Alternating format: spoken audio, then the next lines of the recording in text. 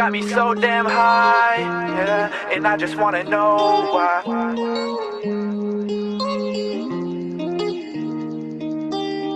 Yeah, you got me so damn high, yeah, and I just wanna know why.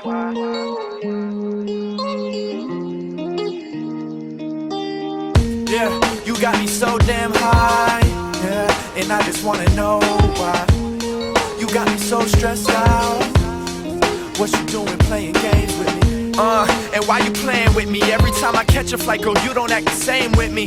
And now I'm here wishing you was on this plane with me. Up in my hotel, just wishing you was laying with me. I know I make it hard cause I'm always gone, and every time I leave I promise that I won't be long. I leave you stuck in Jersey, baby, I know that it's wrong. But see, the truth is I ain't coming back until I'm on, and that ain't happened yet. But see, you had me crazy, I was falling quick.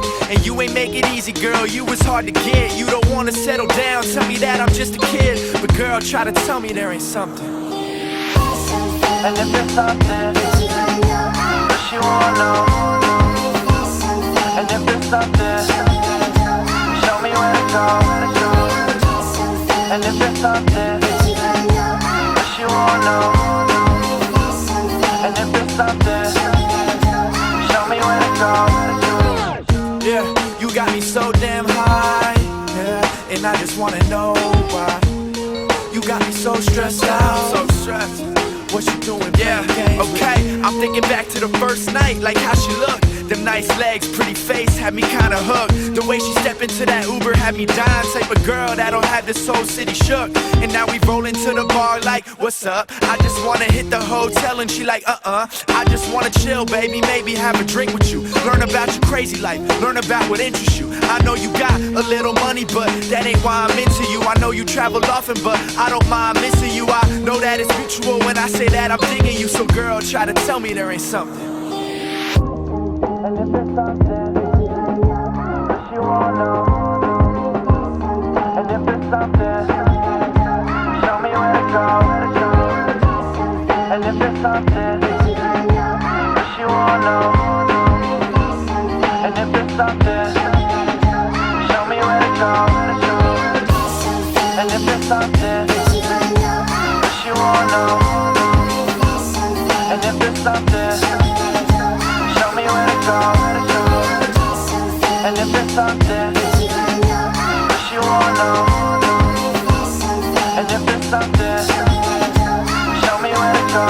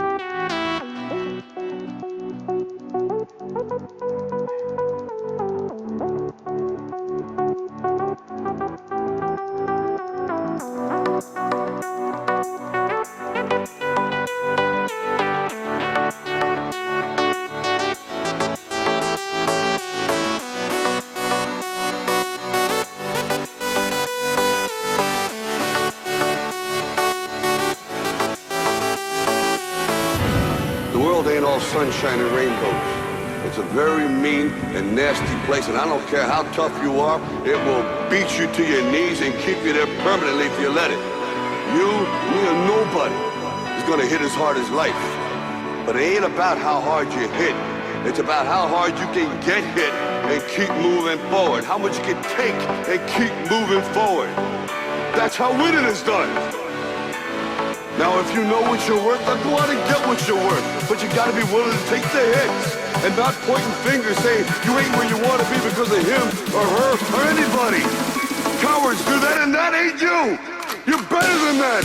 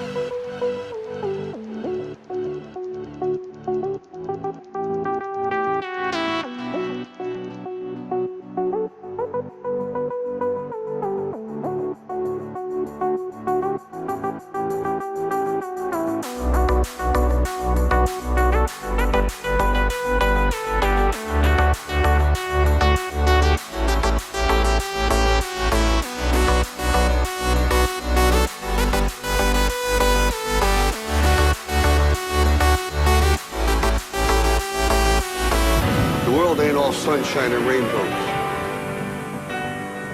It will beat you to your knees and keep you there permanently if you let it.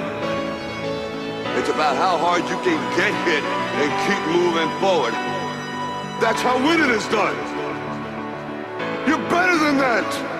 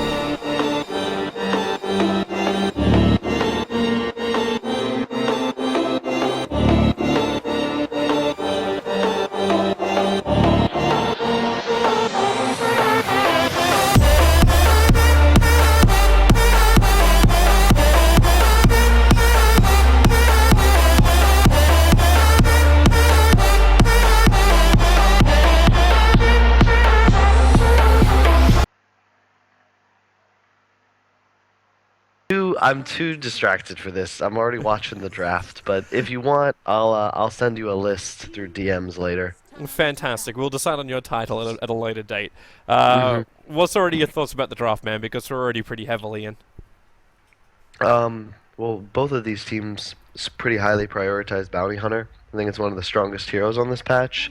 I'm not surprised to see Empire ban Invoker, as Vega has only played, I think like 10, 12 matches so far over the past couple of months, and they played Invoker in 10 of those games. Actually, sorry, 9 of their 12 they played Invoker, so that's a pretty obvious ban, I think, from Empire. They've also been playing a lot of Disruptor. Both teams actually seem to value that hero pretty well, and Empire's been running a ton of Puck, which I wouldn't be surprised to see with their current lineup. The bans are... What's interesting is that none of these CIS teams seem to really highly prioritize Chen, with the exception of Spirit, and at least in my team, we always felt like that hero was a little stronger than Ench, especially because CIS teams also don't seem to like running her offlane, which is really big in North America. The Void ban. Not surprised. I haven't seen the Chen much either, but most of the time whenever I see a Chen, I feel really sorry for him because he's up against Doombringers or up against Witch Doctors and the like. He just doesn't seem to have as much of an influence unless it's played by like Teen Spirit Godblack. He still seems to be one of the ones that persists with picking up the Chen. I'm going to ask a favor as well, Swindle. Every time you need to sniffle.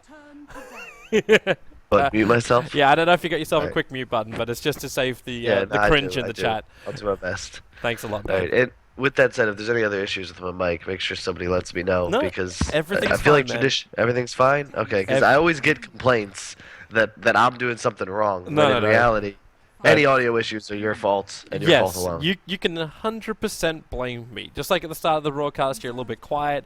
I already balanced you up, so I got to stay on top of that, bro. But everything should be okay. I think you're a little louder than me right now, but we can't have that, so I'll turn myself up a bit, and we should be good. Ah!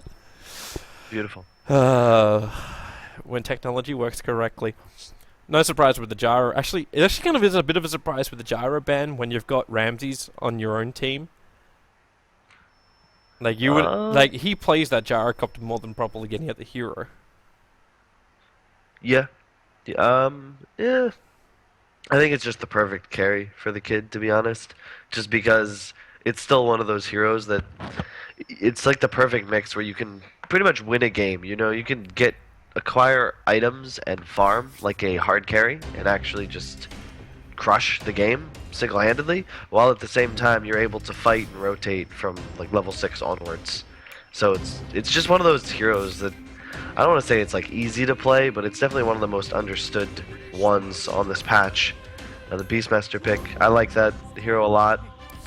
It's somewhat weak against Enchantress in the sense that she can take your Necrobook, but later on in the game you can just sort of send minions at her. One way you can actually really easily deal with an Enchantress, especially nowadays, is actually to just attack her mana pool, because if she can't cast Impetus, then the hero will have a lot of range but won't actually do any bonus damage. So I'm fine with that pick here. I think it's really good against Earth Spirit as well for the same reasons. And it's also one of those heroes that can really cause a lot of chaos in the offlane with the Bounty Hunter's threat potential, especially with the Zeus already picked up as well. I like the way too Vega are also moving away from just having like this raw physical damage out. They've got so much magical combo already that they can pop that Enchantress and not worry about Untouchable. As opposed to just going like, Ursa pickup. Now we instantly counter Enchantress. That might cause a couple of problems though. And Oracle's just really solid against Bounty Hunter in the sense that you can purge off the track very easily. However, I don't like it especially much against Beastmaster, and to an extent Zeus as well, even though obviously she can use her W to make herself immune from magic damage. It's just kind of hard to see it coming. So Zeus bolt into ulti, normally you're not going to get your W off in time. So even though Oracle's kind of thought of as a counter to Zeus, I sort of disagree with it practically here. And in addition, it's relatively weak in lane, especially with an Earth Spirit, so I think Vega's Bounty Beastmaster could actually do quite well in the bottom lane, And in addition, this also leaves them with an edge, which I believe might be going off lane, and Vega now picks up the CM in response, because you see the Earth Spirit Oracle. While Earth Spirit mid's possible, I don't think that it's likely, which means that the edge is going off lane, and CM is by far just the best hero to deal with CM in the off lane. And now they have their one available as the last pick as well. Did you even need to like dealing with Enchantress in the offlane? Are you talking like primarily because Frostbite's great up against the creeps, or did you just block that side camp so then Enchantress is a pure, well, walker? That's all. Like she doesn't do any kind of damage, just stops physical. That's all with Untouchable. It's really all of them. The main reason is that you just freeze the creep and kill the creep. So theoretically, like a Witch Doctor can sort of do the same thing, but with CM, you have a lot larger mana. Well, not mana pool, but you know, you're gonna skill aura, and you'll always have a frostbite up, and thus the double creep combo of Ench is not really a big deal, and it actually feeds you. Like a two satyrs running at a witch doctor, he's not gonna do anything. CM's gonna make sure one of them at least is dead, and in addition, throughout the game, like I don't know if CM, I'll take a game we played at Shanghai. I think it was we lost the game against EG, and they were running CM Earth Spirit, and their CM had like 2,000 hero damage off the #1 hero on his team. Like, the hero does tons of damage, and people really don't give the hero enough credit, in my opinion, because 1 or 2 good ultimates will easily be like 3,000 to 5,000 hero damage in a fight if it's on like 2 or 3 heroes. Like, I'm not exaggerating. This hero is insane. So, with that said, Ench isn't really a hero that can itemize for BKB, so it's just like you frostbite her, you run into melee range, and you start ulting. And Ench kind of has to just run away, and sometimes feeds. Well, you might have a couple of ways to stop that with Earth Spirit in the field, but this is one of the, like, the lowest physical damage drafts I've seen from both sides in a while, and very low control from Team Empire as far as stuns go. Like, unless you're going to count, like, Fortune's End, but that's not one of those, like, quick instant reaction kind of things that you can have. And Earth Spirit, like, if he misses his initial kick, then you need the Enchantress Army, or you need, what, Doom's Doom? Yeah, I'm not a huge fan of the pick, to be honest. Like, this to me, I see 4 heroes, like, I see 4 fours at the moment on Team Empire. I don't really understand the direction they're trying to take this draft. And I know a lot of teams have been experimenting with Jungle Doom. I've also seen some Dooms run out of the safe lane. But in this situation, again, like, I don't... Doom. Yeah, and not only that, but what are you picking a Doom for against Vega's heroes? None of these heroes make me think, okay, you just got to Doom this guy and you're good. Traditionally, it's heroes like Tidehunter, where they have one huge ultimate and they also want to be the mech carrier. Heroes like Ursa, even Ember Spirit, Void, you know, things that you really want to just shut down to fight. And while ideally you're going to get a Doom off on a Zeus here, I suppose, it's going to be really difficult when you're fighting through both a Bounty Hunter and Bird Vision. So, and Doom's also traditionally really weak against both Bounty and Beastmaster, just because PL as well actually is quite good. So I'm very, very okay with the PL pick. In my opinion, it's one of the best heroes against Enchantress for multiple reasons. One goes back to the mana pool issue. If you just send a few illusions on her and send her to half mana, that means her damage output's going to be effectively halved for the next for the team fight. And in addition, Enchantress cannot deal with illusions at all. So a Diffusal pretty much allows you to kill her whenever desired. And the same with an Oracle, with Earth Spirit, even with Doom. None of these heroes effectively deal with illusions. So Empire needs something. They really need a mid-hero that can do something, and they only have 20 seconds, so Man, I wouldn't be surprised to see an Ember Spirit. Almost all I want to see right now is to find something which is stronger on their safe lane, because this can't be a Doom safe. Like, get a Sven, run the Oracle mid, push the Doom to the off lane. I think that's like the only real choice they have, but it's actually Ramses who's taking up the Enchantress in this game. They needed some kind of clear against the PL, but their lanes are a little bit warped. At least as far as like the players who are taking the heroes. Yeah, I mean, I'm wondering if I like missed something, because I did some research before the games, and I thought I was pretty sure what roles everybody played, but I am no longer certain. No. You are right on your roles. They're taking different heroes, unless they're gonna switch once they get inside the game, and they're literally just like mind fucking us right now. I don't know. I mean, it could just be a core Enchantress, which I'm actually okay with, because he really wouldn't be able to do anything up top, and he should lane pretty okay against this will Beastmaster force Bounty. you to run like a Sven as well as a Doom. I'm sorry, a Sven and Oracle. 5 seconds remaining. like on the top lane, and then put Afterlife in the mid as the Doom up against PL. It's gonna be a Zeus mid. Okay. No one's playing the Zeus. He'll be mid. It's just gonna be, I think, a standard roaming bounty, CMPL top, the Beastmaster off. But Yeah. part of the reason I like Vega's draft so much here is the bounty hunters. The bounty hunter can pretty much go into every lane and have his impact felt. Specifically, this top lane. I don't really think that anyone's going to get anything out of top, even if they send a Sven +1 there. I think they would need 3 heroes, and like I said, Earth Spirit and Oracle are not supports you want in tri lanes at all. So that could backfire on them if that's what they try and go for. This just seems so much more complicated than it had to be.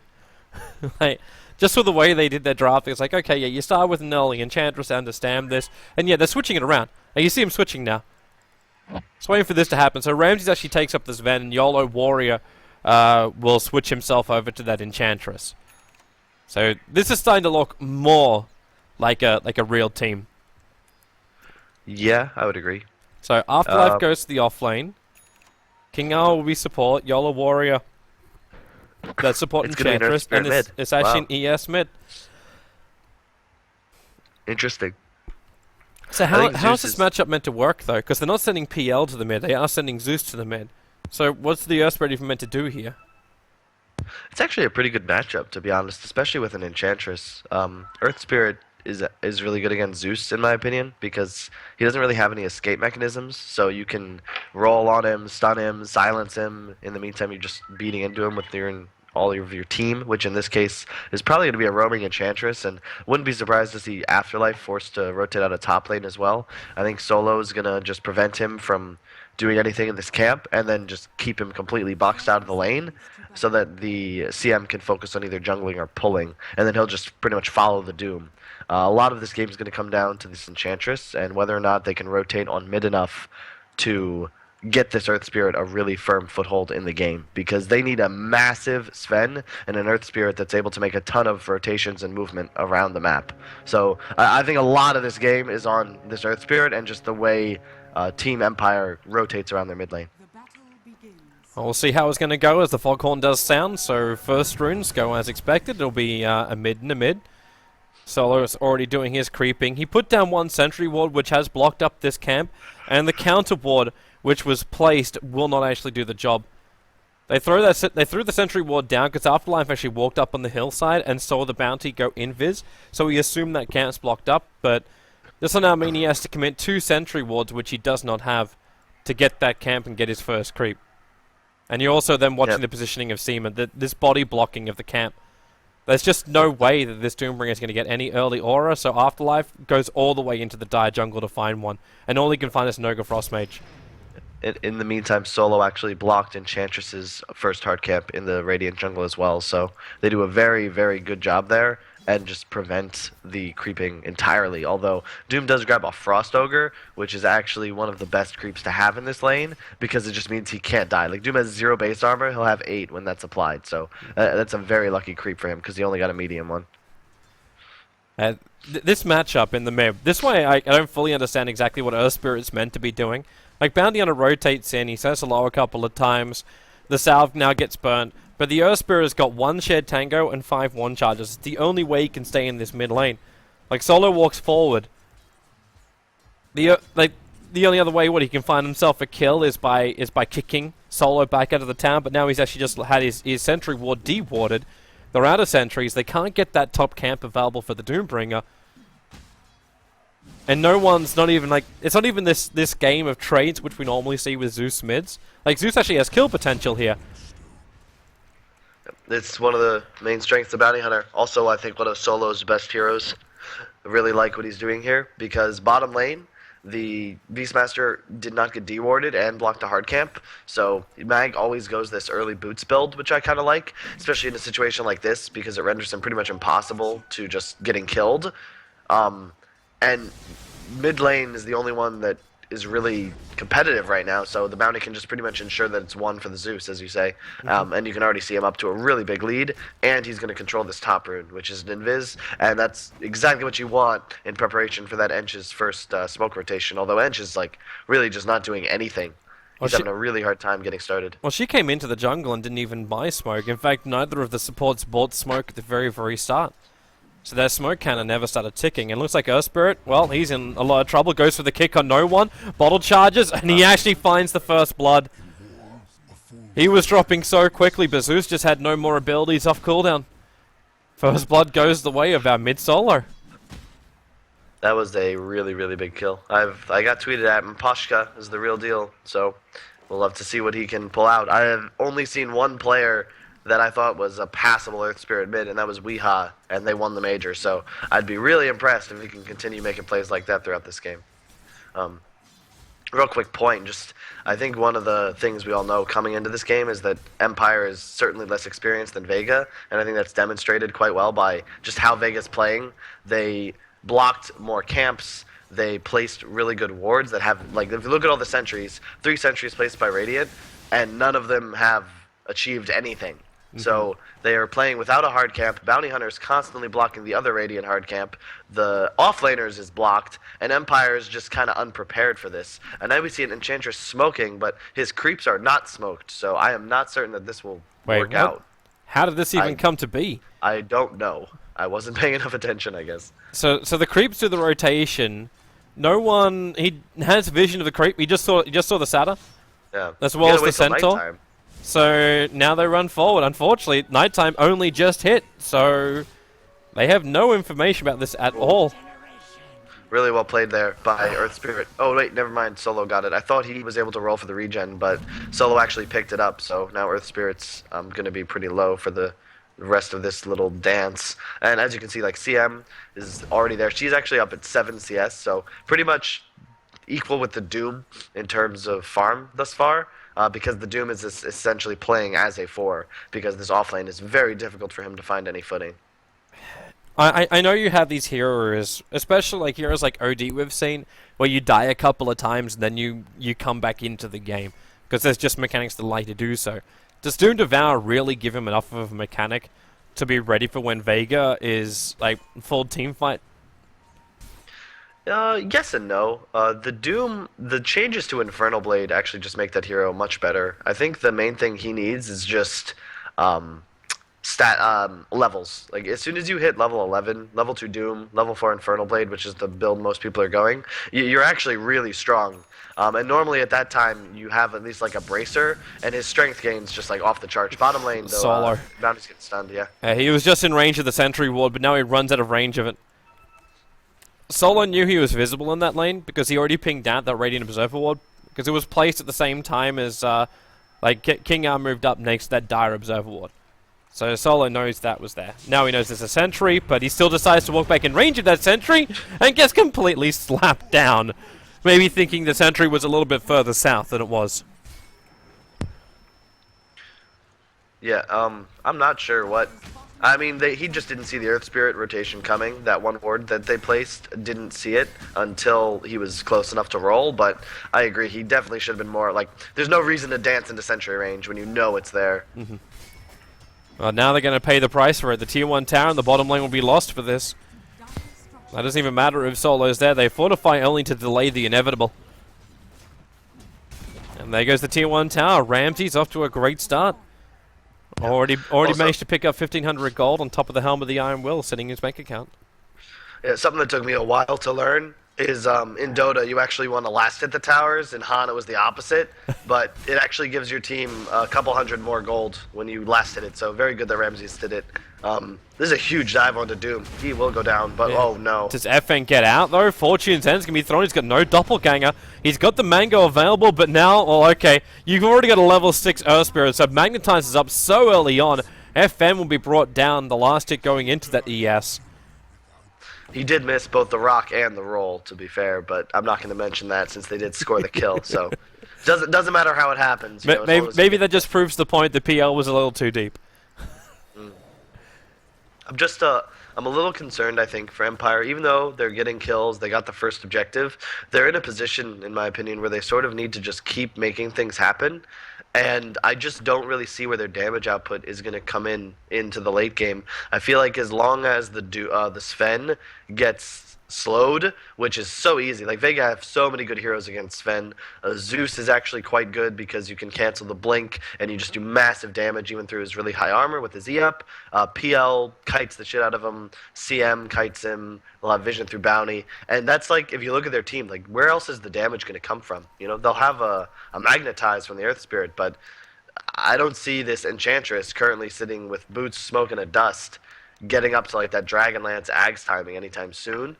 And if you look at CS even, I mean, it's all on Sven right now. You do still have a nice nuke combo. Like, I'm wondering to see what we see the build from the Earth Spirit as. Like, if it's Veil of Discord, then his synergy with the Oracle actually looks really good. And then you just need to doom up the PL, and you remove a large portion of what Vega's got. I know. the chance of that's pretty low. Yeah, it's just if you look at the way Empire wants to play this, they're going to want skirmishes, early skirmishes. And if you look at Vega, like Vega has Bounty Hunter, so even if Empire got favorable trades, like a 3-for-2, the gold's still going to even out for Vega if the track's up. And I just don't see them being able to deal with FN's PL later on in the game, in addition to the massive magical burst damage from a CM and a Zeus. And then, like, you know, Beastmaster just pretty much is going to kite the Sven with his Boars and his Necrobook. So I just see this being a really hard game. I think Empire is going to need to continue to outplay their opponents. And definitely, if you look at the vision right now, Vega has flawless wards right now, and they're just reading Earth Spirit's movements like a book. And they've also hit their perfect timing. You were mentioning it previously. Like, it looks like Vega is just playing a more like focus game. They understand what their objectives are going to be. Like, you're giving the Bounty Hunter room on bottom so the Beastmaster can safely farm up to his level 6. The second he gets level 6, now they smoke gank up to the bottom lane, so Empire don't really like have the space to free farm up Ramses, and Ram's been feeling pretty by himself for a long time, and his Observer Ward was up on the lane, so we never even saw this coming. No one's got the nukes available, and they've almost got the bounty up at level 6, even Crystal Maiden coming over to lend a hand. It just feels like Vega's movement across the map has so much more purpose than Team Empire's. it's just because if you like, I just feel like their heroes make so much more sense. Yeah. You look at Vega's lineup and you see the synergy, like almost all of the heroes benefit from CM's aura, which he put an early second point into. They have a mix of damage, they have a massive vision advantage, they have globals, and then Empire is just running 4/4s and a Sven. And it doesn't, you just don't see the why behind the lineup, the purpose, as you said. Yeah, like if it was this all-out style of push Dota, like with the Enchantress taking out early tier 1 towers, and I can understand it, but right now, like the tower trade-off is fairly even, and because also Oracle just uses False Promise to save himself from a Zeus gank, Empire know they cannot defend that tier 1 tower on bottom lane, they have to let it go. And that leaves the only other question. Does Vega now try and stop Empire from taking their top tier 1? They've already burnt their fortification. The creep wave's dying off, but Empire really want them to come up here and gank.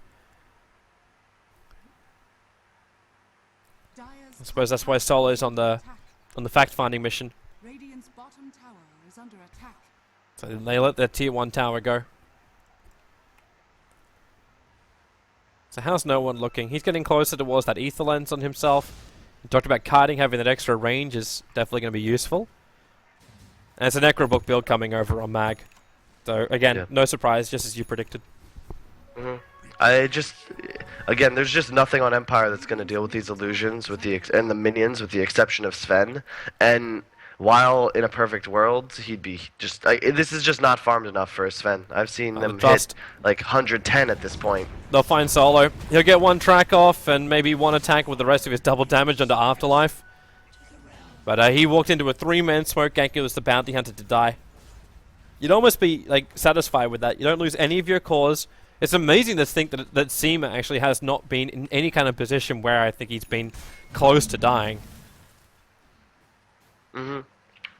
He's playing quite well, I would say. I mean, even though he hasn't had too much of an impact, like he's giving 1.5 mana per second to his entire team, which, especially for a Bounty and a Zeus, is so nice. It's part of the reason no one can go for this really early Aether Lens, because he just doesn't need the bonus mana regen of maybe like a Yule's early or something like that. Solo's getting all these tracks up in mid. Team Empire did not want to fight into that. FN's going for what I would classify like as the Empire PL build, where he's going to go Treads, Morbid Mask into a Diffusal, and then I wouldn't be surprised if he splits the Aquila for a Vlad's. I don't know why, but the carries on Team Empire when they play PL, they always do this. I think Pasha did as well when he played back for Vega, but that was a long time ago. But this is kind of all they need. Like, if a PL is nearly 30 CS ahead of a Sven at this point, you know you're in trouble, because even though Sven is quite good against him, he needs to be ahead. If he doesn't have tons of damage plus the BKB, like, he'll just get some illusions on him, and then he'll be and that'll be the end of that fight. So, top, they're going for the Earth Spirit. He might get out. He's but got a TP. yeah. The Hawk is still seeing him, and Seamus is going to get the Frostbite. Wait, did that Hawk not go up far Hawk enough? didn't see him. No, it didn't. I know it was keeling over, but it still could have just flown up a little bit further to give Seema that vision required. So they fail the gank on the Earth Spirit. They would have liked that kill, but I just don't think it's super necessary. If you look at the gold, XP, they're up 2,000 XP. Gold, they're nearly up 1,000. Oh, it was 1,000 a little bit ago, but a stagnant game like this is very good for Vega. They're fine with the way this game's playing out. And I really think Empire they need to make something happen pretty soon, or I think they might fall off. How weird is it for a Doombringer to actually be walking around with mana regen aura? Because he's picked It's up actually a great creep. heal plus mana. Seems like a pretty cool combo for immortality. Oh, they find the Oracle. He's actually going to have to... Does he have to ulti? Thunder God's Wrath's going to be triggered, and he'll actually go down. Bounty will be picking up that kill. So more track gold coming the way of Vega. Just to note, the Enchantress is sitting at 1,800 gold, so I wouldn't be surprised to see her go for a Midas, but again, I just feel like Vega's in a very, very solid position. Everyone on their team is in a good place, and I just don't see any way to deal with this Zeus and PL, and it looks like Zeus is actually going to go for an early Veil, so just increasing their amount of damage output and their team fight potential. So Empire is going to want to be fighting like we talked about, but they're going to be doing it into a lot of build-up items and a bounty hunter. So they need to get really good fights, or they're going to be in trouble. Sven takes his ancient stack, which helps him out a lot, but he's still not ahead of the PL. And for this hero to really counter PL, I think he has to be at least like 2-3k net worth ahead within the next 4 to 5 minutes.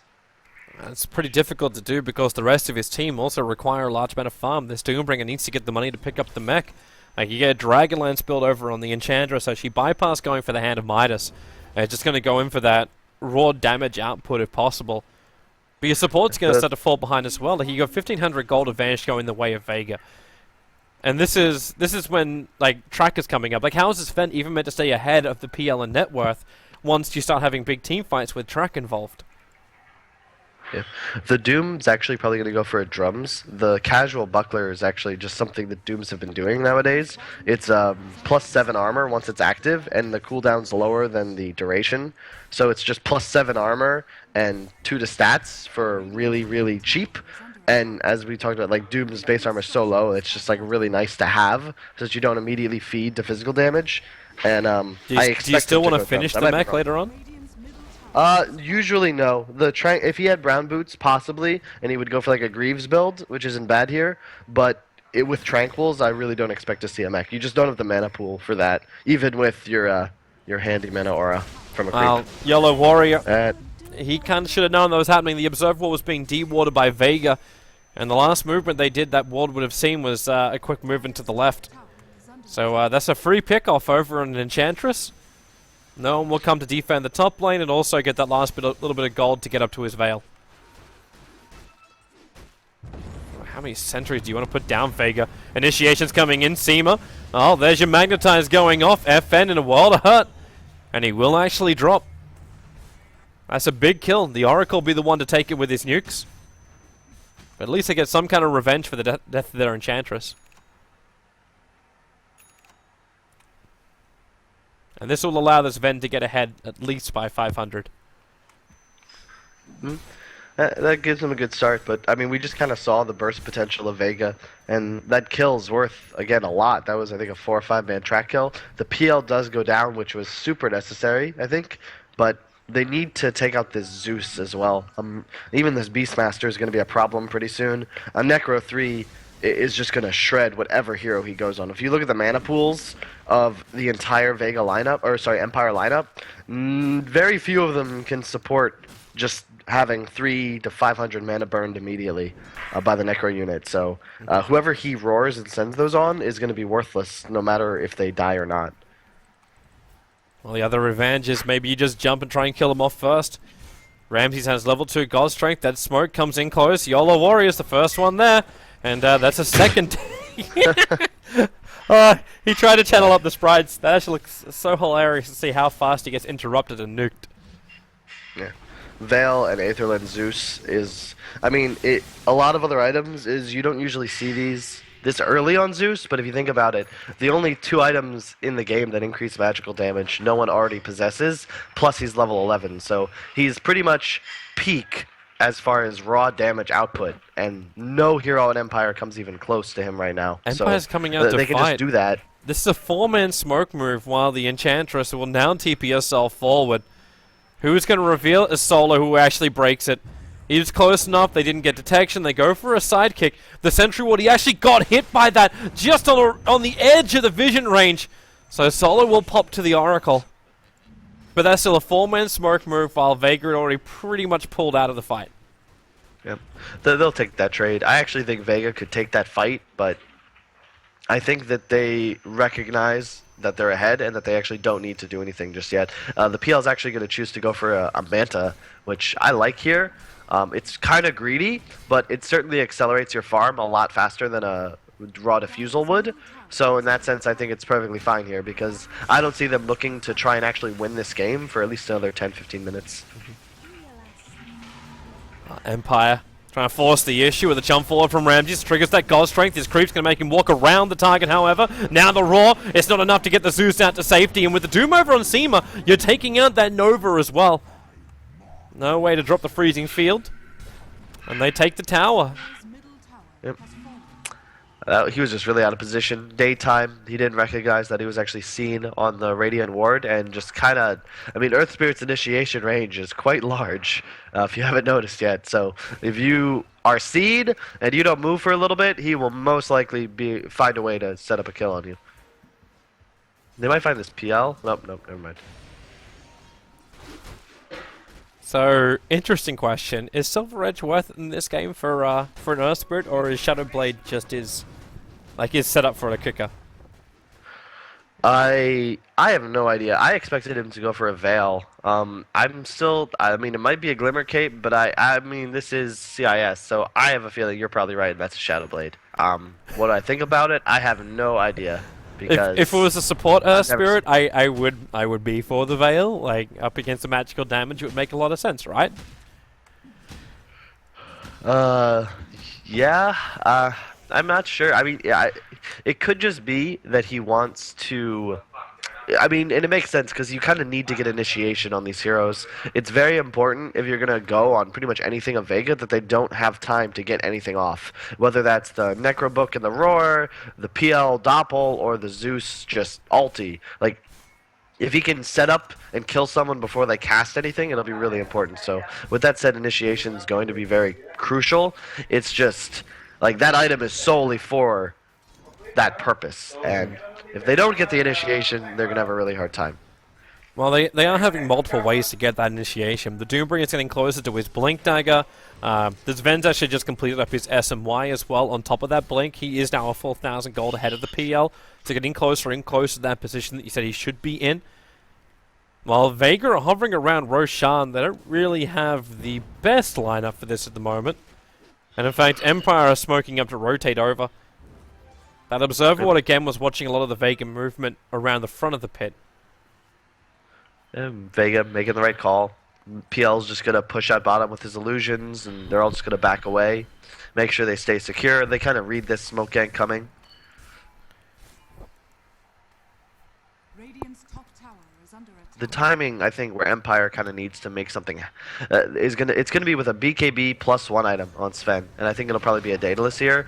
But until he has those items, I don't think that their damage output will be even close to high enough to win an engagement right now against Vega's lineup. Oh, Vega are trying to force an engagement.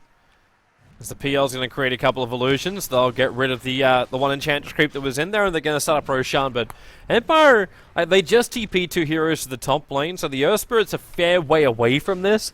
The rest of the team, in fact, it was the Doombringer who was already up there, has already started walking himself over to the pit. So they've got 4 heroes there. The first track goes on the Enchantress. The Dire Vision at the moment is actually pretty damn good. Thanks to their Observer Ward, they've still got on the hillside. And you see Empire trying to remove that, but they can't do it. Yola Warrior dropping very, very low already. They have to use that ultimate. And Roshan almost down. The Roar is there. Ramses jumps in. Roshan, he's just on the sidelines at 680 life. Will they finish the job? FN's trying to do it. Yola Warrior back into it. And PL will get the Aegis to the Immortal. Team Empire, this was not the fight they really wanted to have. They'll probably end up losing everything. The Zeus is the only thing they claimed in return. Asima will put an end to that Oracle. Okay, Earth Spirit will be able to walk himself away from this. But Vega take Roshan. They hold the Aegis over on FN. And they take out 4 heroes of Team Empire. I mean, Sven blinked in, had his ult up, got roared, and then just kind of died. And that's what happens when you draft this lineup. Like, the Oracle ulti was already used on the Enchantress, and then Sven's just kind of on his own, and they have way too much lockdown. That CM ulti, again, just did so much damage as well. Pretty much just...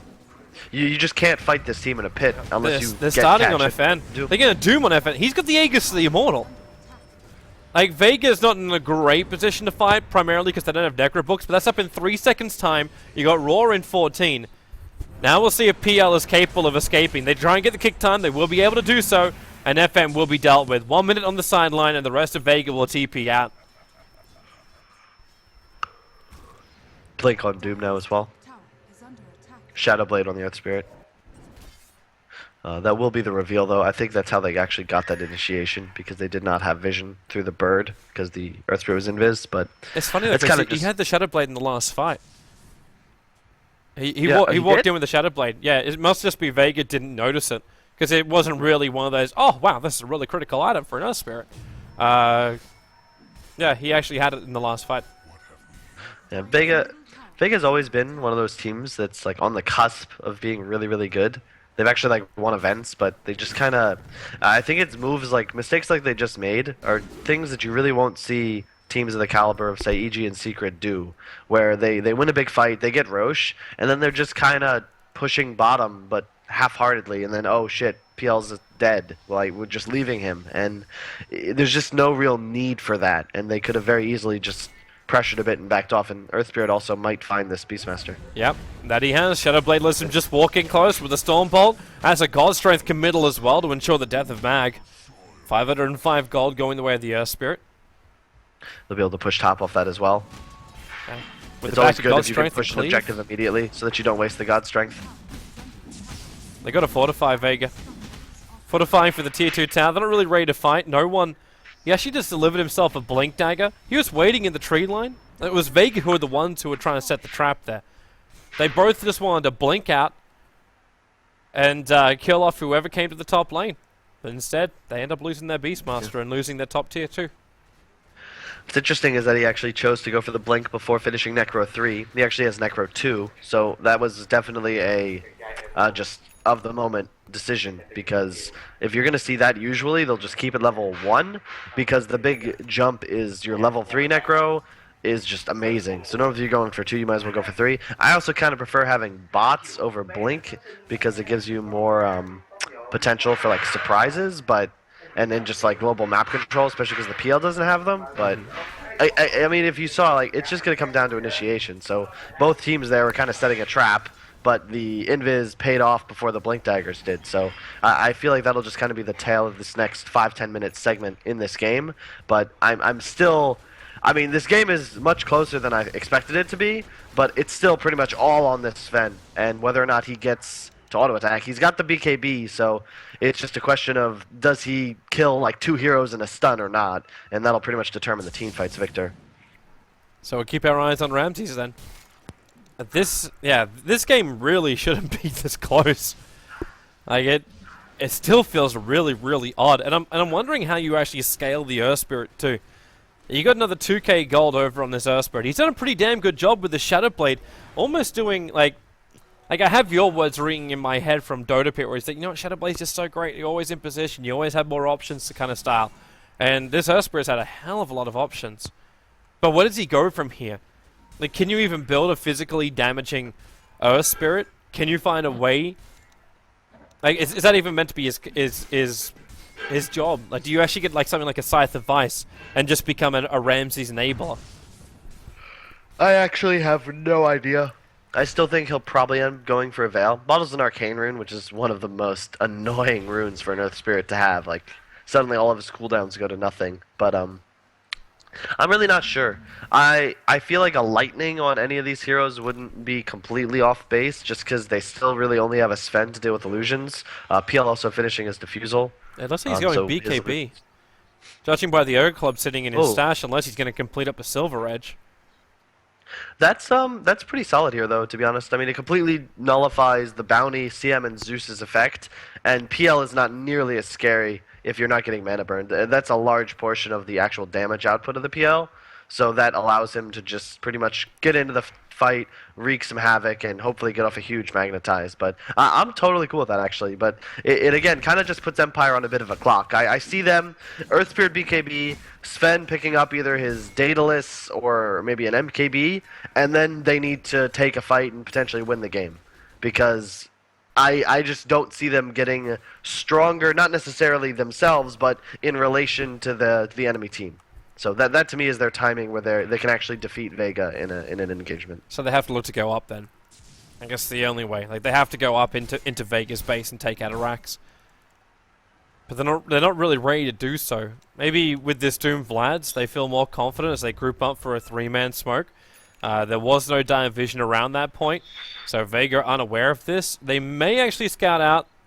Actually, look how blind they are on the map. I never realized just how, like, the early warding from Vega was wonderful, but right now the only vision they've got outside their base comes from a Hawk and creep waves. But that Hawk, if you see it, it's right by the Radiant Secret Shop. It actually scouted the Earth Spirit running up Invis, which gave Vega the information to know they had to back out, TP, and just get out safely. So that little vision they had actually just allowed them to read the smoke gang perfectly, which, again, is like one of those reasons Beastmaster is such a high priority hero, because, as you said, they have no map control, they have no vision, but because they have a Beastmaster, they're still able to gain information in the crucial timings and locations necessary.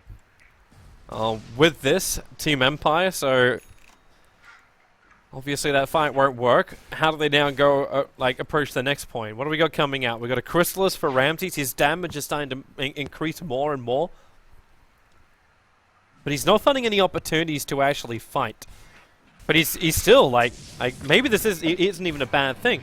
Because when they do fight, you said it's like one moment where he gets like a Stormbolt on 2 people and clears them into oblivion. He's getting close enough to having that Daedalus and the capability to do so. It's not as though Vega have really tanky heroes in their lineup. This PL is still only 1,400 worth of life. Yep. He also went for a blink, so they're really just going to be playing this like rat style. And I think Vega, they just need to kind of play this smart, bait out Sven's, because CM is actually just an incredible hero against Sven in a lot of ways, but at these high BKB timings, it's really hard for him to get a foothold. But if this BKB gets down to like 5 seconds, Sven will suddenly just never ever be able to latch onto a target. And that's kind of what Vega's got to get to. They want to just bait out cooldowns, get skirmishes where they don't have heavy losses, and just ensure they don't actually take a big team fight near their base, because that's exactly what you're looking for if you're Empire. So they're going to start pressuring a little bit. That Dire Observer Ward is actually with the Hawk. They pretty much see all of Empire. Vega are looking for just one quick pickoff while the tracks prepare themselves as well. They'll be taken off pretty quickly by King R, however. And Empire backing out. They don't feel like they got the advantage, and they're right to do so. They don't actually have the vision advantage over Vega. It's so hard to push into Zeus, CM, tracks, birds, PL illusion spam. I think their best bet is probably to make a play around Roshan, but I mean, they've played a pretty solid game. They're better off than I thought they would be. It's just how do you really catch any of these Vega heroes, you know? 2 blinks, a doppel, invis. The only one who's really squishy is CM, and she's never going to be that really... And she actually went for an Aether Lens, which I kind of like here, because she can't really get close to any of these Empire heroes, or she'll be in a lot of trouble. So I think that's a good move by Seema. So the BKB is done over on the Earth Spirit. He's also walking around with the gem. So the Bounty might have a harder time as, well, Solo quickly escapes himself from the Doombringer, who just looks like he wanted to just blink into Doom and see if he can solo kill off Solo. It would have been a potential option. But he had no other assistant. Like, there was no one else around him.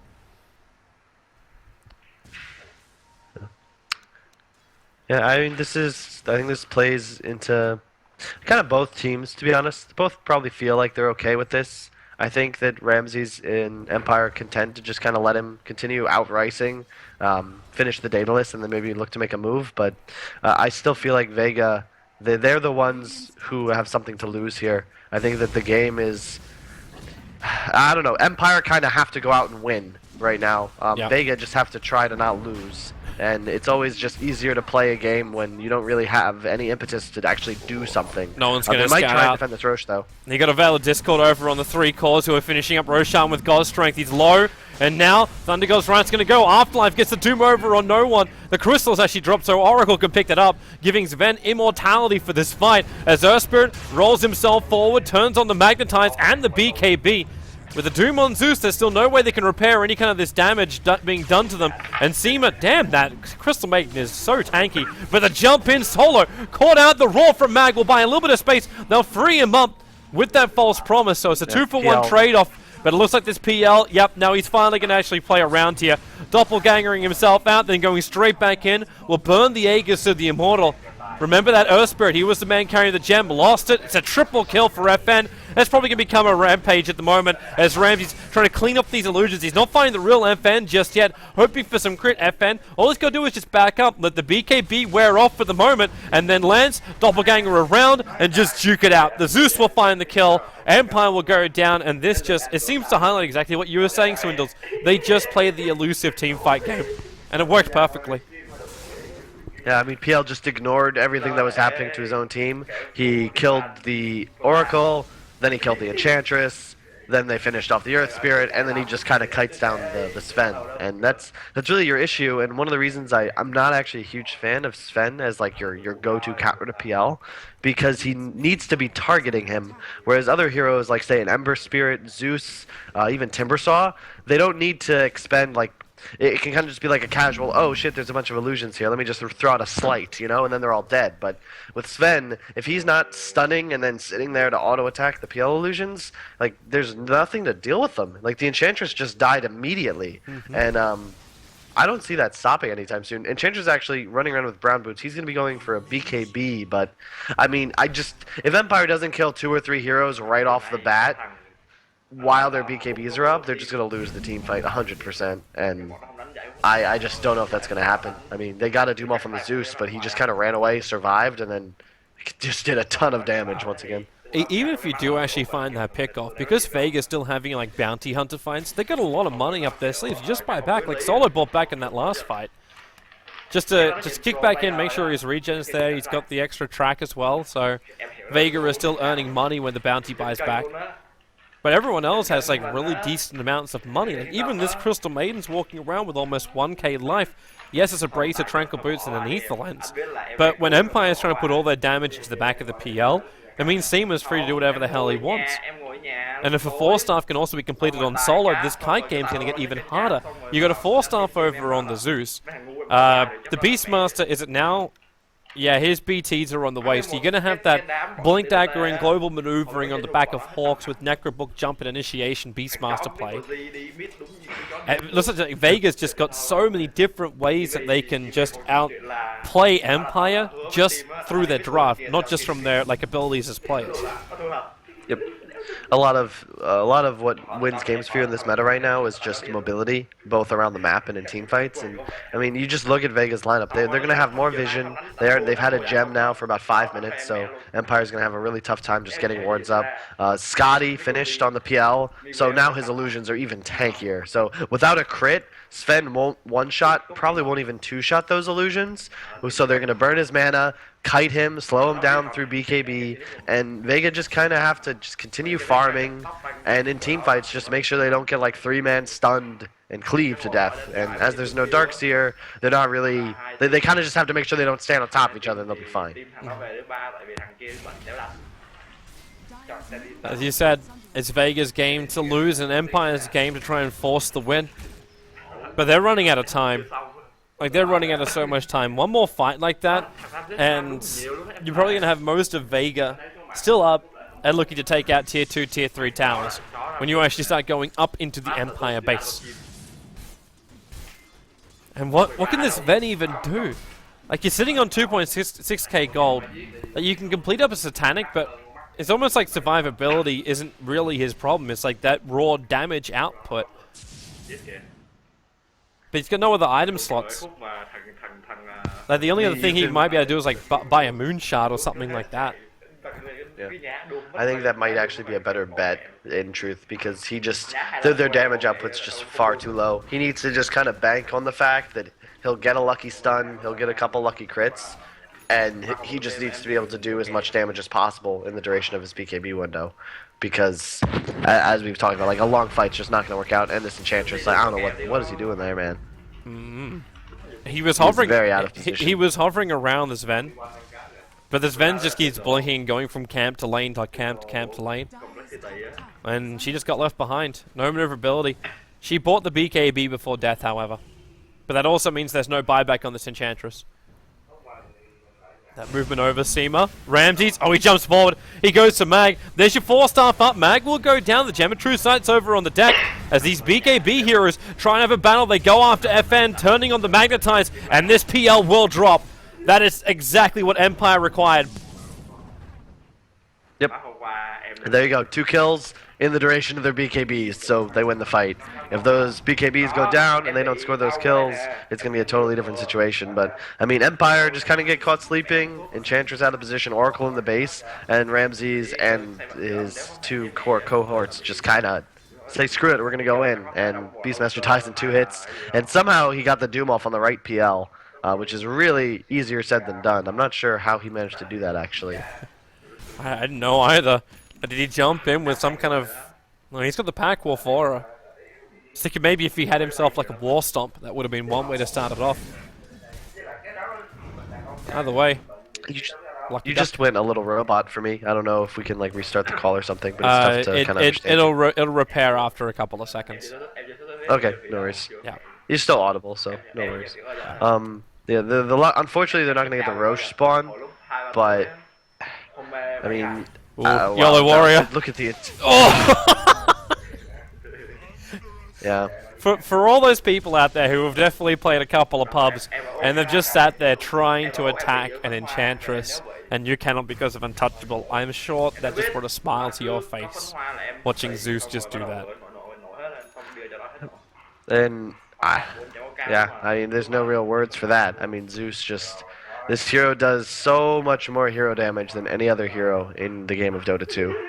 So, especially when you go the item build that he's chosen, like, your burst potential is just nuts. And now with an Octarine, yeah, like, it just kind of dies. He's going to get Octarine and pretty the soon, same too. thing can happen to Oracle, too.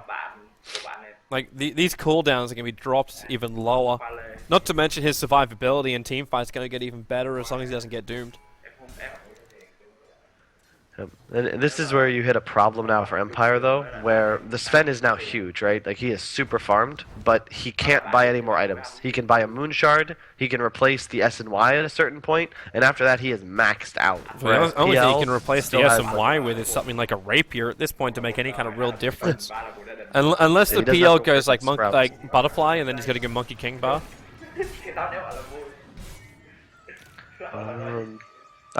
I'm still kind of having a hard time making out what you're saying, but I'm gonna just pretend like I understand you. And you made an excellent point, Toby. Thanks, I Wendell. agree. Thanks, man. I'm glad. Yeah, I said something really intelligent. Does that work? No, it doesn't. Okay, let's restart.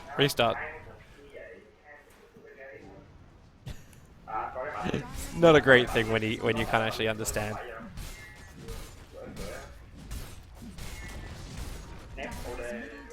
I don't think Swindle's realized I dropped the call on him.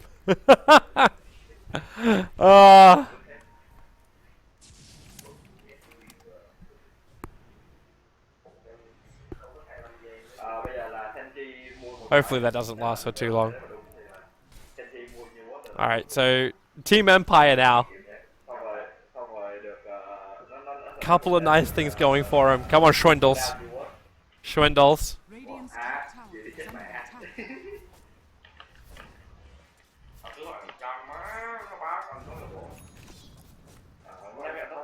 Is he actually one of those guys that turns his notifications off? There we go. Hi. Hi. Did Yeah. you? Wow, I was talking to myself for like 2 minutes, man. Yeah, I thought you might have been doing something like that. Does it sound okay for you now? Yeah, I was just saying, like, this is the point. Empire, I actually called that he was going to buy a moon shard. No one's there to hear it, damn it. But pretty much, he's capped out. Buybacks are worthless for the Sven, because if he dies, his whole team will be dead before he shows up again. And this is their moment. Like, he's not going to get any stronger unless he sells that SNY. So this is their go time. They need to make a play for a tower and prevent this Roche. But they're just showing so many heroes in this top lane on this bird. They know that this Roche is secure, so they're just gonna all in it, and I think this is a big miscue by Empire. They're gonna pay for it. They're gonna have a 2 PL the next fight. There is cheese also available, which will be picked up by question mark. Absolutely solo. Okay, he's gonna get it and 4 staff out. I thought that catapult was actually gonna try and get the denial for 1 point. Team Empire. So what do you do now? Like, they've actually just ground to a halt. They've stopped moving on their side of the map. Okay, they're gonna smoke and go for some kind of pick-off play. The only person who is out of position right now is Solo. Looks like he also he dropped the cheese and gave it over to Mag. They also doing this after the Roche is already played out. Now CM's gonna break the Full smokes stuff. and yeah, she's not away though. There's too many nukes. They're gonna push it back over as well. The mid lane's pushed in. This is actually really good timing for them. I think they need to try and push high ground even against an Aegis. But look at the top lane. FN's already taking the tier 2 tower.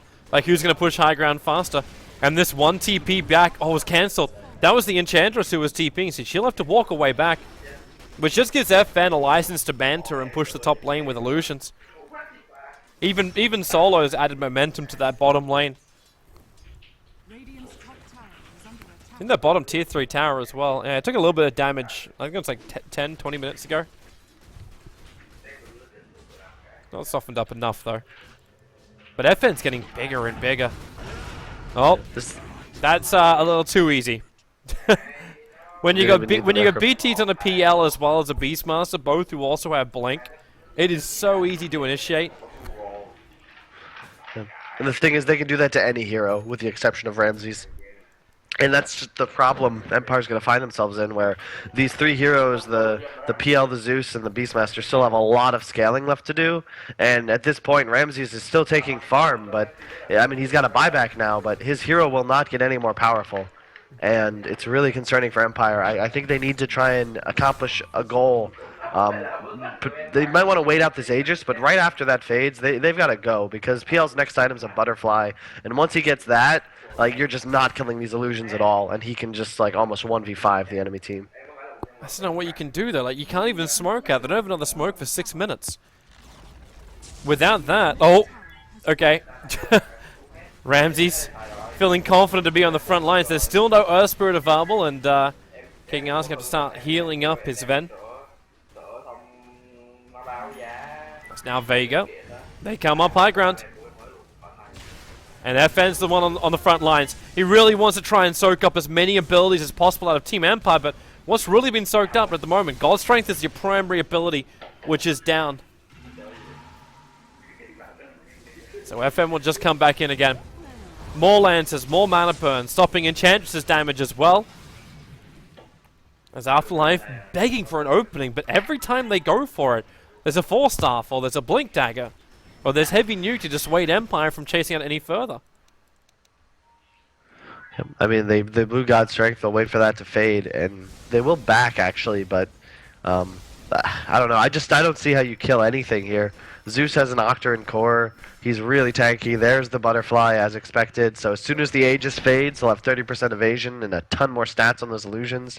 And I just feel like Empire or Vega's gonna get to the point where they'll just literally run at Empire and they just kind of win because their heroes are gonna do more damage and be a lot harder to lock down. And Here's here your comes a run. really aggressive smoke. Yep, Mag, Blink, Raw. He focuses on the Enchantress. They want her out of this fight straight away. And the Earth Spirit, Seema, actually got the Frostbite off, so Earth Spirit's Boulder away didn't help him. He had to burn both his BKB and his Shadow Blade to get back into the basement. Now Solar gets the track off.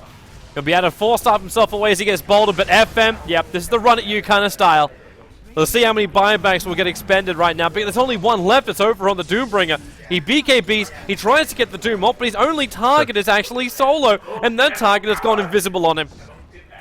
The BKB's gone for the Sven.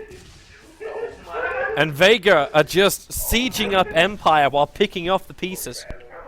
Now watch what happens when Sven tries to blink in the next time with no BKB and no God Strength. I'm calling that CM and Zeus just kind of make him irrelevant. And this is exactly, I mean, we saw this coming. This is inevitable. Empire, they sort of just had to just kind of go for it. And even if it's a bad move to just maybe try and high ground with that first Aegis, like they kind of had to do something. Off-life, there's your jump him. They go for the Doom. It's over on the PL. He does still have cheese available. As we'll get ourselves a pause, PL DC'd from the game. That's unfortunate. What's the timing? It's like, I just don't even think they're going to kill him. No BKB on Earth Spirit. Sven has no blink, no stun, no ulti up right now. I don't know. It's going to be a really scary situation for them. Yeah. And CM still has his ulti ready to go, which is just going to slaughter everybody. CM's got that ulti, and in 8 seconds time, Thunder God's Wrath comes back off cooldown as well. Yep. Yeah, this is going to hurt. Yeah, Put it very, that's gonna be very a lot of nicely. damage. Like the Doombringer, like for all the King of Fire that he is, right now he's being controlled by a Crystal Maiden. And Bambi, this is not the happy end of your story. You do not find your loved one after you go down the waterfall. And this is why Zeus CM just so good against Sven. He's actually the only target on Radiant that has the Veil effect on him right now, which brings, while his armor is near 50 and his physical damage resistance is 73%, his magic resist is 6%. So Zeus is going to do like 1200 burst damage to him within the next 8 seconds, maybe more like 1500, and he'll just kind of start melting, and there's just, what can you do? Your BKB's down, and this is sort of how it works. Sven needs to accelerate and then win the game in the early, late mid-game portion, and once you get to like this 50-minute mark, well, we'll see what happens. I don't want to spoil the fun. The fun is he dies. That's the fun. Now we get to go and they can be put out of their misery, or Vega. They back up a little bit. There's the roar over on the Earth Spirit. Seema lets the ulti go. Ramses comes out to try and she fight the Crystal Maiden, but no one sits on the back line. Basically gets himself a double kill. There's more gems on the deck, and the PL did die. It didn't actually get back out to safety and get the cheese off. So they do at least keep their top racks intact for Team Empire. They're able to recover one of the gems. I think there was actually like 3 gems on the field at one point. Yeah, 1 gem's back at the base of Vega. Then if you also notice this, but this is one of these small little cosmetic things that makes me really, really sad, that the pup just waits for the owner to respawn. You mean the little pet thing? Yeah, he just sits there. He just sits there. Right now he's sitting in the middle of a chest. I can't zoom in on him. But he waits for the Crystal Maiden to come back to life again. I think that's adorable. Yeah. Everyone would want a pet like that. Just wait for me. Just wait for me. I will return. There you go. And now you can greet your owner. Sorry, I love that thing. Yeah. There's an old joke. I don't really remember how it goes, but it's something like if you really want to find out who your best friend is, lock him and your dog in the trunk and then see who's happy to see you a day later. That is. Because I wish I could have a dog. They're just so much work. and they require. I mean, it's kind of like a trainer kid, and I don't know. I don't know why I'm talking about dogs now. This is what happens to you, Toby. You just take us off topic, man. I do. But just to put the topic to rest, Border Collie is the greatest dog ever. There is. Really? Oh, Yeah, I had a Border Collie for 18 years. really? 18 years. Jeez. Yeah. Well, I actually always. Okay, no, I'm not responding, Toby. We're talking about Dota. We can go down this road later once the stream stops. It's 21:18, 50 minutes in. Vega's up like 12k gold, 12k experience. They pretty much just have to not throw really hard. And yeah, they're gonna win. So, a refresher, by the way, on Beastmaster. So he's just gonna wait for the BKB from the Sven and then just roar him twice, and that's just what are you gonna do about it? Yeah. He's Not a gonna lot. just sell this S&Y and buy a rapier. That's the only move right now. It's almost like a free ticket to initiate as well. When you have both like you can have double necro books, double raw. You just go from one target to the next target. And what do you even do with this? Like, you're 50 minutes into the game. Empire, like, they defended their top racks. They have killed off the PL a couple of times. So you're going to have some confidence arriving from that. But Ramses is still capped out as far as his damage goes. He's sitting at 5.9k gold, sitting in his inventory. I'm wondering what you even want to do here. Like, is it worth it if you just assume that Vega's going to fight you inside your base? Can you build up something like a refresher orb so you can have double BKBs and double god strength? Is that even the play here? Or do you just go for more raw physical damage? Because he's critting about 951 at the moment. Are you talking about Ramses right Yeah, here? I'm talking about Ramses. Like, is it worthwhile going refresher for the extra BKB time? No, he needs. He can maybe get a second one. He actually needs to buy an MKB and potentially a rapier too. So I honestly don't know what you do here. He's in one of those situations where he needs to just be able to kill everything. And that's just really hard to do, as we've noted, just because of all the mobility. You actually have a Lincoln's up on no one, just to prevent the Sven stun or the Doom from actually getting off the initiation on him. And solo, he could finish a Shiva's right now, but it looks like he's just going to save up for a Hex. Like, there's just so much gold on Team King Empire. And he's going to find the Oracle. Yeah, goodbye. Okay. There was no hesitation from Mag then. Yep. And it looks like overkill, but that's refresher. like that's how you play. There goes your roll. The tracker's up, and now in comes FN. They got so much damage. That Enchantress just died so quickly. Yep. It looks like overkill, but that's when you're in a situation like this and you make a move, you do it together as 5 and ensure that it will work. And they get 2 quick kills. They commit the refresher in both roars, but I mean at this point it's either 2 racks or 2 buybacks, and I think Vega will take either here. Well, they don't have the buyback from both of them. Oracle doesn't actually have his, only Enchantress. The buyback will come, and then TP the front line. Ramses will be the man that's charged with cleaning up the wave. His money continues to grow. I don't even know what you do when you're Ramses at this point with far as item builds go. Like, we talked about him getting a Monkey King bar and he needs a rapier, but what do you want to do? You want to drop your Blink Dagger against a lineup which is already kiting you very heavily? Like, he picks up his second level BTs. That's the only other item he has spent money on in the last, like, 5 minutes.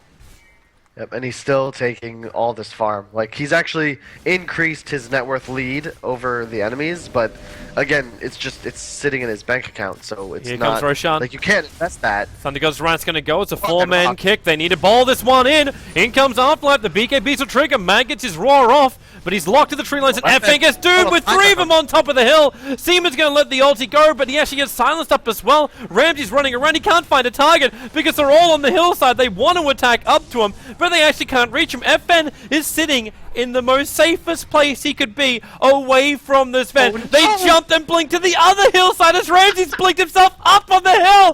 Vega, this is the ultimate kite. The Lance follows up. There goes your Earth Spirit. The Enchantress will drop as well. King R will blink himself out again as Vega will now go in and finish up Roshan. And man, that looked clowny as hell at Empire. And they just got worked.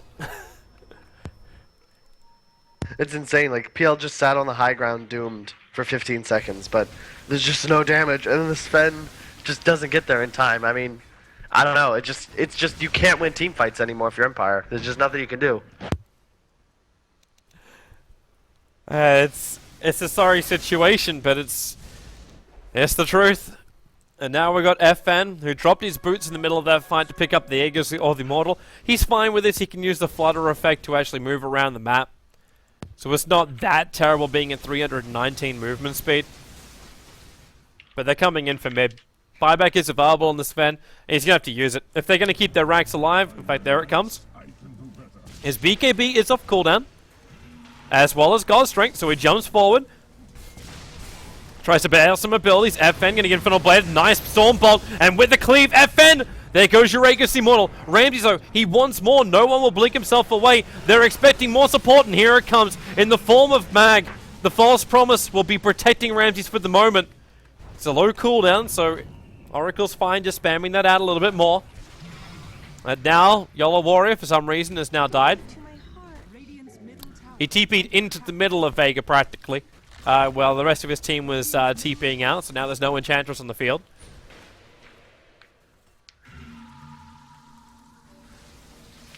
And everyone from Vega is just ready to finish this game. Here comes the kick. Afterlife out the back lines. He's got Doom available, has to BKB up, and they just hit into no one. No one will be going down here, and Afterlife still hasn't chosen a Doom target. Mag will jump forward, boy. and Seema, well, she lets it go, and, well, that's pretty much it.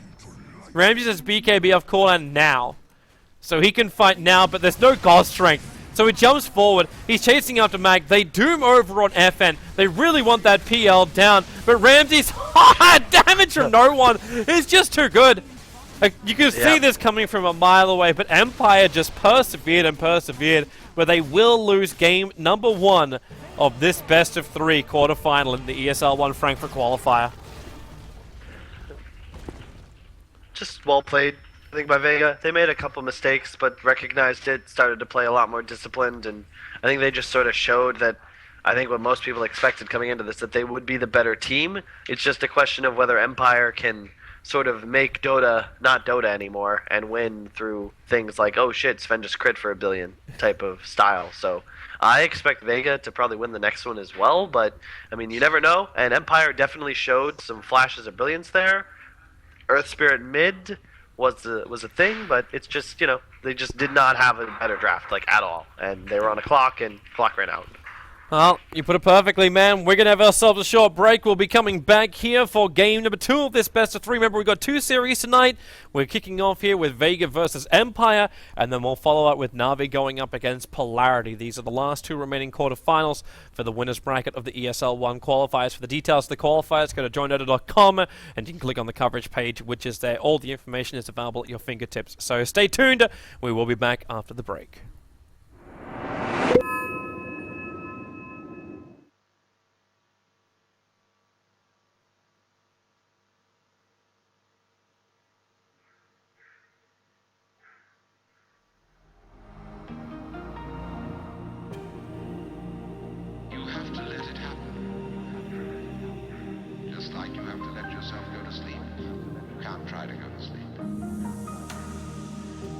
So in the same way, you have to let yourself wake up.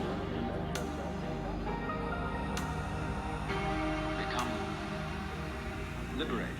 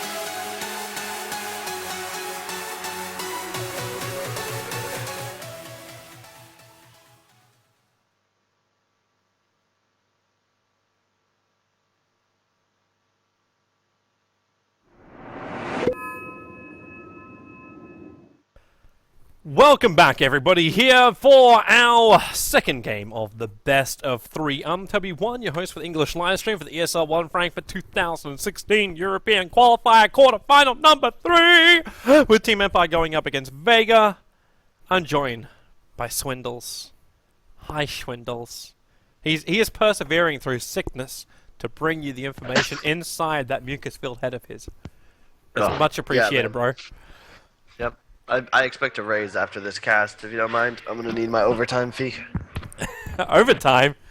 No. Yeah. You just get sick leave. I'll give you like the next week off. What? I thought we got like $100 a game. Yeah, because esports is made of money. All right, I'm making a Reddit post. I was lied to. The rage. Just the rage. That's it. You're just gonna leave. You're cast full time for BTS now. Like join Dota, obviously. Death to us all. Yep, pretty much.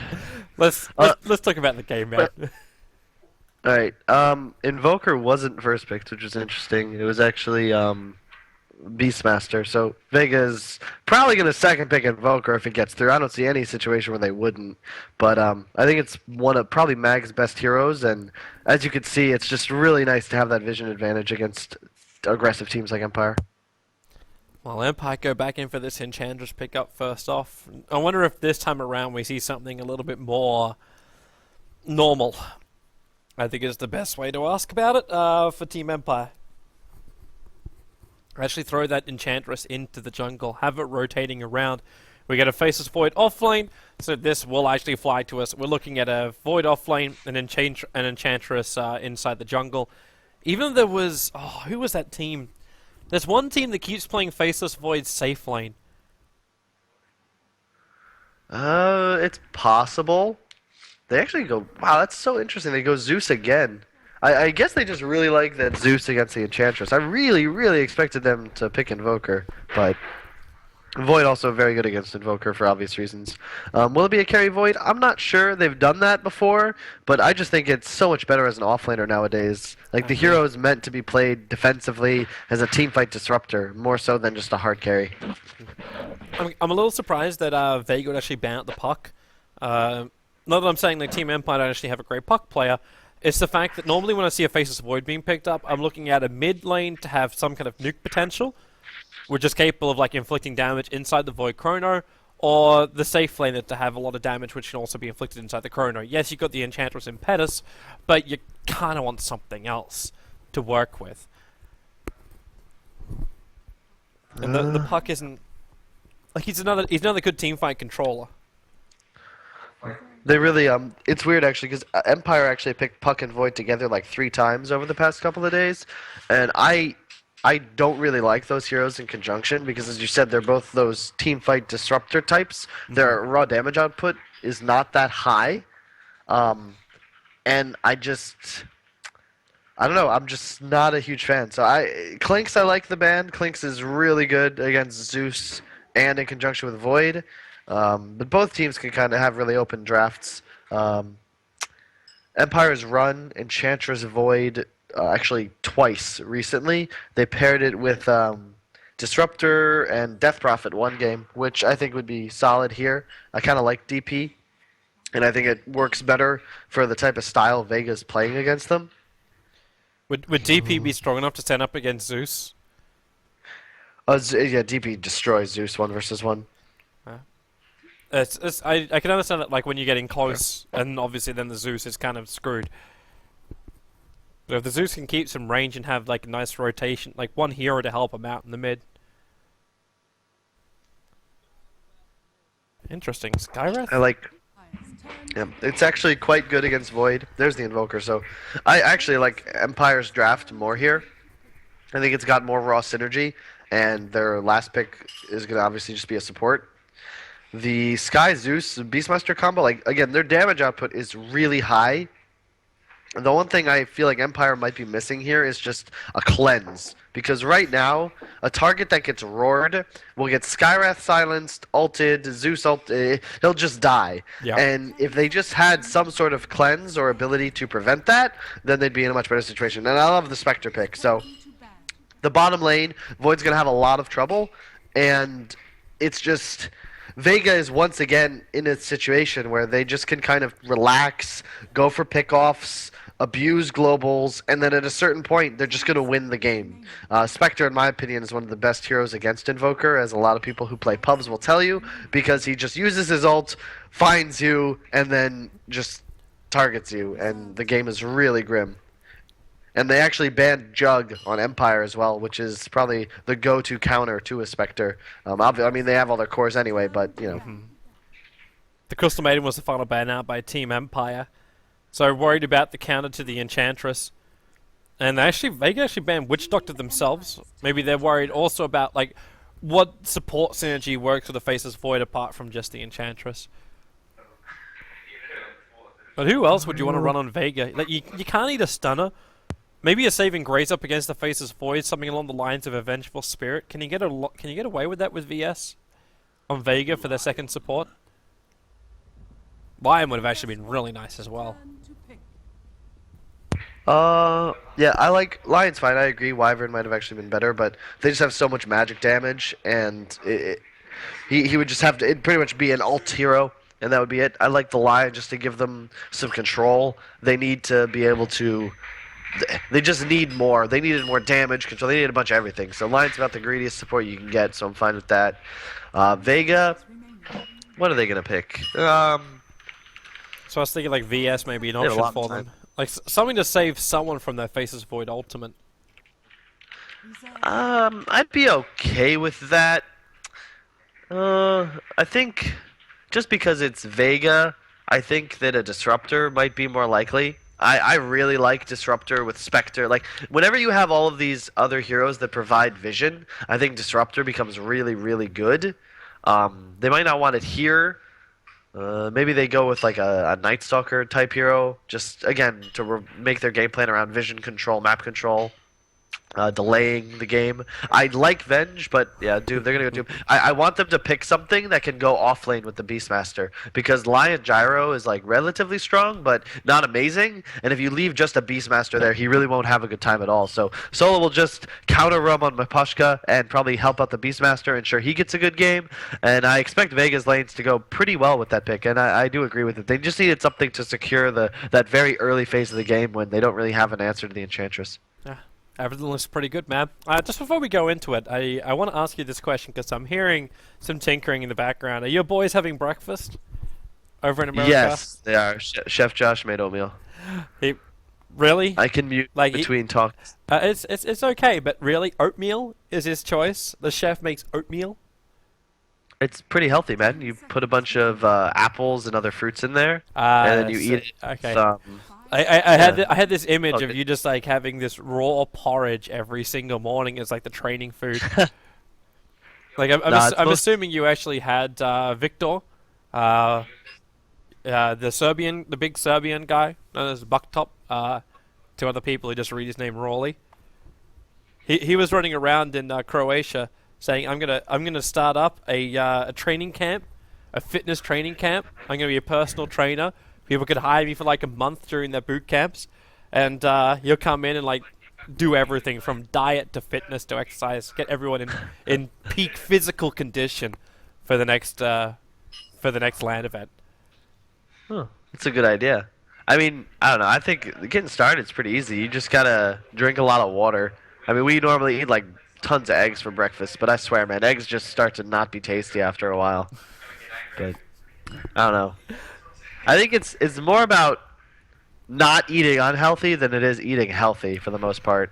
I hear you Because there. there's a lot of foods. Like the worst, man. Like I'm telling you, you really want to make an impact. Like free advice, you just cut out the soda and like all the sugary drinks. If you look at the amount of carbs and sugars in that, it'll literally just beat a candy bar most of the time. So you know that eating like a few Reese's is bad. Well, the large Coke is not good. It is probably worse. Kappa's told me like the best thing he actually did was start drinking the flavored water, because there's still sugar in it, but you actually get enough of a taste that you don't just feel like you're drinking plain water all the time. So We use you satisfy your Mio's. taste buds. Yep, use like sweeteners and shit, which still isn't like amazing for you, but it's better than nothing. Yeah. And then if you're gonna drink, like, I mean, it's a shame because beer is just so delicious, but it's just so bad for you. And the best is just like cranberry vodka, or even better like the tonic in vodka, and it's just not pleasurable. So it's kind of finding that middle ground where you're not making your body die faster, but you're also not eating kale every day. It's all about moderation. Yeah. Why are we talking? I guess it's paused, so this is Yeah. okay. Yeah. Pups and fitness Swindles. are Swindles. I appropriate. know you're really you seem to be really bad about like you don't like doing filler kind of stuff. But I can tell you, even like at the Chinese major, there was a lot of downtime. Cinder and I That's on like the secondary stream, we spent 30 minutes talking about like different types of soup you can make out of crepes. This is just something you got to accept as a caster. All right, I'll improve it. I gotta start. I don't know. I don't even want to talk about current events in the world right now. As an American, you want to stay very far away from those sorts of discussions. So I'm like limited in my topics at the moment, but Oh, just it's going underway. so many things, which we will avoid. Just like Skywrath Mage, you're looking very blue today, which is his normal color. Wait, no, he's not. Off we roll. So Vega, let's check out their lanes. They run Mag off lane, no surprise with the Beastmaster. They'll throw no one into the mid lane as the Zeus with Early Bottle. Solo and Seema going to be the two supports, with the Boots first Solo, so no straight Iron Talon for this Doombringer. And that puts FN into the safe lane as the Spectre. Man, they are getting up in the face of this Enchantress. She's still got a Sentry Ward of her own, and they have to keep her off the hillside. Wow, they've actually almost killed her. In fact, they are gonna kill her. They're- That happened. They mostly just wanted to push her off the camp because with the new spawn boxes, I mean, everyone places wards perfectly, so nearly every camp is now just a coin flip. So if they don't see you place your ward, you can assume that most of the time they'll probably need to use two. And actually, Enchantress still only has that one sentry, so he's got to get lucky now. Are you a fan of the new spawn boxes? Like, there was a little bit of talk where things has become a little bit easier for people because the spawn boxes now exist. Yes and no. I mean, as a Dota purist, I can understand why someone would dislike it. I just feel like it's one of those things where everyone should know it, and the information's easily available. It's like the same as, like, in my opinion, it's like the same argument you'd use to, like, bring a notebook into a booth, If you're gonna make notes, like, why not just have the notes with you, in a sense? It's the same sort of thing. Well, So you instead of, like, bring a notebook into a booth.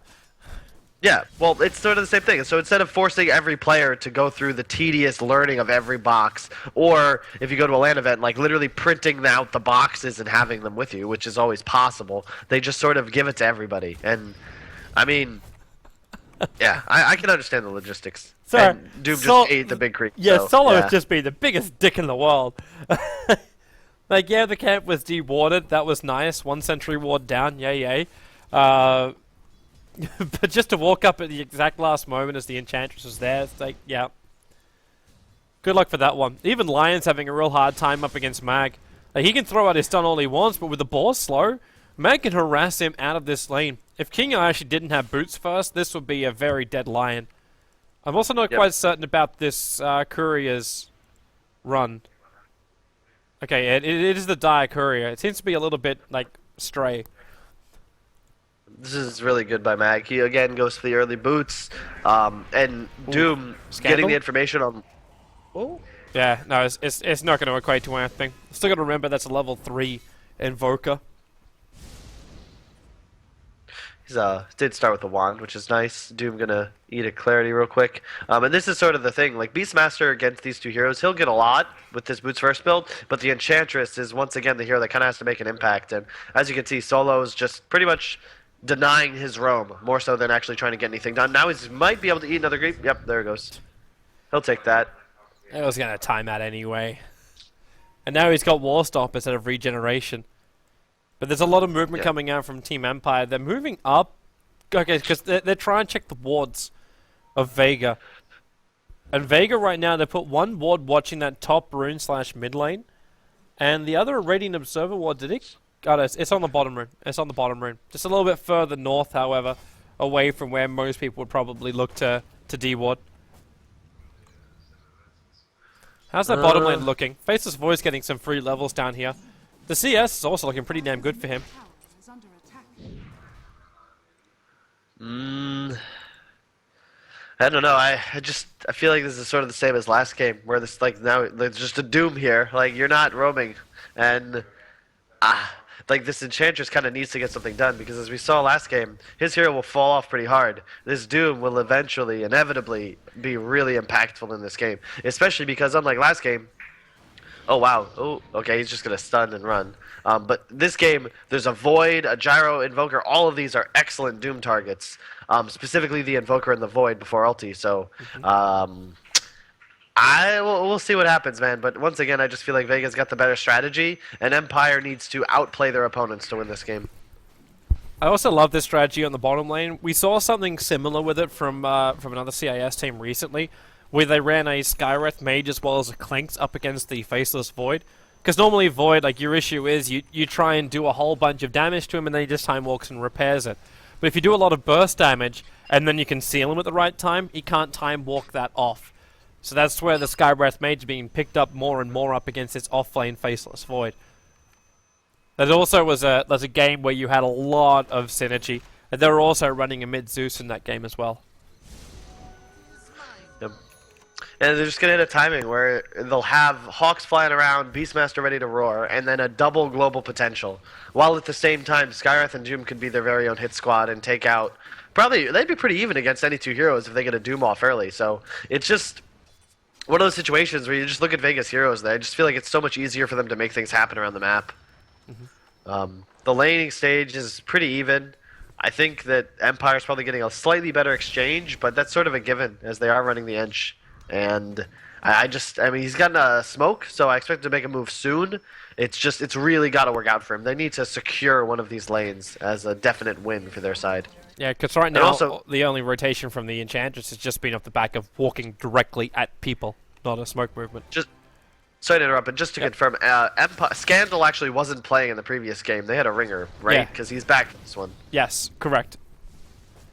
Solo on the run. This could actually be a second kill with the extra stun. The Centaur from the neutral camp was helping out, at least Scandal for a moment, but it's actually a Sunstrike from Scandal to get that kill.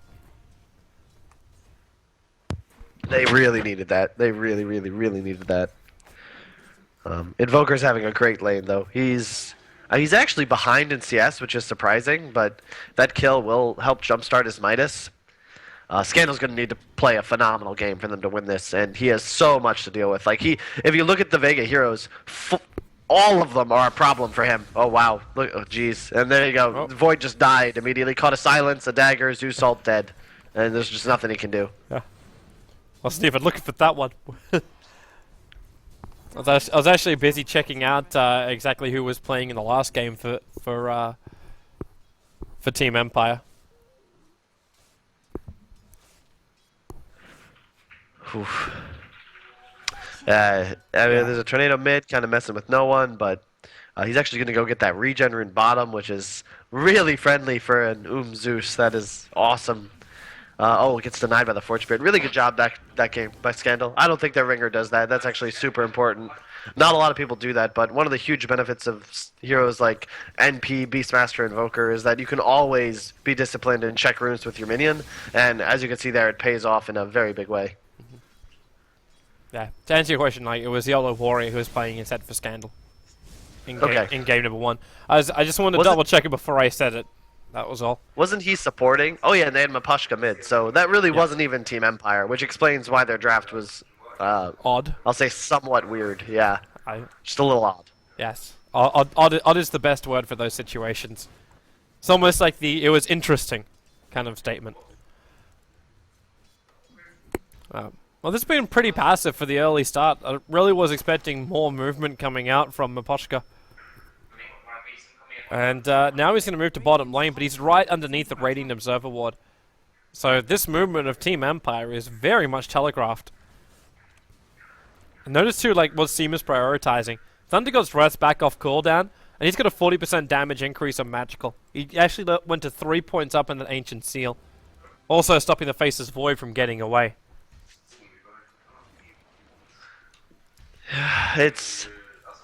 you see Enchantress actually rotating over, so before I comment, I want to see what happens. Rotating over. Who do they focus on? Seema actually seals over on the Enchantress. Thunder God's Wrath. Here she comes, Enchantress! Down to 66 life. The Skywrath Mage will drop. As Spectre actually realityed himself up to the Lion. He actually left the bottom lane completely after Ramsey's rotated down. Zeus is still in the neighborhood. So we basically had a little bit of a switcheroo for the moment.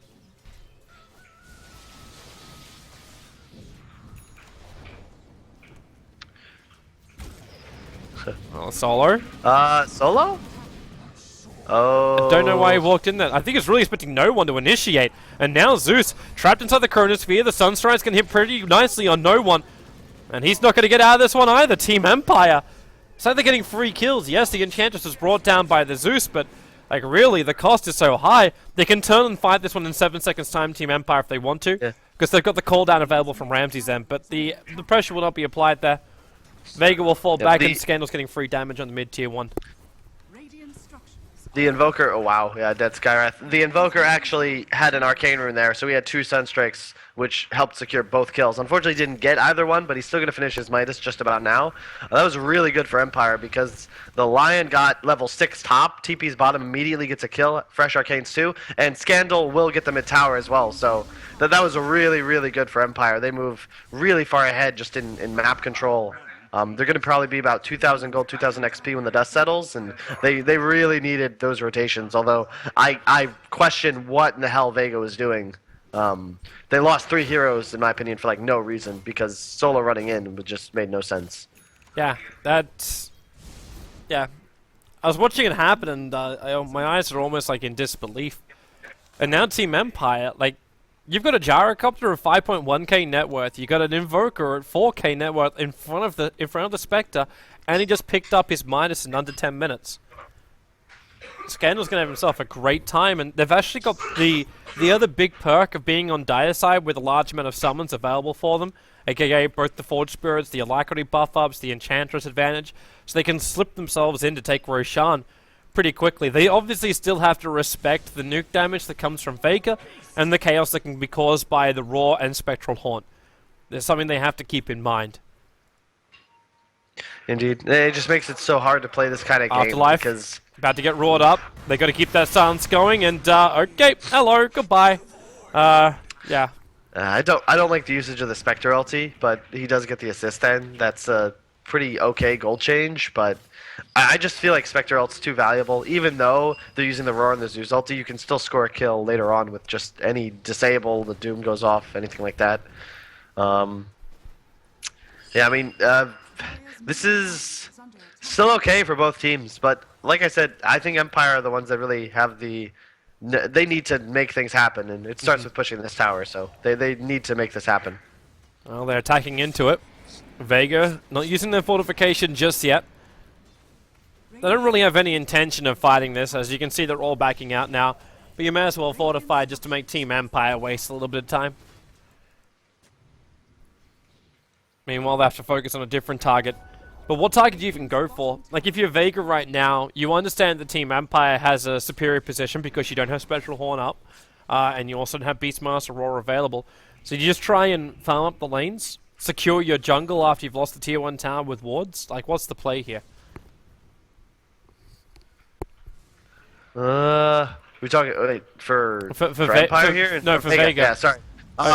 Okay, maybe this is the play. Try and contest Roshan with a tornado from solo. I mean, again, if they had Spectre ulti, maybe they look to fight this, but it is very difficult to battle into Empire's lineup right now. They have all the necessary levels and cooldowns available. It's sort of like whenever you have a Void, Enigma, Phoenix, these huge, big AoE ulti heroes. Here they come. Roshan's already in the hands of Gyrocopter, a perfect Chronosphere. Doom's gonna pop very, very quickly. And Seema's on the run out here. They may have sealed up over on Ramses, but he'll let the call down go. No one's TPing out inside the tree line. They do not have a stun to stop him. Cold Snap was already triggered and the line was too far away. So 2 heroes lost for Vega, while Empire will take the easy Roshan and push instantly into the tier 2 tower and bottom.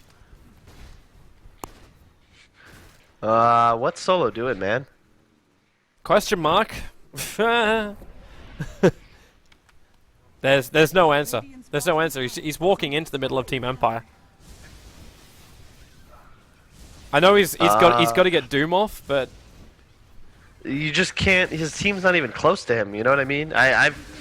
I don't want to criticize him too harshly because he is the captain right now, and I believe he's making the shot calls. And as someone who does that role myself, like sometimes you can just get distracted. You're looking ahead, you're thinking about the enemies, and you just do that again. He's Spectral Horn, Solo, dead again. He's almost playing the Syndron role right now as Candle will also be popped by Zeus, and they've got some good damage, especially with FN on the back lines. You got 2 heroes down, but Ramses with that cooldown, you can say goodbye to Zeus, so there goes your burst damage in Afterlife. In 2 seconds' time, he's got Time Walk available, jumps himself forward. He needs to get himself a Time Lock. Actually, doesn't even have that skilled up. So, Seema into the trees will definitely end up dying. And wonderful Time Walk forward, blocks the tree line, and they'll get the extra kill of the Skywrath Mage. I think Vega will take that, though. They lose 2, but they get Aegis and 2, and if you look at even the CS, we're going to get to a situation where it's pretty much Invoker Gyro versus all regarding damage output. Mapushka is, once again, just really underfarmed on this Ench, and the Void is going for a full, he'll go into the Vlad, straight into Blink. He doesn't even skill Bash yet, so they just need to keep this momentum going, and those towers are really important. I talk about this all the time, but as Dire, you really want to take the Radiant safe lane towers ASAP, because it just, like, you can even see, like, now the map that's open for them. Like, all of this area they can now control. And specifically in the jungle, like this is now their domain. It also protects Roshan, helps to cover runes, and Empire just need to control the map, make sure they get at least 60-70% of the farm, and take fights when they can get them, because they will lose if this gets into just like a ratting split push style, just due to the sheer amount of global pressure that Vega can output. Mid lane, Solo set again. Yeah, his team is a long way away, and he'll go 0 for 5 now on this Doombringer. Scandal was actually being I don't want to say initiated on, but scouted up on the top lane, but his Ghost Walk just lets him walk away. So they couldn't find the opening there. And you've almost got your ulti up, so yeah, there it is. 1 second, and now Spectral Haunt is available. Now this is the time when Vega want to fight. They have the power to do so. So they're actually going to double smoke up with Seema and Mag. FN's just hiding in the tree lines just outside of the range of the rest of Team Empire. And you can say goodbye to your Enchantress now. So Smoke Gank, Roar, and Mystic Flare combo does its work. And they don't have to burn both their big ulti combos either. But this Spectre is having a lot of downtime. Like, there's no farming to be had. Instead, no one's the one claiming it in the bottom lane. So he can get this Veil of Discord up. He's also not going for the Radiance, something I'm not a huge fan of. I think that you gotta just, bad man, just go with the drums, get the Radiance. I think that that's the way they needed to play this. I like what Empire has done, though. They've itemized very aggressively. We're going to have an SNY straight into a BKB. Screw the lifesteal on Ramses. Scandal's going Midas into drums. I expect him to go either Necrobook, Yules, or Bots next. And they're just going full fight, and they are grouping up and attacking straight at the objectives, which is how you need to play against this Vega lineup. They will slaughter you if you get caught in multiple positions, but team fight wise, Empire definitely has the advantage. And this is what you're asking for too, right? In Gainable 1, you're there going, okay, well you take Roshan, then you half-heartedly attempt some kind of push at an objective. This time around, like, it seems like Empire, with Scandal back in the lineup, is just looking like they actually have purpose on the map.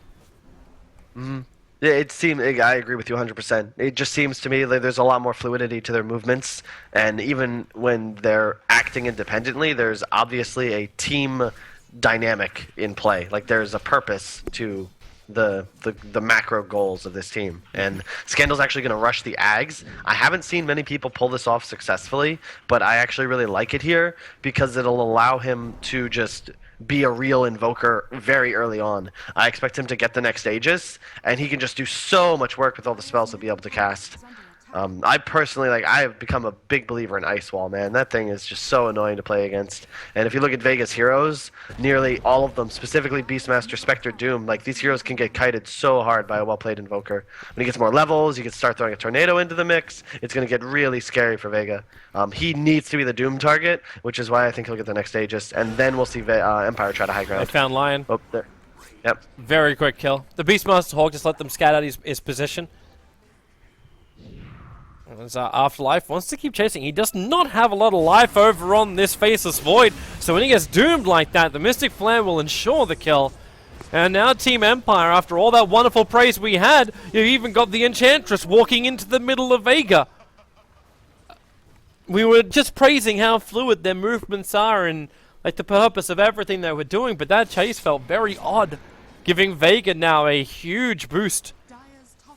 Skywrath Mage actually got just over 600 gold just from being involved in that.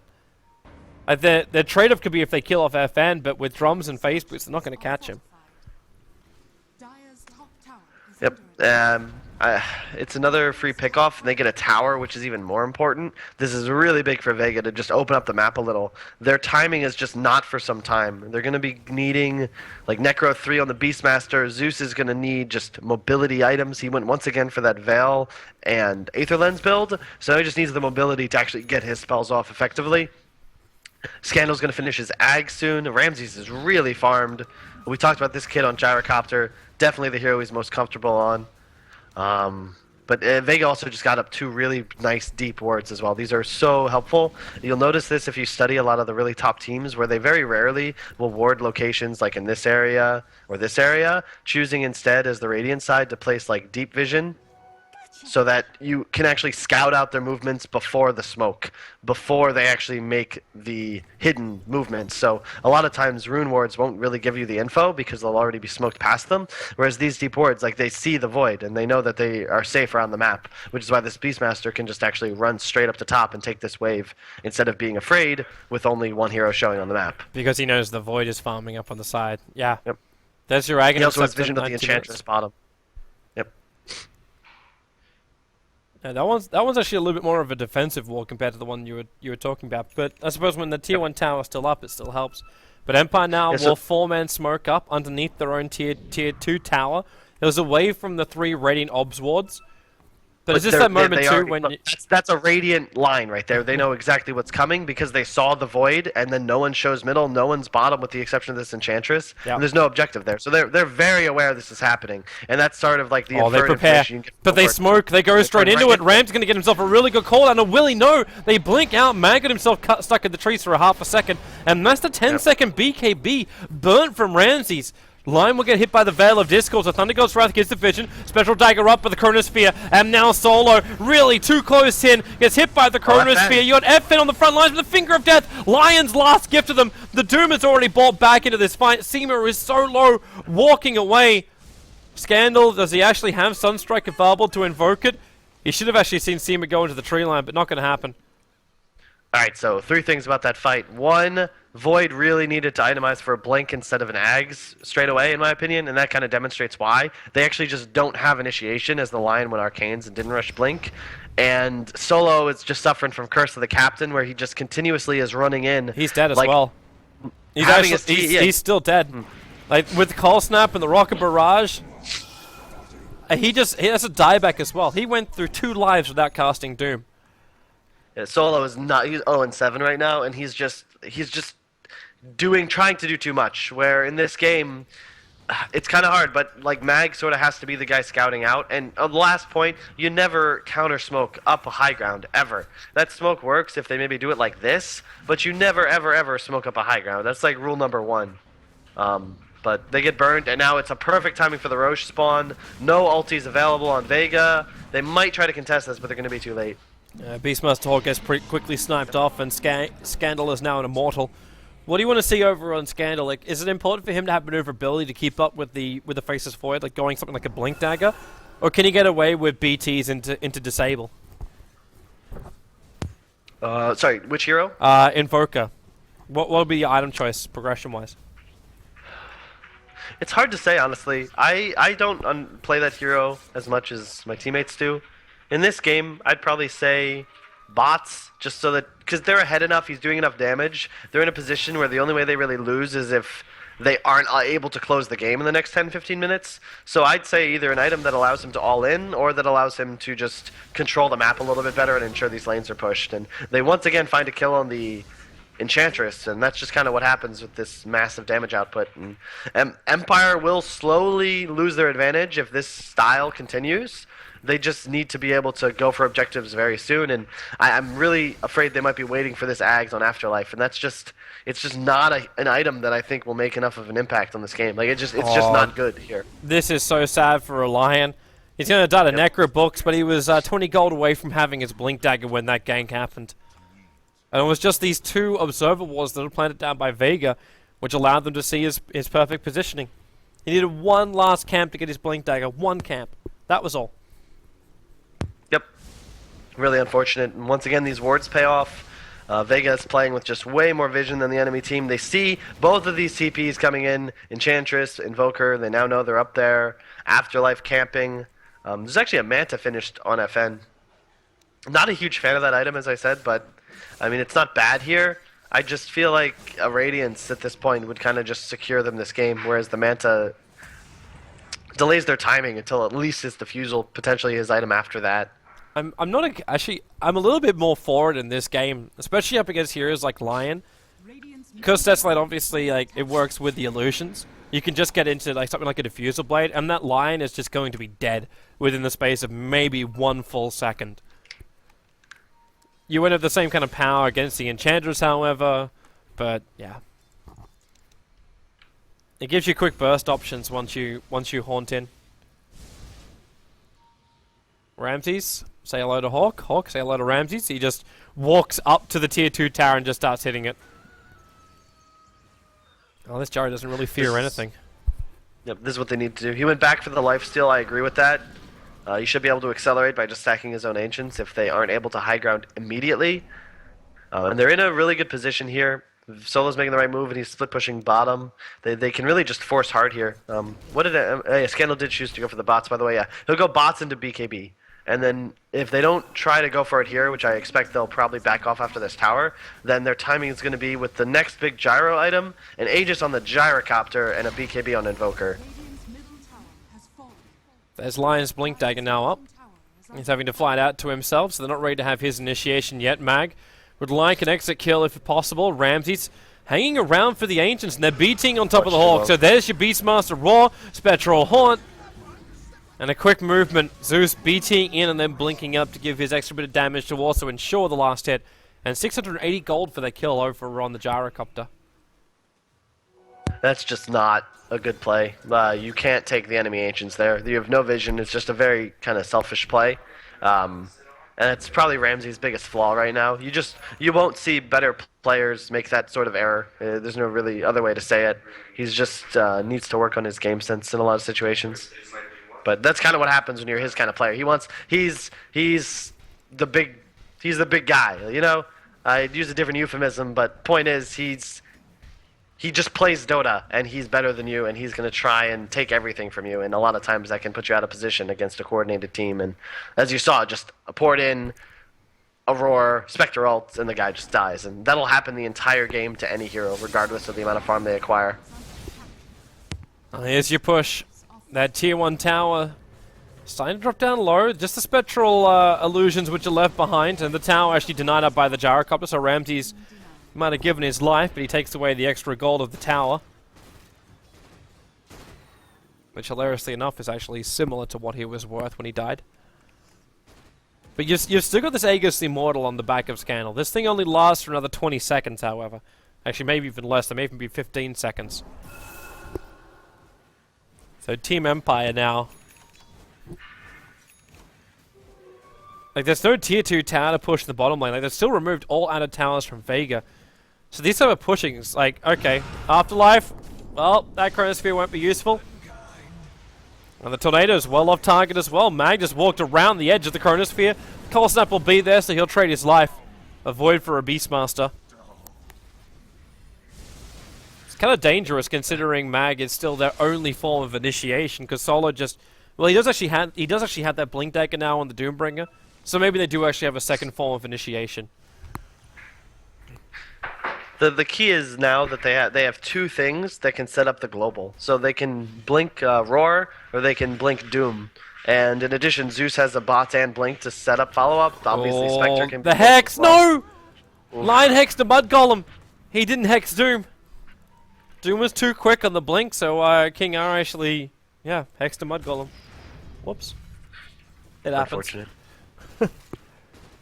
The key to this game is going to be, like, yes, Gyro and Invoker are ahead of the game, but if you compare every other hero on Vega right now, they're ahead of their counterpart, and especially in the Beastmaster vs. Void, that's only going to continue and get worse. And eventually Spectre will just carry the game, although he is in a lot of trouble up here if they can catch him. He's moving to the trees. He's still got a TP scroll available. And Afterlife just had a YOLO chrono. It's fine, he has an Ag, so not a huge investment. You miss 100% of the Void ults you don't take. The amount of versions I've heard of that Dendy line is unbelievable. Well, I mean, it's originally, I think, a Jordan quote, but, I mean, we can call it Dendy's. Was it actually done by Jordan to start with? Was that like Yeah. you missed the amount of It's passes? either... You don't Yeah, shoot it was either him or Gretzky. You miss 100% of the shots you don't take. It might have been Gretzky too, I'm not sure, but it was one of them, I'm pretty sure. So someone tracked down some history for us. Always good to know sources. Right, so it was Gretzky. That was right. Bang. it was Gretzky? Uh-huh. Well, in that case, I'll stop giving Dendy credit for it. Because he always, that was the first time I collected the NBA cards, but I never really listened to the players too much. I remember from the Dendy hook line. Hard to forget. Yeah, but Pudge is easy to forget. Whatever happened to him? I don't know, the hero's still good. My brother tries to get me to pick it for him all the time, but I'm just not about that life right now. There's a lot of things that, like... It's like, why would you pick a 4 Pudge that needs to hit hooks when you can just pick a 4 Doom that can just die and die and die and just keep eating creeps and will inevitably have more farm than said Pudge? There's no good answer to that one, which goes in favor of Pudge. Yeah, sure. This game is looking good for Vega. I think this is what they want. The game is stagnated for like the last 5 minutes. No real action, no real change in the advantage for either side. The Aegis has faded. They're just not really in any concern here, I don't think. They they have a BKB now on the Spectre, which is very interesting to me because while it's good, but if he gets either hexed or void ulted before that goes off, it just becomes a wasted 4,000 gold, where, say, a Radiance, the build-up for a Heart, a Diffusal might actually allow him to survive. We'll see. We'll see what happens. You see this is a really weird ward, though, by Empire, all the way on the left side of the map. Typically, you see that against Tinkers, Bat Riders, Furians, but this is just, I guess, for the situation that's about to happen. Oh, wow. No one... Wow. Okay. Yep. Right. Yep. That one was good protection, right? All right, so no one read him like a book. I don't know if he showed himself. That might be possible, but no one could have also just made a really big play. Spectre ult's gonna go out. Yeah, they Catch messed it up a little bit. Mag went for the raw and actually went straight to Necrobooks after, but he did it at the same time as the jump away. So they missed their initiation on Afterlife. Roche still not up. Let's see. Solo also, he chose to go for the Max Devour build over the Max Infernal Blade, so he's actually moved ahead of the Void as well, and he'll continue to skyrocket in net worth, even with all of the mistakes he's made, and the fact that he's bought out already. And once again, I just disagree with everything Afterlife has done this game. He skipped Bash at really early levels, and he rushed Aghanim Scepter, which is just...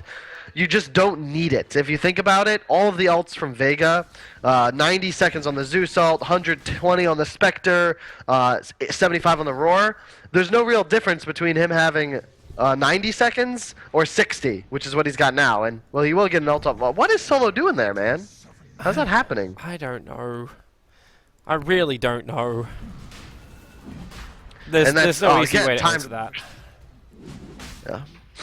He's just not having a good game. Looks somewhat tilted, but we'll see. So the thing is, like, this Void ulti, it will be back up soon, but if they fight before it comes up, his hero is effectively worthless. Tornado's going to miss. Roche is dying, but slowly, and I don't like this because Gyro is taking damage in the pit, and this is scary. He's already at 3/4 of his life. There's the raw forward. They go on top of Scandal and Voka! BKB's up. He lived on 5 HP. He walks away.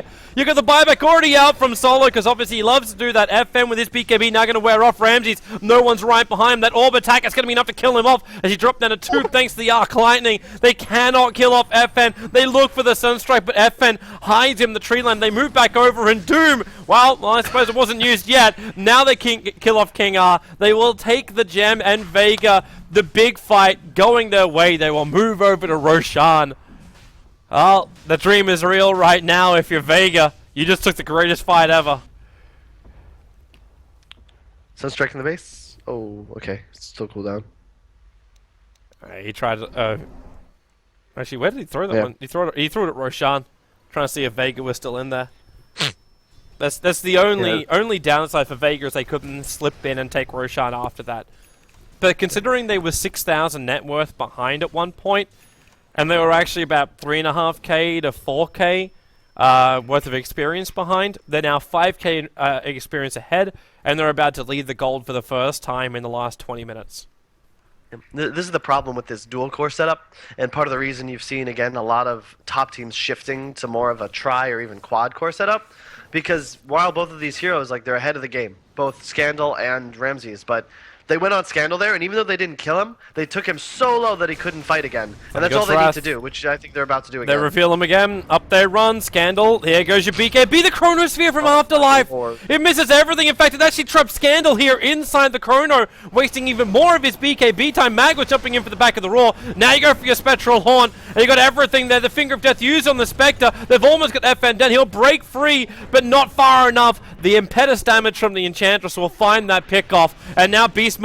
Necrobooks up again. He fails on the raw timing. No, shift click's just not working for him, but he walks back through. His own teammates Mystic Flare to now get the raw off from the Enchantress. They want Ramses. It's a double kill right now on the Enchantress. The gem, oh, who gives a crap? The Enchantress is down. It's a triple kill for no one. 4 heroes down for Team Empire at the moment. I'm not quite certain they have enough damage to kill off Roshan, however. This is the downside. I'm starting to think that maybe Afterlife should just sell the Ags, because I don't know if more ultimates is really what his team is going to want out of him at this point. I think some auto attacks might be better, because that was just... that's just not the play, Toby.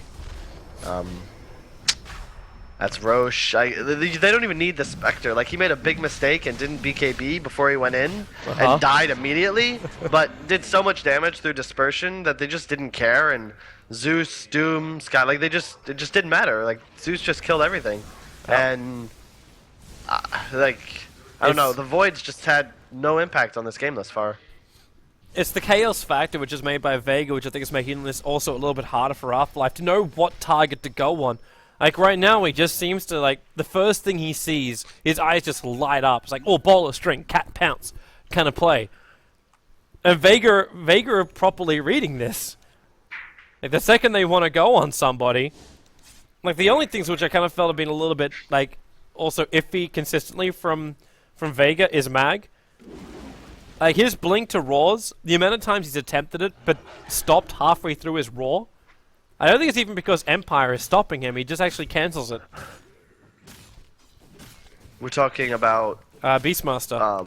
Beastmaster? Yeah, the blink Raw. Like, he blinks to Raws and then instantly triggers Necrobook straight away. Like, I'm assuming he's shift-clicking this stuff. It's possible. I don't think so. I don't know if you could really play Beastmaster with shift clicking, but the it's interesting because it's another big difference between Han and Dota, and part of the reason tread swapping and even summoning units from a Necrobook can be a little weird because it counts as like an action and or a frame, so to speak. So if you tread swap, like, your hero, I don't know how to explain it, but it takes a frame to use items. So normally you want to roar first, but at the same time, if you die without getting your Necrobook off, Yeah, they make go. like a lucky hex off. They got Nimbus room from Mag that instantly see Ramsey's Necrobooks, Mystic Flower, and say goodbye to your Gyrocopter for 72 seconds. And F actually BK beat him, went in after Afterlife. That was a little too deep there, but it won't really matter. With no Gyrocopter on the field, and Scandal already at half-life, he's forced back to regenerate. The only thing which is helping him out is the fact that Vega do not have their creep wave with them just yet. So we're slowing the attack up into the high ground of Empire, but now they arrive. Veil of Discord only connected onto King R. They saw the MKB, so they should know he doesn't have buyback, and Solo's dead. Well, luckily they gave Aegis the Immortal to the guy that was continuously dying. And Solo jumps in. Instant doom on the Faceless Void. Again, deleted from this team fight. The Faceless Void will buy back. The Ice Wall's up from Scandal, but Vega, they're backing out. They got Fortification out. They got buyback out from the Faceless Void, and the Gyro is still dead for another 16 seconds. Yep. You can't play a Void in this kind of game, in this role on your team, and not have a Blink Dagger. Like, he can't get good ultimates off because he just doesn't have the positioning, and okay, Zeus just, yeah. You just don't give no one Zeus, man. This guy loves this hero. I think that Vega's at their best when they're running like a tri-core with Beastmaster or Furion for Mag, Zeus or Invoker for no one, and then their FN on like just a Spectre or Slark. It's just so annoying to deal with, and they cause so much chaos, and it's just, again, just such high damage output from that Zeus hero, as demonstrated once again. And it's also crazy now that no one, like, he's gonna have two heroes which you want to ban out in the first two in the drafting phase. If you go up against a Vega, what do you want to do? I take out Zeus and Invoker in the first two. Yeah, and then if you take those out, then you can just like play the OD. And man, there's no hero I think more hated right now in all of Dota, because Invoker, you know, it's maybe a little cheesy, whatever, but at least you feel like he's beating you. But this whole imprison himself into blink out, and he can do that through anything that's going on is really, really frustrating. I got a story for you on that one. Now the blink raw. Ramses gets his BKB off as well as a decent call down, but well, it doesn't really stop him. Vega just keep moving forward. Solo, well, Scandal's just trying to kill him off, but looks like Solo's actually reached a point now where he won't die. 2 heroes down for Team Empire, 3 heroes down, all 3 of them the cores as well. And look at no one. He's hunting. He is hunting so hard with the lightning bolt. He's got him. He actually reaches that far. Yeah. 4 heroes lost. This is the problem with Empire's lineup. Like, they had a timing, and they just didn't seem to be aware of it. And at this point, like, what do? You know, you can't look at the HP of Spectre and Zeus, Beastmaster, Doom. Like, the only squishy hero is Skywrath. Everyone else is no one. At least like a billion health. They got the Doom on Scandal. This actually just guarantees them a mid with the Veil of Discord plus the Seal Enchantress just disintegrates. She'll buy back. Do they actually go for the GG push here? Because it's the only option they've got with the tier 2 tower still up. It's either backup or GG push. And it looks like it's going to be backup. They'll make their way through the bottom lane. Look at the tier 2, they'll retreat, buy all their items, and then just make another fight soon. But there's no reason to immediately team fight after you get all those big wins. Like, just look at the amount of gold saved on all their heroes. Spectre's finishing a heart. Doom has 3k, a recipe in the base. Zeus has nearly 6k. I mean, they're very, very wealthy right now in Vega. They have about 20k net worth advantage. The experience is 25,000 in favor of Vega. And a refresher orb No one. Zeus. Okay, if he gets Veil on anybody, especially the Enchantress and the Lion, they're dead. Just simply delete it. In fact, is the Lion actually deleted anyway, even without Veil? 940 HP to get through on him. They go. Zeus. He Mid lane, as no one's going to bounce around. Half-Life's coming in for the Chronosphere. No one. Hex, Finger. Yep. They kill him off. But Zeus still has money for buyback after buying Refresher Orb, but still, it's a good kill. He just gets cocky once again. There's really no reason for him to be there. He's going to buy back, though, because once again, Mag's Invis. He'll kill the there's Void. the jump back. With that ultimate of Thunder God's Wrath, you can say goodbye to the Lion in the Faceless Void. The Enchantress will also go down here to FN. There's your Refresher. GG is the call. No one's death was of little consequence when FN kicks in for an ultra kill, and Vega will 2-0 advance themselves through into the semifinals. Yep, this is the issue with this dual core lineup. Like, if you remember back in the day, EG would always do like their DP Furion thing with an Abaddon. Saw some VODs of that yesterday. Back at MDL, eHome would do like an LC with a Lone Druid, maybe a Slark to boot. If you don't have any saves and you run a strategy in which 2 heroes are providing all of your damage, the game plan for Vega is just cut and dry. You initiate on one of them, kill them, and then chase down everyone else because you're going to do more damage now.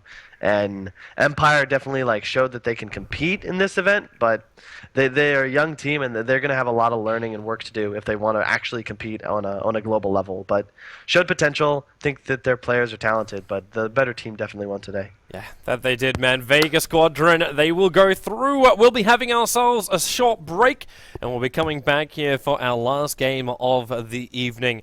It'll be Na'Vi going up against Polarity, so stay tuned for that one. It's scheduled to begin in 15 minutes' time, so grab yourself a beverage, grab yourself a snack, and prepare yourself for our last best of 3 for the ESL1 Frankfurt qualifier.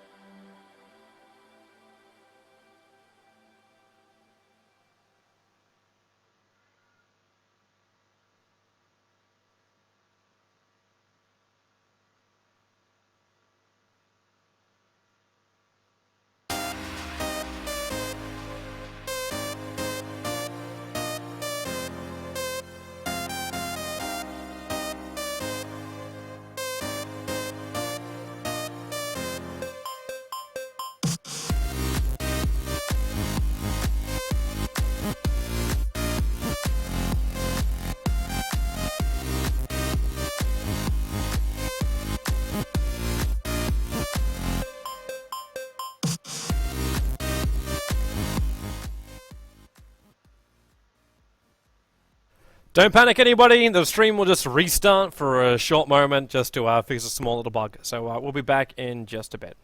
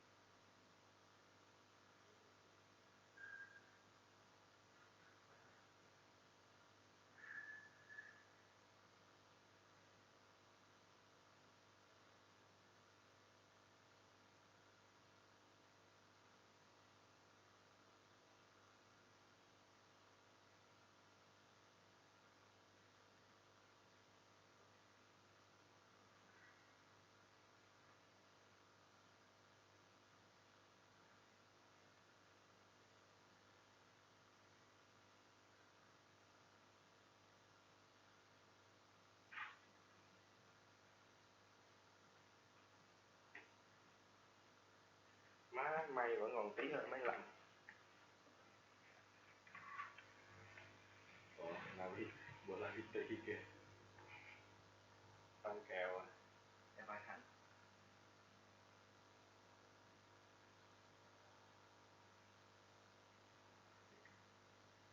Tôi em mờ.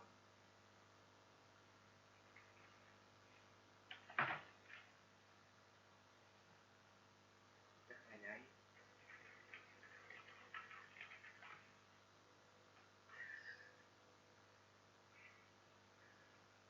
Quên.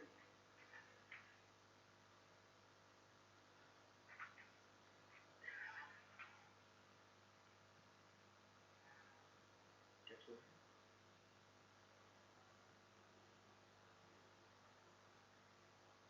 Vega.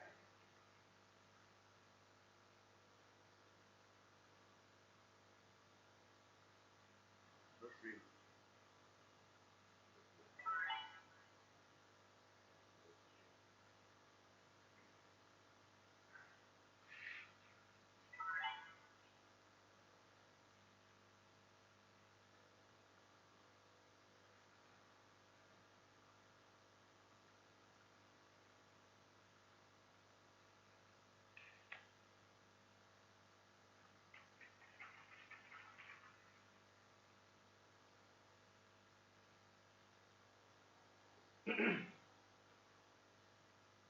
Vì 3 tỷ. Kiểu này chắc chắn không phải ăn được.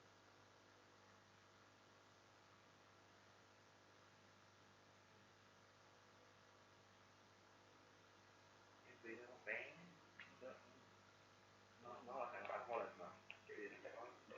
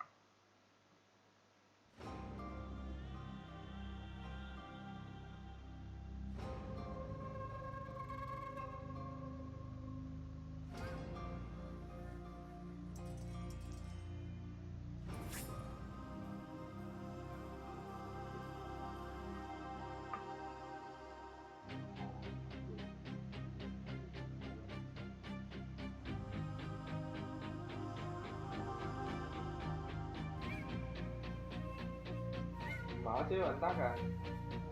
Hòm nóng quá.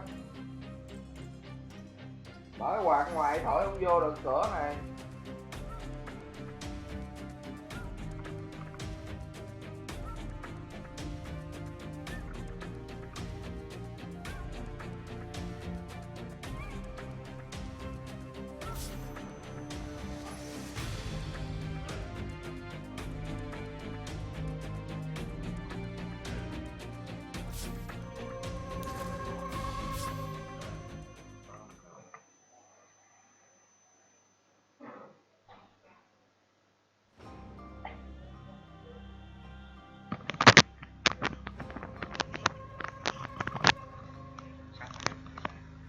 Chứ sao.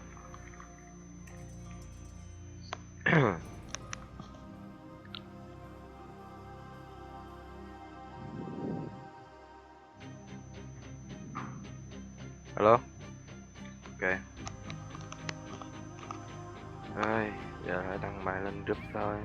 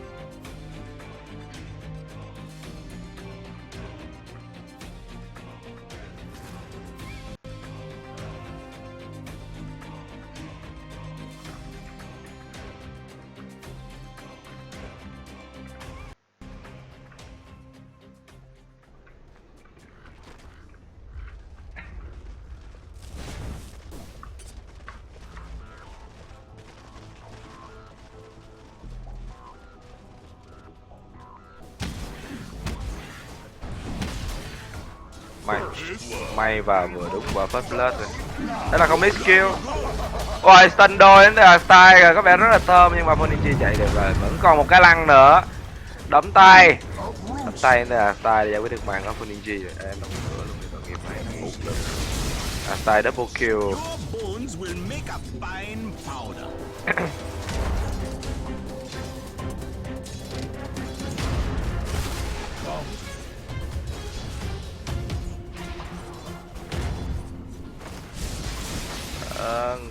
Ok, còn mỗi một cái nhóm cuối cùng để Furion đi mid.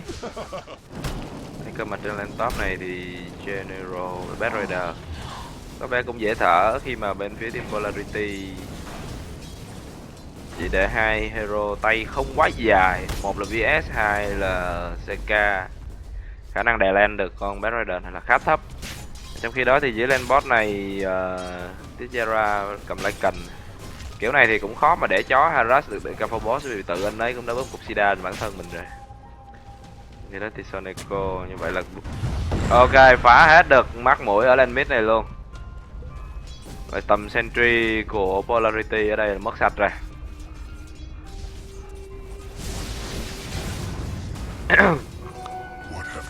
Room Bounty, không, Bounty nhận được Rune Illusion trong cái Room Bounty dành cho Earth Spirit.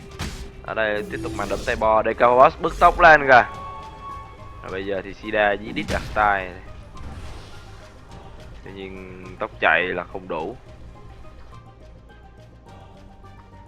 Còn đối với General thì cuộc đời anh cũng đang khá ấm. Khá thôi chứ lượng lát HSV9 của anh thì thua Taxia rất là nhiều. Có một pha lăng vào đến từ phía Liu nhưng không làm gì được Didiara. Đó, cứ nhìn về mặt tích cực một tí đó là Deca Boss hết mana rồi. Và sẽ có 30 giây gọi là sống khỏe dành cho Lycan, một wave creep dành cho anh. Wave tiếp theo thì con Courier này đã mang được cái Soul Ring tới rồi. Đời sống khó khăn rồi. Giờ thì có một slow, một quả bắn xăng ngược về trồng cây tại chỗ nhưng không thống được. Vẫn là General cao tay hơn. vòng xuống rất tốt và bây giờ sẽ là dạy máu in general.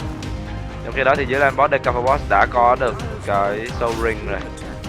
Kèo này thì Lycan sẽ tiếp tục gọi là số chó thôi, khó farm. Lên 2 điểm sói con luôn. Cần phải cho con sói con nó trâu hơn nhiều nữa thì mới mong là bám được ăn cái lane này, gọi là sống khỏe rồi cái lane này. Chứ không thì Sida nó vẫn dí sau đít đây. Lên mid thì tình hình của Dandy xem ra cũng tương đối tốt, với lượng creep stat là rất ấn tượng. Còn Avoninji thì về tổng thể thì Avoninji và Dandy không có nhiều cái sự chênh lệch về creep stat. Ôi, miskill rồi. Vừa có được mạng của Liu dưới tay của Shooter, nhưng mà bây giờ đi Lydia ra một đấm nữa, nhưng Decapobos có lẽ cũng không chịu được nhiều hơn 2 đấm đâu. Phải chạy thôi, có một tình huống bọc đầu đến từ Avoninji. Cho sói con về Artai, không qua được con trăng này rồi. Chấp nhận đứng lại để câu cho Lydia ra sống. 4-2 dành cho team Navi. Navi is back.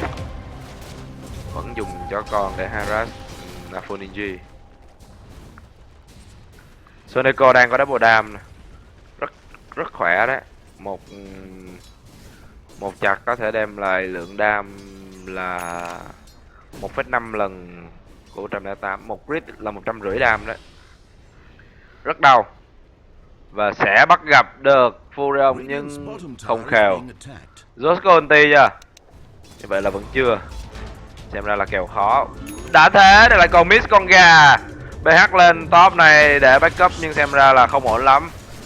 Tình hình là Tài có vẻ khó sống rồi. Nhưng đó là Tài với double kill trước khi đấy gục ngã. Mà chưa chắc là đấy gục ngã nữa, đấy hồi máu liên tục kìa. Hãy Von Sonico lên với một khứa. Bây giờ thì đảo ngược tình thế luôn. VS đã phải nằm 7-3 dành cho Navi. What magic is this? What magic is this? Và Dandy lúc này sắp sửa có cho mình ulti rồi, có thể phối hợp cùng với team ăn mạng ở bất cứ đâu. Khả năng ram của BH cùng với lại việc Bad Rider thôi khỏi đi.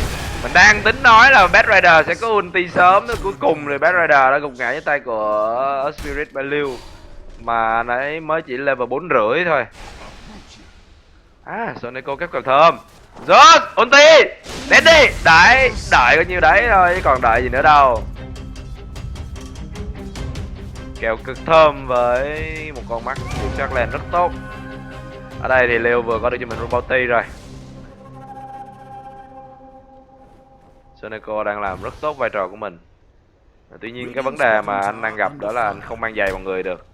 Mà không mang giày vào người thì sức mạnh của BH đã bị giảm đi rất nhiều. Giảm đi hết 6. Bây giờ thì lúc cái it go này pasta khỏi chạy. Tiếp tục sẽ là VS. Cái tên này quá khó để đọc, tạm gọi là VS thôi. Nằm xuống hả? Jenny giống như Jenna Jameson ở ngôi sao phim người lớn ở Mỹ hả? Jenya. Ok, như vậy sẽ gọi là VS là Jenya.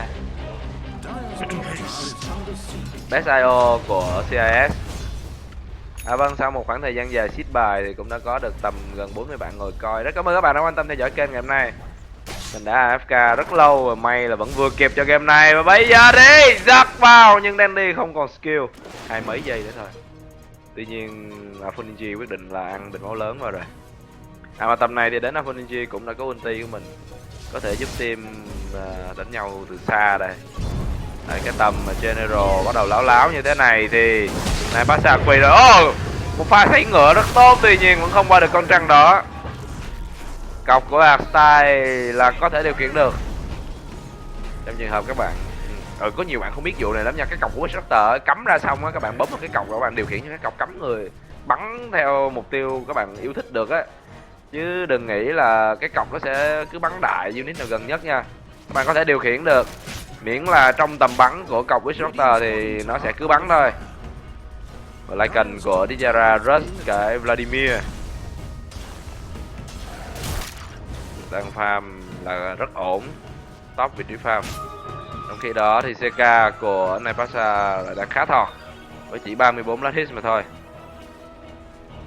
Giày face dành cho Furion, tuy nhiên ta chưa thấy được một cái item gì khả quan hơn là giày face và Nun. Một cái Magic Wand chính chạc chỉ là một thứ có thể giúp cho Furion sống sót được thêm trong combat này, tăng thêm khả năng sống sót thôi.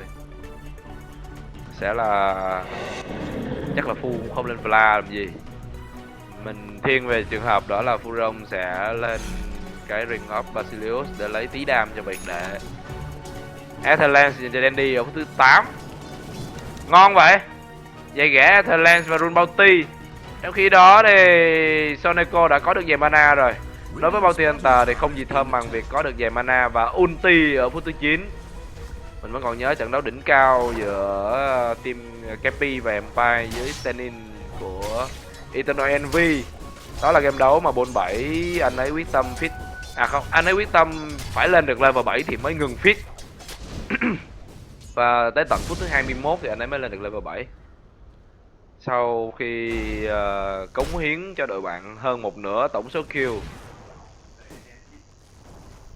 Mà khi cái cơn fit của Ball 7 dừng lại thì đến lượt EE. Soneco lúc này với ulti là một nguy hiểm rất lớn.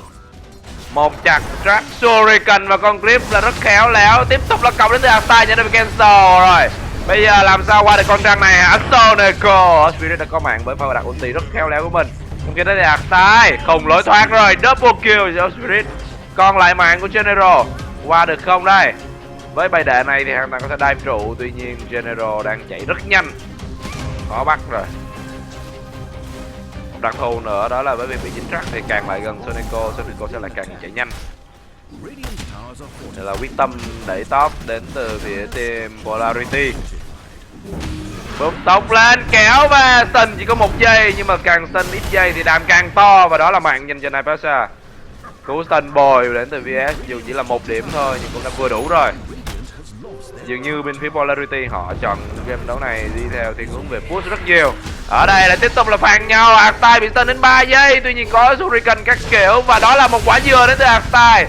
Rất khéo léo, trong khi đó thì Dandy không thể nào sống qua được, nhưng anh ấy vẫn có được cho mình một quả double kill. Sao swap ngược về, thôi xong Artai rồi, nhưng mà VS sau khi swap xong phải bỏ mạng lại. Ăn khế thì phải trả vàng. Cái nguyên tắc từ xưa đến nay là như vậy.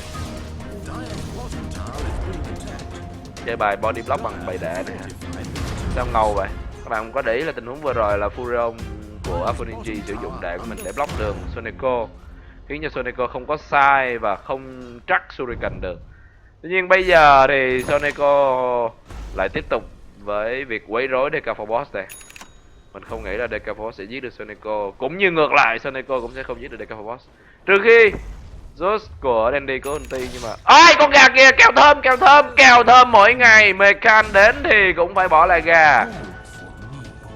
Phải mà Soneco chặt được con gà đó sớm hơn nữa thì cái Mechan sẽ đến muộn hơn cho Polarity 3 phút. Và từng đó là đủ lợi thế để cho Polarity mất đi cái sức mạnh push nhà mà họ nên có vào thời điểm này. Bây giờ họ có rồi, họ sẽ kéo nhau đi push đây. Lấy stick tổng lực cả team vào. Đầu tiên là Dichara đặt tay ra đây cứu, mình không nghĩ là thành công đâu. Dichara được không? Vẫn còn một tí mạng kìa. Cọc của Artai là rất khỏe và những con chó con đã cắn chết được mạng của Spirit rồi. Tuy nhiên Artai đang phải bỏ lại. Carry đi mất rồi. ITP xuống đây ngầu vậy, đó là General. Ở đây đã có Blink. Thay trường Blink mà một tình huống phát hiểm là rất ngầu. Tuy nhiên nó không đủ để giải quyết được việc đép trụ, và đã có trụ đầu tiên như boss này dành cho team Polarity. Soneco một chặt một stun. Shuriken với Zeus ulti là rất hay, đã có mạng của VS rồi. Và bounty của Soneco cũng đang nhắm đến cho mình, đó là Mechan. Vẫn tiếp tục đi theo kìa, ghê thế. Không, chỉ là đi scout thôi. Phía bên này Decaphobos thấp máu cực kỳ và nay đã quyết định phải lùi về. Trong khi đó thì Dandy đang cố gắng lên view of Discord. Lại là rune double damage dành cho Soneco. Xem ra game này anh ấy khá có duyên với cái rune double damage. Và lúc này là phút thứ 13 của trận đấu. Chúng ta đang có bảng network với vị trí đứng top thuộc về hai thành viên team Navi, 6k hơn một chút. đến từ Josh và gần ngưỡng 6k lại cần, nhưng bây giờ nó sẽ tụt lại được không? Hút về rồi, vâng, vừa tụt lại 2 xị, còn lại 5k7 thôi các bạn. Vị trí thứ 3 trên bảng network hiện tại đang thuộc về Aphrodite của team Polarity. Và sự chênh lệch về network lúc này là 3.000 tiền, còn kinh nghiệm là cũng ở mức 3.500. Vừa đủ cho Navi sống khi mà 5 mạng chênh lệch, vậy là mỗi mạng nó cho khoảng 700 tiền. Rất đáng giá. Chúng ta thấy được là đã có bút đến từ lại cần rồi. Khi mà đẻ ra được bút 3, 2 con sói con lớn, bây giờ là kéo về, nhưng là một cú swap hộ giá rất hay đến từ VS. VS an toàn ở phía sau và đặc biệt là Darkseer cũng như vậy. Lần này ai sẽ là người nằm xuống đây? DK Forward đang dính chắc và có cọc. Thôi xong rồi, Wishrocker với cái cọc của mình là cực kỳ hay. Và một cú Shuriken truyền đến từ Sonico cũng đang được mạng của Liêu. Nơi đây, nơi Passa đã dính chắc rồi thì lối đi nào dành cho anh? Chỉ biết quỳ xuống mà thôi. Navi is back.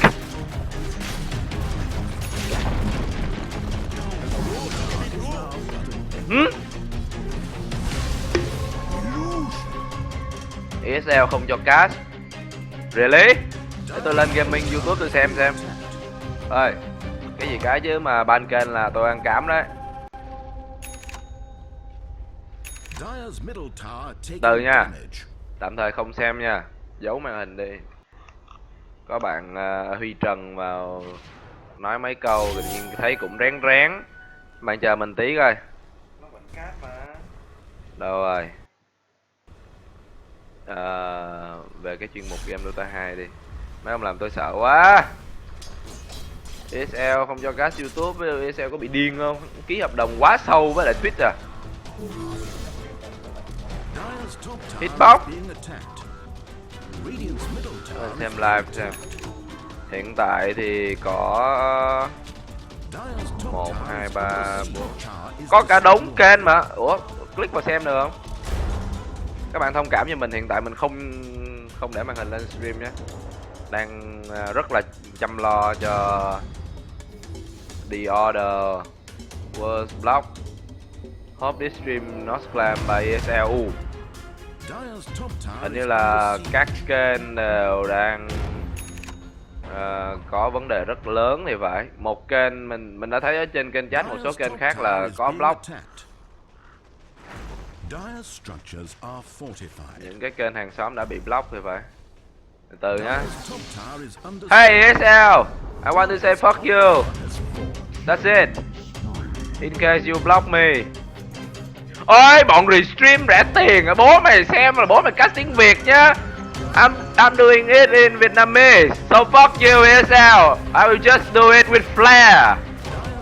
Lúc này đang là push thẳng vào bên trong rồi. Đây là tình huống đêm khuya cho nên giả sử là mình có chửi thề thẳng vào mặt ban tổ chức ESL thì chắc bọn nó cũng đéo biết đâu. Đúng không nào? Ở đây đó là màn của VS rồi. Này Passa bây giờ anh ấy có Aegis, trông anh ấy rất là hùng vĩ, kéo được Dandy về. Thí sinh tiếp theo là Sai. Có mana không? Có mana không? Kéo ơi, khuất Sai, nhục ơi là nhục như con cá nộm vô. Sai đi ạc ông Chu King, đi ạc ông Chu King. It's real, it's real. Ạc Sai, nữa đi anh. Quậy lên anh, đồng đội đến rồi, trên đến rồi, nó kéo về rồi đấm cho bác 200 đam nhưng không sao anh. Anh vẫn chết. Anh chết thì anh vẫn chết rồi. Và thậm chí là CK còn không quỳ. Trong khi phía dưới này Aphrodite đã kịp thời ra hộ giá CK rồi. Ủa mà khoan, nó có Aegis mà sao không để nó chết đi. Trời ơi.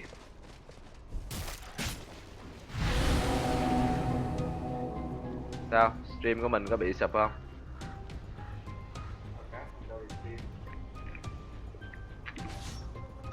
Đúng không? Ban thằng nào ban với kênh này đẳng cấp và cl chơi tiếng Việt đàng hoàng, lâu lâu lại kèm theo một số câu trash talk thì làm sao mà ESL hiểu được. Thật ra ví dụ như mà bây giờ mìnhขอthẻ một lời thì thầm giống như là mình đang phân tích ở Dandy đang ra lấy rune và điệp mẹ ESL thì bọn nó có hiểu không? Không. Hả? Thì tức là mình thì thầm là như thế, mình giả vờ như là mình đang chuyên nghiệp với bounty inv vào và cắn trộm một đít ESL tại vì đã ban một số kênh khác. Đấy kiểu thế thì làm sao bọn nó hiểu được. Có ông nào người Việt Nam mà đang làm cho SL thì thông cảm nha. Nói chung là cũng là cái miếng ăn, cũng là miếng cơm manh áo thôi.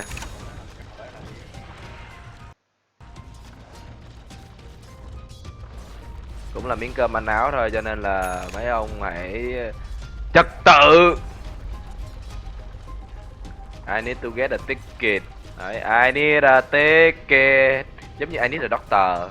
Mà thôi tập trung một game đi, nãy giờ tám nhảm là đủ rồi. Chúng ta chỉ cast thôi mà, chúng ta có biết cái gì đâu. Chúng ta vô tội ở đây, đấy lại cần hỏa chó rồi. Đừng anh ơi, chó con, chó bố ấy thì cứ cắn người đi, còn chó con thì cho cắn support, camera các kiểu đi. Ulti đến từ rất là quá khủng khiếp luôn rồi, có cọc được cắm ra một pha Vega Motor. Mất edge rồi, một pha swap lại để phá cọc nhưng dường như là đã quá muộn màng mà VS cũng đã phải gục ngã. Lần này là tình huống lắc rất nhiều, vâng xin phép được đầm DSL trong pha hỗn loạn như thế này mà vẫn còn để lắc, mà chúng ta không biết được chuyện gì xảy ra. Witch Doctor bị Grip Lane giết trong khi bị vây bởi CK và Earth Spirit với Isel với Darkseer. Đó cũng là lỗi của ESL.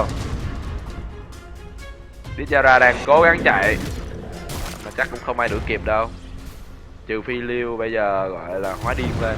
Stano! Dastan give me cancer man. Đéo tin được. Magic. Người ta gọi là chó ngửi mùi, nhưng lần này thì người đá đã ngửi được mùi chó. Quá hay đến từ phía Liêu. Và file recap thì đã biến mất rồi.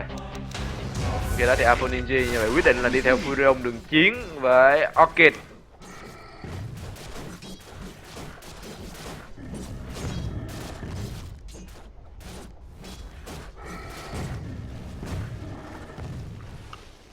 Apple Ninja đi theo đường chiến như thế này thì anh lên cái Dragon đi cho nó đẹp trai, cho nó giống pub game. Mà tôi nhớ cái giai đoạn không, rank á, game rank tôi nhớ cái giai đoạn mà đánh rank phải banh bích ghê. Tự nhiên bây giờ nó gỡ bỏ cái chế độ đó rồi, làm buồn ơi là sầu luôn. Ủa còn nhưng không ép buộc, tức là hồi xưa nó ép buộc đánh captain mode ấy, trong nó vui vui nào á, cảm giác game nào cũng là chung kết TI đối với bản thân mình. Ok đó, vừa track được này Passa. Ăn cái rune invi xong bị track thì khác gì là đấy, khác gì là như thế này. Ok tên 3 về nhưng Sonico kịp thời postide rồi giật xét vào. Bây giờ bổ về phần thân ra, thằng nào vừa đuổi theo kéo về đây hút lại và dựng tường là cực kỳ ngầu. CK có được bạn có Dandy rồi. Sonico là thí sinh tiếp theo gục ngã và một con swap về. Dijara bị sân 4 giây thì đường nào cho anh chạy. Thôi xong, 4 người nằm xuống. Navi is back to hell and back. Cái gì á, cái câu gì của Lion nó quên rồi. I'm back and back and back and back. Navi is back to the hell and back and back and back to the hell and back. Đấy. Classical Navi is back. Hả?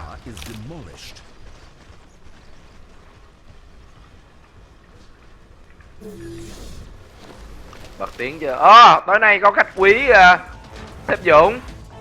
Anh Vi Mạnh Dũng đẹp trai. Có bị mũi chích, bị nhiễm virus Suka cho anh. Suka Bleach.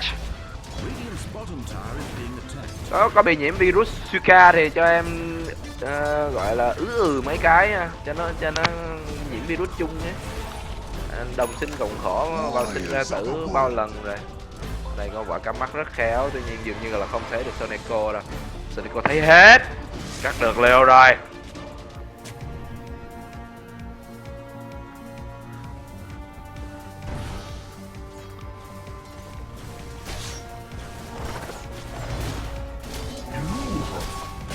Sport General xanh đấy nhỉ. Không, phút thứ 22 rồi cho nên đồ tuần này thì chắc là cũng bình thường thôi. Cái bóng của CK. Cái này. Như vậy chó chết rồi. Có con chết rồi. Atherlands dành cho VS. Mình cũng không ngờ được là Zena lại có thể giàu đến thế.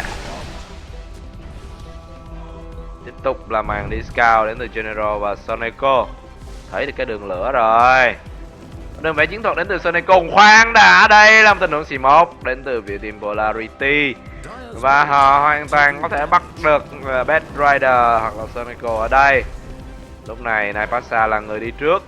Để cái dấu lửa như thế này thì không khác nào là lại ông tôi ở buổi này. Ông hãy stun tôi, kéo tôi làm cái gì đó đi. Không, không làm gì hết. Hiền quá, bị rắc ngược luôn. Có con mắt ở bên kia sông không? Không. À, có con mắt ở bên đây sông. Cái gì? I have been to hell and back to hell and back. Navi has been back to trust and back to... Quang đã kéo ra nhưng swap hộ giá cực kỳ khéo léo, Mekan cứu ra được rồi. Tuy nhiên lúc này thì VS cần lắm một cái track của Bounty thì không thấy Sonico ở đâu. Vậy là phá được ulti nguy hiểm nhất. À không, nguy hiểm thứ nhì. À không, nguy hiểm thứ ba sau ulti Witch Doctor, ulti Zeus rồi. Đó là ulti của Bad Rider. Lần này thì bên phía Polarity họ sẽ push cái trụ này tự tin hơn 1 tỷ lần. Phù vòng ra phía sau luôn cả. Orchid được vào mặt Dandy rồi. Trồng cây là quá kém đi. Bây giờ Dandy vẫn chạy thành công rồi. Một pha phân bóng ra cắm cọc đến từ phía dưới nhưng ngay lập tức là sai lệch không thành công. Artai vẫn sống ở đây. Bây giờ thì bị sân 3 giây. Artai sẽ nằm thôi nhưng trước đó thì Aboninji đã quỵ rồi. Ditjara đang hóa chó. Anh ấy gọi là EDM luôn. Enter Dog Mode, triple kill dành cho Ditjara. Sonico thì sao? Còn tí máu, anh ấy đang đuổi theo. Liêu vẫn có được mạng. Vậy là đổi mạng rồi. Sonico đã đổi mạng cho Liêu. 4 đổi 2. Vẫn là rất hời dành cho team Navi. Is back to hell and back to... Thôi mệt quá, tôi không nói với cái tràng đó nữa.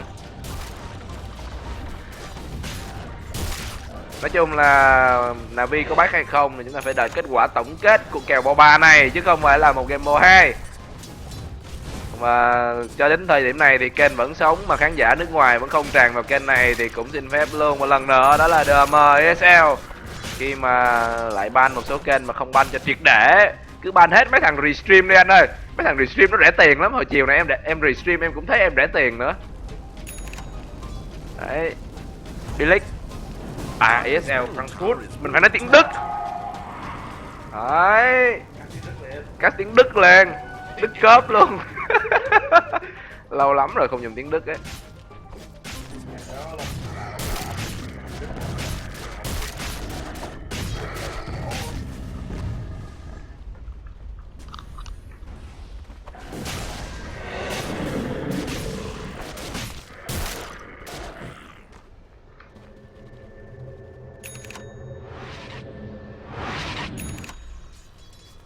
Vậy là có view... À không, pipe dành cho Bounty. Nực cười một điểm đó là bên phía Polarity lẽ ra là team nên lên pipe. Nói chung hai bên cùng nên lên pipe tại vì Zeus nó cũng thốn lắm. Zeus với Bad Rider cái lượng đam phép của nó nếu mà vào combat hỗn loạn mà Bad Rider chạy tứ lung tung lên nó đốt đau lắm. Zeus thì giật xét thốn là bên phía Polarity. Ai sẽ là người lên pipe? Vì sao anh lại lên một cái view of Discord mà không lên được pipe để cứu team hả vậy anh? Ở bên này Sonico nghĩ cho team vô cùng luôn, tình huống bấm smoke ngay tầm nhìn đội bạn thì phải. À không, đội bạn không nhìn thấy. Rosan for the win. Cắm con mắt ra đây thôi, lộ hàng rồi. Kèo này thì nát rồi. Trời ơi, các anh ơi, em ở đây là đi vào đi. Kiểu là như thế, General 3221. Nhưng mà dường như bên phía team Polarity cũng không hay biết gì. Bây giờ biết thì cũng đã muộn màng rồi. Lời sám hối muộn màng. Mở bút 3 lên. Ê, con. Đấy, cứ cho mấy cái con lắc nhắc này nó đi trước. Lần sau á, mình đánh like cành ấy, mình sẽ lên luôn cái gọi là Ham of Dominator. Để thu phục thêm một con nữa, để coi thu phục con nào thì nó hay. Nếu mà lên Ham of Dominator. Ơi, có cái Orchid vào đâu đó. Nơi đây, đó là Artai. Rồi xong rồi mua đồ rồi chết, không mua TP về anh phí mất 20 đồng. Và đã có được cái áo mưa Hood of Defiance dành cho Earth Spirit.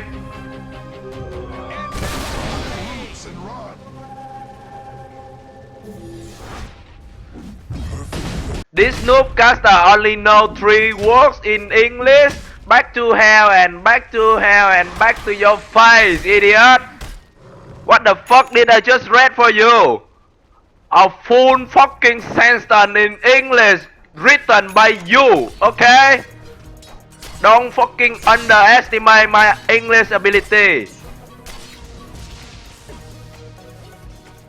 Hình như mình có hơi lố. I'm sorry dude, you just make me angry, nhưng mà địt con mẹ bạn. Nước ngoài cứ vào đây khổ, đã ghi rõ ràng trên kênh stream rồi, Vietnamese broadcasting.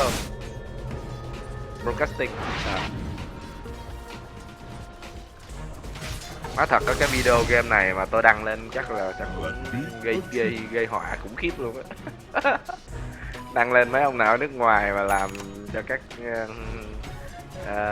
gì ta gọi là công ty game lớn nha, chắc là tôi cũng thối cái mẹ đầu luôn. Game này là private nhé, video game này tôi làm private nhé. Ở đây là Liêu, bắt lấy Liêu. Không được, trời tối. Trời tối hả? À ra thế.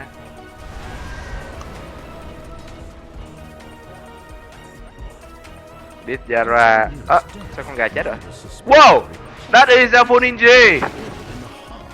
Korea hunting đến từ a full ninja, cực kỳ tuyệt vời luôn.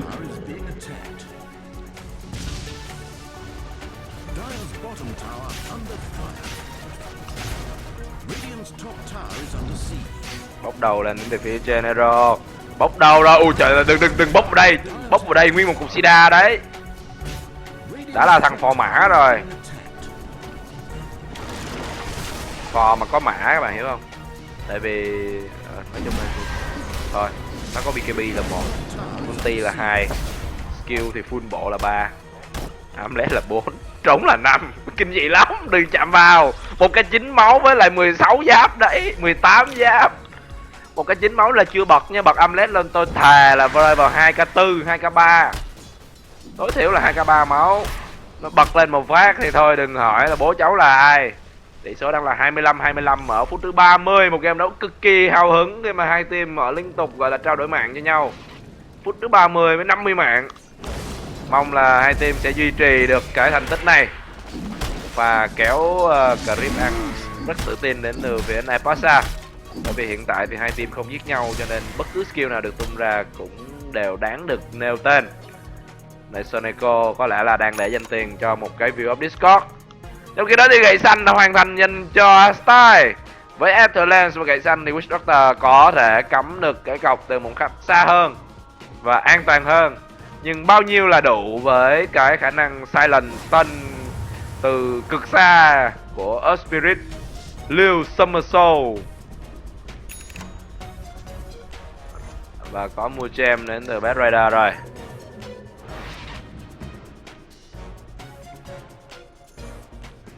Mình không phải là KL7 nhé. Không, các bạn đang có sự nhầm lẫn nho nhỏ ở đây. Mình không phải là KL7.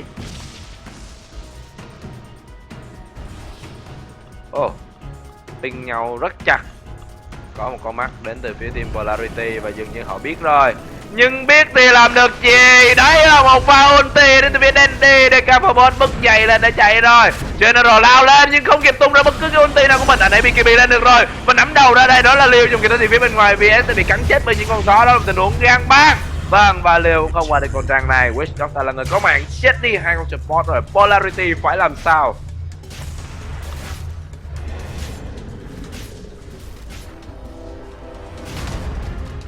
Chúng ta vẫn còn được nhân vật phò mã của team Polarity, đó là Naipasa.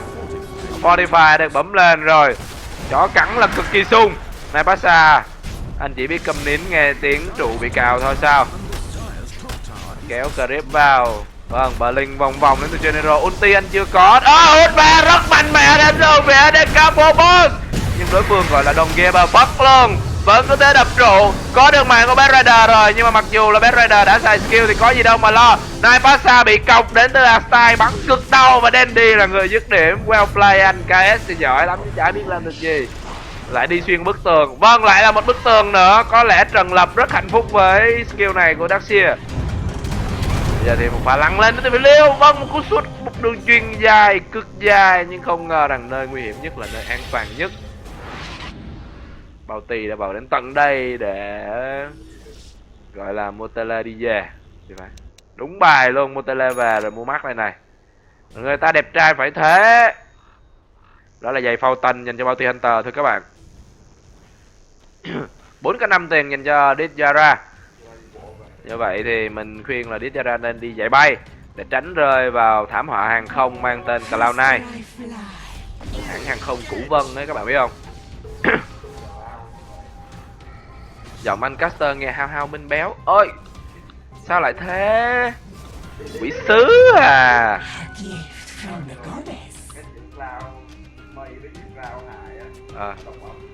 Dạ. Cloud. Không, khác với Cloud. Google đồng âm hả? Chắc tại Google nó không có khiếu hài hước em ơi. Google nó không có khiếu hài hước. Nó không phân biệt giữa Cloud này. À mà khoan nha, Cloud này là củ vạn mà đúng không? À không, củ vạn là 90.000, là phải là 90k. 90k nó mới gọi là củ vạn. Ở đây là củ vân, khác với củ vạn. Nhưng mà nếu như viết về tên tiếng Anh thì nó cũng chỉ là Covan thôi. Covan này muốn đọc là gì cũng được, củ vân hay củ vạn đều được. Củ vạn là mấy anh phu bốc xếp ở các bến cảng. Nói chung này đừng coi thường nghề củ vạn các bạn, không có nghề nào là thấp hèn, không có nghề nào là cao quý. Chúng ta lại một lần nữa thấy được rune double damage. Mình nghi ngờ khả năng cao thì có lẽ Dandy sẽ ra ăn thôi, tại vì Dandy là người đang có được cái bottle, nhưng mà General lơ tưởng là có bao ti.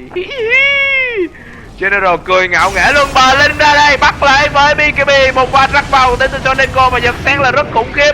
Tuy nhiên anh ấy đã bung hàng là được rồi, phò mã xuất thân rồi, bây giờ thì sau đây ai sẽ là người đầu tiên nằm xuống? Đó là Dandy. Arsenal cắm cọc cực kỳ khủng khiếp nhưng vẫn bị phát hiện đến từ VS và swap ra phá cọc được rồi. Nhưng cái stun thì vẫn truyền qua và truyền lại và truyền tới và truyền lui. Polarity sẽ mất chắc chắn là DK boss thôi, trong khi đó thì cô nỗ lực lướt về đến từ phía liều cũng đã phải nằm xuống như tay của Lycan. Người đó thì nơi đây. Vậy là phò mã của chúng ta đã gục ngã rồi. Bạn dành cho General. Navi đang rất sung. Và Navi như vậy là sau khi back thì lại đến two hell, và bây giờ and back. Liệu có một pha two hell nữa hay không?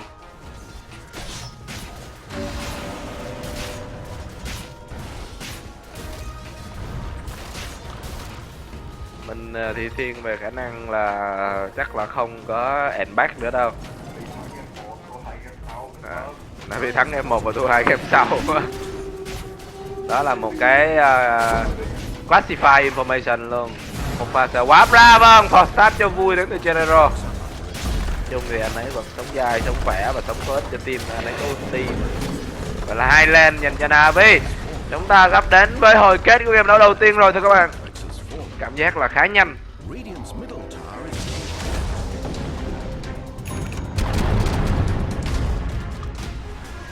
Sau khi các bạn yêu cầu check buyback thì chúng ta cùng đến với bảng buyback của hai team.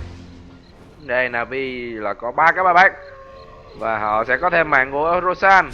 Như vậy là 4 cái đài, 4 lần chết. Được 4 lần chết thì không có lý do gì phải ngại cả. Cái Polarity thì hình như chúng ta để ý kỹ lại thì Polarity xem ra là khá thảm. Khi mà vòng trụ 2 của đối phương thì mới ăn được có mỗi một cái ở dưới boss thôi. Ở nơi đây General đang scout với rune Invi, một cái rune rất thơm. General bị orchid rồi, anh bấm BKB lên kịp không này, cố gắng chạy với một xị máu. Vậy là đã nằm xuống dưới tay của CK, rất jam rồi. Khoan đã, ulti đến từ phía Dandy cũng vừa dứt điểm luôn được mạng của VS. Vậy thì ai sẽ là người mang jam? Dưới có Blink, anh ấy Blink lên cắn phù mai mang jam như một vị thần, cực ngầu và đẹp trai. Xong cuối cùng thì vẫn mất jam dành cho Liêu. Hơi quỳ rồi. Ở đây sao ai nghe tiếng vứt cả cái cục 1k tiền, 900 tiền này. Nên đi giàu thế. Đúng là đại gia có khác. Rồi thêm một nội Arkstar nữa, bố mày đang dùng gà thì làm ơn để yên cho bố dùng đấy. Rune Bounty dành cho Soneco và 3k7 tiền. Lên gậy Hex. Ở trên lane top thì Lycan, Lý Cẩn để ra ra, vâng, anh ấy bị lôi ra ngoài. Ủa sao giống như là anh ấy AFK vậy? À, bạn đầu đợi tí nè, anh BKB lên chơi hết nè. BKB phá chó lên anh. Xong, như vậy là con TP về. TP thành công thôi, đó là điều hiển nhiên. Soneco vậy là không bị hút lại. Easy, easy. Chuyện đâu còn có đó. Hả? Soneco rank cao hơn Dandy. Echo 8k rồi thưa các bạn. Đó là thông tin bên là vừa nhận được. Style sắp sửa có cho mình BKB, và như vậy thì cũng có ý nghĩa mẹ gì đâu khi mà VS nó swap mà. Wasted. Wasted. BKB is wasted. Đó là phải lên Lincoln. Còn không á, khoan nha, nếu như mà lên Lotus off á thì VS nó swap mình xong mình lại swap nó, tức là hai người sẽ giữ nguyên vị trí đúng không? Ồ, khá hay á. Game.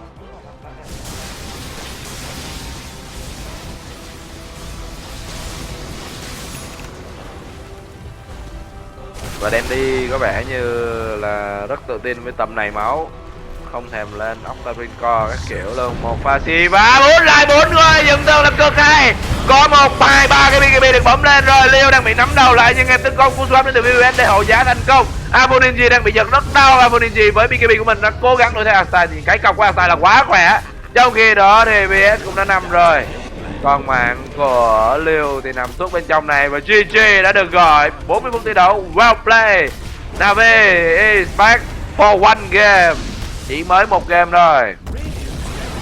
1-0 dành cho Navi thưa các bạn. Vừa rồi các bạn đang xem stream đến từ Kingdom Studio. Mình là Distraster, không phải là bất kỳ ai khác. Nếu bạn nào có nhầm mình với Bota thì mình xin đính chính là Bota is dead. Bota chết rồi, mình giết nó và mình quan sát ra ngoài xe lửa. Ok. Cảm ơn các bạn đã quan tâm theo dõi game 1. Chúng ta đến với game 2 và game 3 ngay sau đây. Ủa khoan, nói mà nếu mà có game 3 thì có phải tự tin quá về khả năng của Polarity không? Có thể có game 3 thôi, chưa biết được, chuyện đâu còn có đó, cứ từ từ mà ngồi chờ xem. Và mình xin nhắn nhủ là bạn nào mà chưa bấm like, subscribe kênh hay là bấm quảng cáo nếu có xuất hiện trên kênh stream thì làm ơn bấm giùm. Đơn giản và hiệu quả nhưng đừng bấm skip ad nha. Nếu các bạn có thấy quảng cáo thì xem video đừng bấm skip ad nha. Đừng skip. Tôi xin người cứ xem hết, đừng có skip.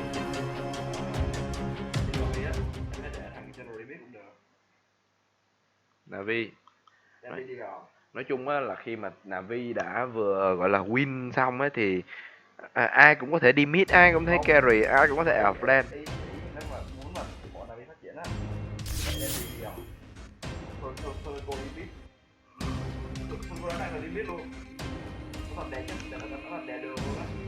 Ghê vậy. Vâng, và lúc này chúng ta sẽ tranh thủ nghe một ca khúc nào đó. Hả? Mình có quen chị Vân Béo không? Mình có quen một bạn nữ tên Vân. Mà khoan, em là nước cam đến từ Úc đúng không? Sao bây giờ mình nhạy cảm mỗi khi nhắc về nước Úc quá. Orange Juices. Mình béo giết Bota. Tôi quỷ, tôi sẽ mở hài Minh Béo lên để so sánh giọng nói nhé. Khoan, hài Minh Béo bây giờ mở lên có bị bản quyền không? Minh Béo bây giờ là vô tù. Vô tù thì mất đi cái gì á, ở Việt Nam gọi là vào tù thì mất đi quyền công dân, và quyền công dân thì sẽ không có cái quyền sở hữu. Như vậy thì bên Béo sẽ không có bản quyền. We win. Để mình kiếm hài Minh Béo mở lên một câu thôi. Tốt nhất là nên tìm clip phỏng vấn Minh Béo. Phỏng vấn Minh Béo. Tôi biết dư luận đang ném đá mình. Đâu? Cảm ơn. Gặp đều. Do hoàn toàn. Cái đéo gì thế này? Do hoàn toàn. Nhà tù giữ gì và cần gì? Ủa sao không có cái câu nào nói chuyện hết vậy? Ôi, lừa đảo mấy ông ơi. Report cái video gì mà cách đây 3 ngày 800.000 view phỏng vấn Minh Béo tại Mỹ trước khi bị bắt. Cái này cũng lừa em ơi. Tất cả đều là lừa. Lừa luôn. Cái channel này lừa đảo. Channel Phi Thanh Vân này lừa đảo. Các bạn report channel đó cho chết đi. Mới nhất Minh Béo bị hành hạ. Khổ vậy. Bây giờ phỏng vấn Minh Béo cũng khó vậy. Phỏng vấn Minh Béo mình search cách đây 3 năm đi chắc là được. This year. Trong năm nay. Thôi chết rồi, phải là last year thì mới được. Còn không thì bấm là hài Minh Béo luôn cho rồi đi. Hài Minh Béo. Where is Minh Béo? Để tôi mở tôi nghe thử coi. Tại sao các bạn lại nói giọng mình giống giọng của Minh Béo?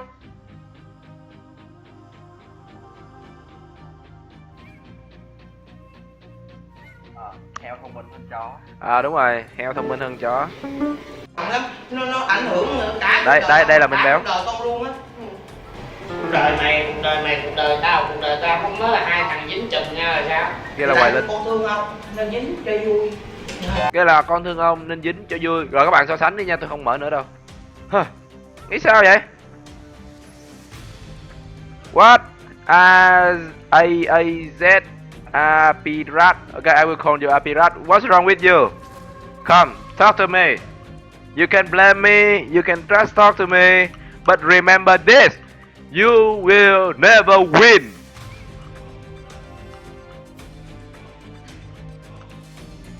Now, I allow you to say something on my channel.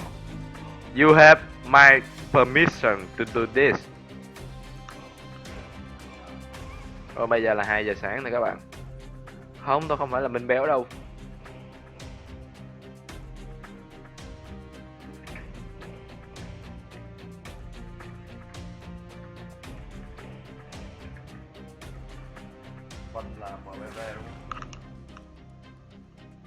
Kiếm nhạc nghe đi chứ.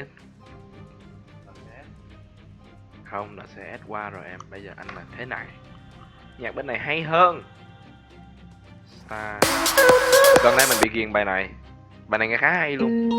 You got me so damn high, yeah, and I just wanna know why.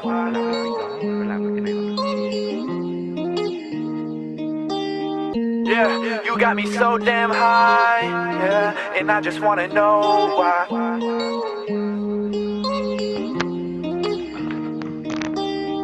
Yeah, you got me so damn high, yeah, and I just wanna know why. You got me so stressed out. What you doing playing games with me?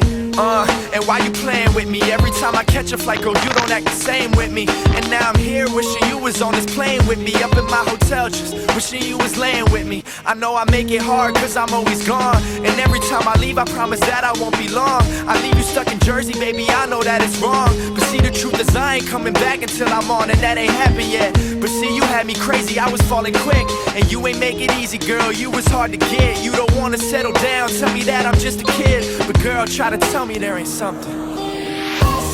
And if it's something that you wanna know, and if it's something, show me where to go. And if it's something that you wanna know, and if it's something, show me where to go. Yeah, you got me so damn high, yeah, and I just wanna know why. You got me so stressed out, so stressed.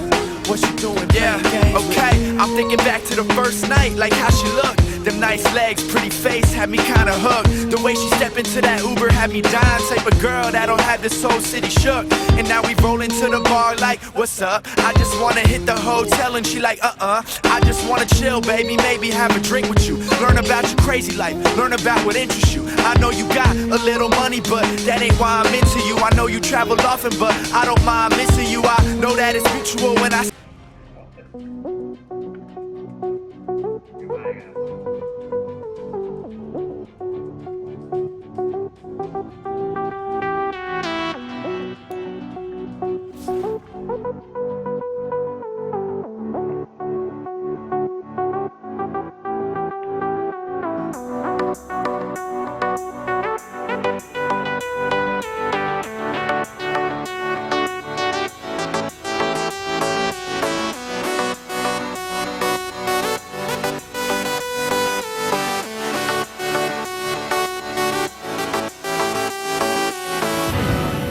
Ain't all sunshine and rainbows. It's a very mean and nasty place, and I don't care how tough you are, it will beat you to your knees and keep you there permanently if you let it. You, me, or nobody is gonna hit as hard as life. But it ain't about how hard you hit. It's about how hard you can get hit and keep moving forward. How much you can take and keep moving forward. That's how winning is done. Now, if you know what you're worth, then go out and get what you're worth. But you gotta be willing to take the hits and not pointing fingers saying you ain't where you want to be because of him or her or anybody. Cowards do that, and that ain't you. You're better than that.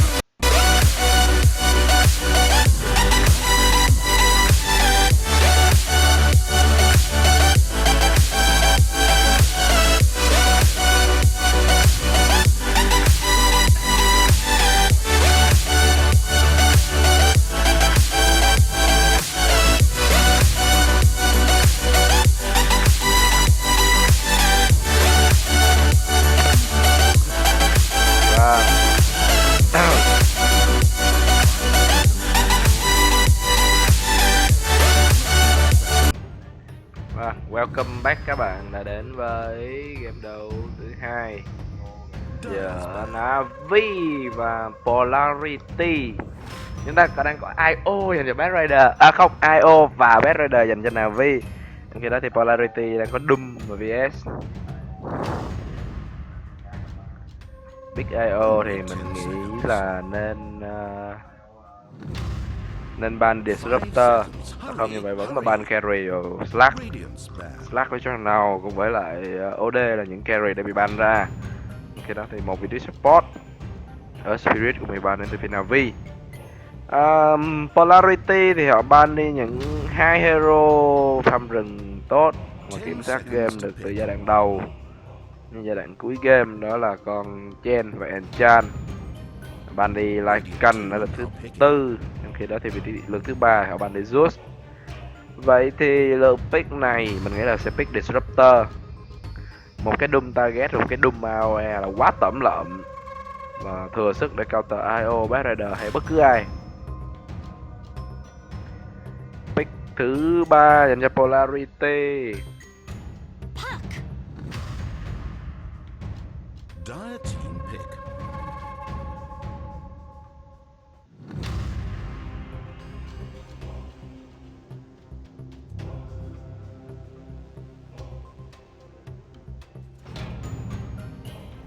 Trời ơi, Vân ơi là Vân, nở lòng nào. Vâng, chúng ta đang có pick và Puck đến từ Polarity. Puck dành cho Honinji đi mid rồi.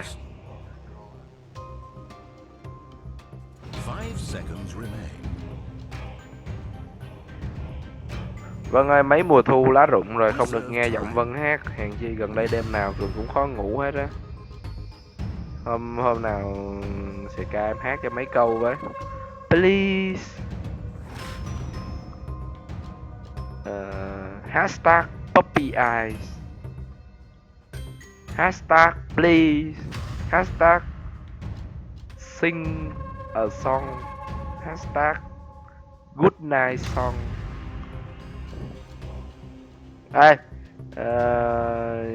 Gọi là sao ta, tán tỉnh vậy là đủ rồi. Chúng ta đến với lượt pick thứ ba đến từ phía Navi. Thực ra thì tôi thực hiện màn tán tỉnh vừa rồi tại vì tôi chả biết là Navi sẽ pick cái con gì ở lượt này hết, cho nên tôi mới làm cái chuyện gọi là không đầu không đuôi như vậy ở dưới chốn đông người thôi. Lượt pick này mình nghĩ là chắc là Navi sẽ pick vào một con hero. Vâng, và đó là Shadow Shaman, đúng là một con hero của Navi.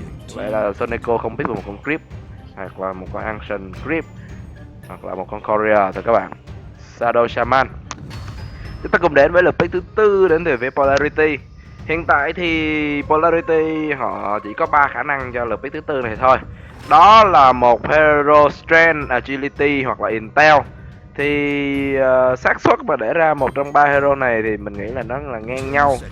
Tùy vào sự sắp xếp của Lưu mà nó sẽ tung ra một sự lựa chọn dành vào một trong 3 hero đó. Như vậy thì mình cũng đã gia tăng tỷ lệ chính xác của việc dự đoán của mình lên đến từ 0% lên 33%. Đó là một bước tiến vĩ đại của nhân loại. Reserve time đã bắt đầu được tính. Có lẽ là Liu đang cố gắng tìm thể loại hero thứ tư. Nhưng đáng tiếc là Roshan này không thể nào được pick rồi.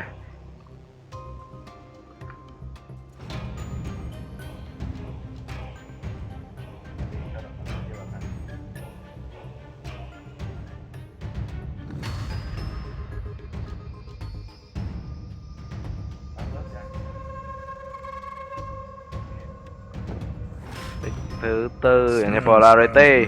Và như vậy thì mình đoán cũng không sai khi mà pick này là rơi vào hero Strength. Đó là Sven. Một hero quá khỏe để quạt cả vũ trụ nếu như có đủ đồ. Nhưng mà Sven thì sẽ rất dễ counter bởi Bad Rider hoặc là Shadow Shaman với lượng disable khủng. Và thậm chí bây giờ nó thẳng một câu là đơn giản rồi. Con Shaman ấy thì nó đỡ thốn hơn con Fu một chút. Nhưng mà nếu mà chính xác á, con Shaman nó trồng nhau một cái quả cây xuống, không, nó trồng nhau một cái chụm rắn xuống mà bắt được con Sven trong đó thì Sven cũng sẽ phải tốn mất 2 nhát chém mà không làm được gì. Và trong trường hợp các bạn không biết thì Sven chém vào cọc, chém vào mắt nó không có ra đam lan thì phải. Ra không ta? Hình như là không. Đam lan khi chém vào cọc không có ra đâu. Only 10 seconds. Enemy unit không rõ lắm. Mình nhớ là hình như không, tại vì cái cọc là một cái trạng thái đặc biệt. Cọc không phải là unit nhá.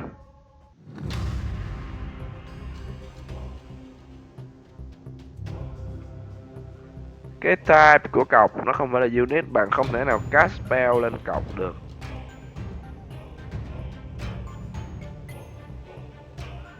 Usa dành cho Navi ở lời thứ tư. Vậy thì Navi đang thiếu một vị trí team mid, trong khi Polarity thì đang thiếu một vị trí support. Ban là nên ban vào Disruptor. Đây là hero. Như vậy là ban Nina Stalker. Thôi xong. Polarity bây giờ pick con Disruptor thâm kèo.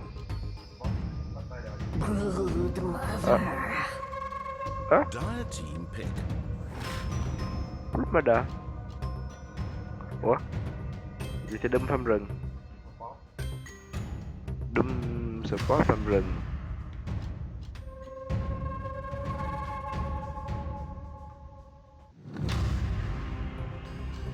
Last pick dành cho Navi. Goddess 750. 10 seconds to pick. Thường. Không có gì hết. 5 seconds. Hurry, hurry. Respect. Win. Win thì sẽ đi cái đánh này, tiếp theo ra sẽ được chơi Usa. IO dành cho Soneco.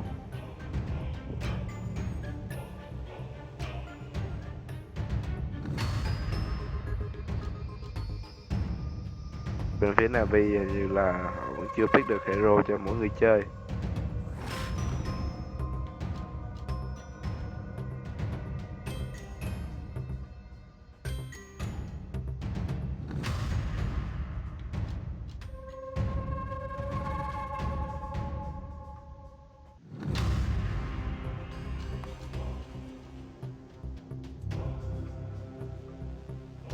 Ten seconds to pick. 5 seconds remain.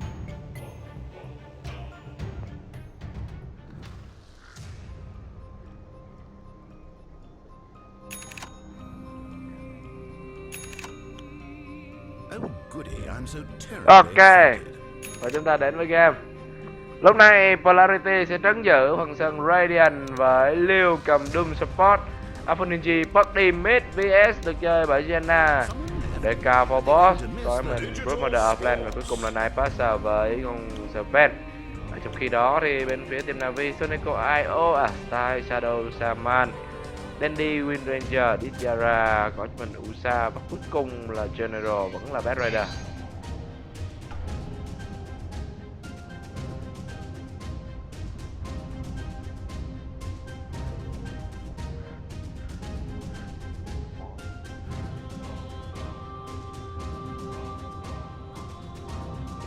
Dường như là cả hai team họ đều ngại va chạm với giai đoạn này. Seconds after battle.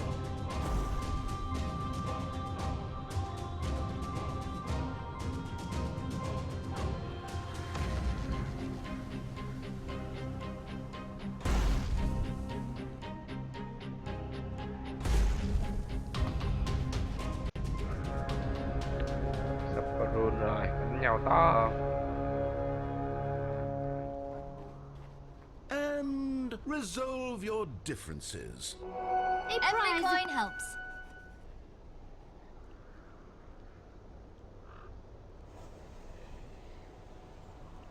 Aphoniji có được rune xong rồi ngay tức một cái bình máu lớn lên và chấp nhận cho Crip đi đường vòng luôn, cho con gà đi đường vòng.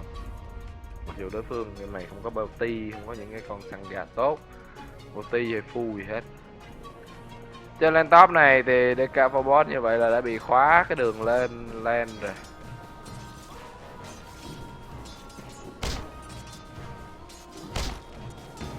Ở đâu hai team họ farm nó là khá là nhẹ nhàng với nhau, trừ một tình huống General Uống cái gì đấy thì mà dính 4 trà.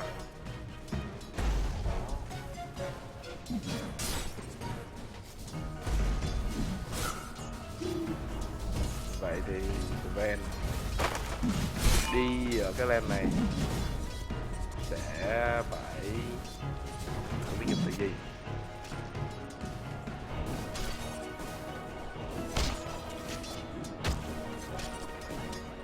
Hands up!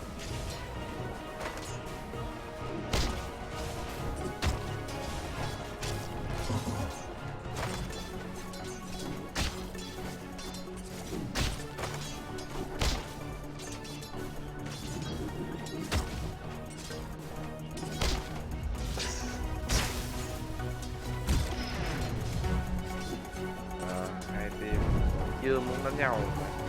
Ở đây có tình huống hù dọa cho gì ta, quên là tên này, Zenya.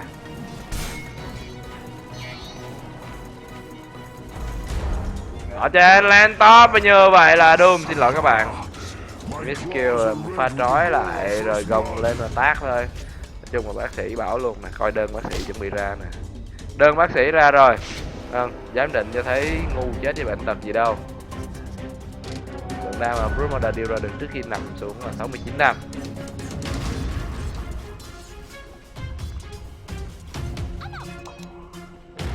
Liêu tiếp tục sẽ phải mò lên. Double damage. Vâng, hai team họ khá hòa nhã. Tới giờ này buồn ngủ kinh dị luôn. Đánh nhau nhiều lên đấy chứ, bây giờ mấy ông chơi hòa nhã nữa thì đến khi nào? Tôi theo cam. Theo cái này, mỏi tay quá. Theo cam Tobi. Theo cam Tobi nhé, mỏi tay đang mệt. Đấy, khoảng 5-10 phút nữa là ở đây General. Ui, suýt chết. May quá, hộ giá thành công.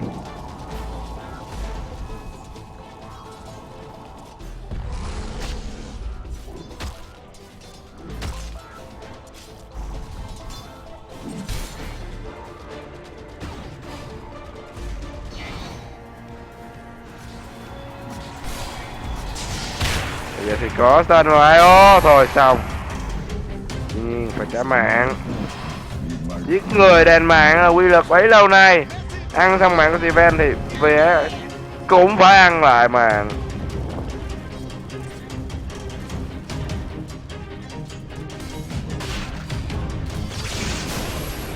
Có tên giật khác các kiểu vào.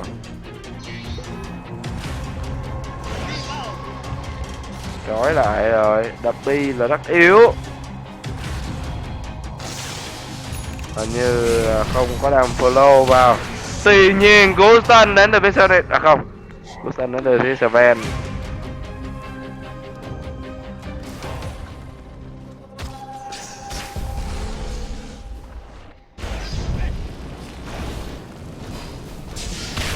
Uầy ơi, bây giờ thì phải làm gì đấy khi mà đồng đội là đang quá yếu.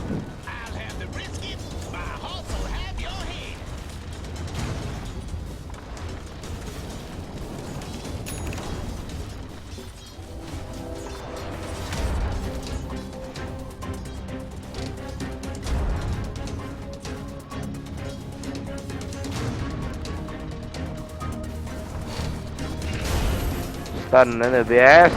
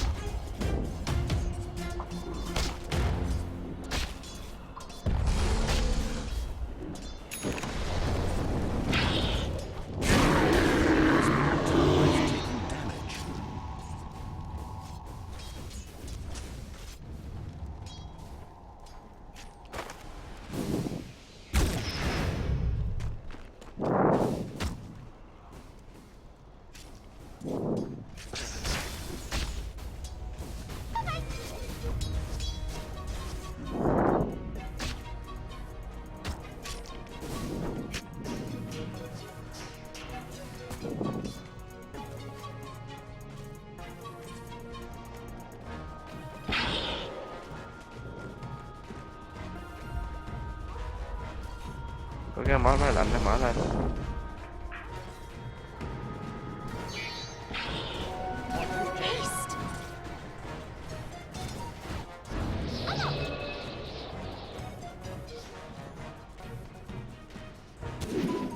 Sắc. Sắc còn thành công lắm.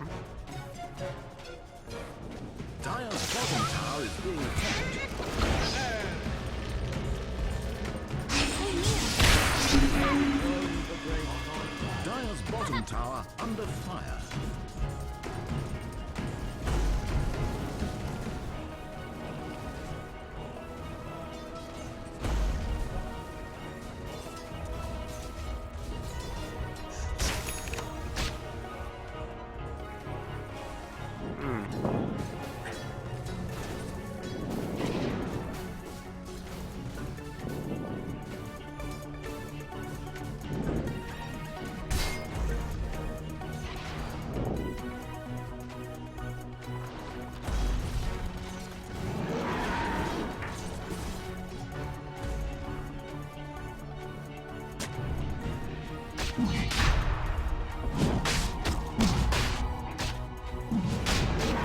San.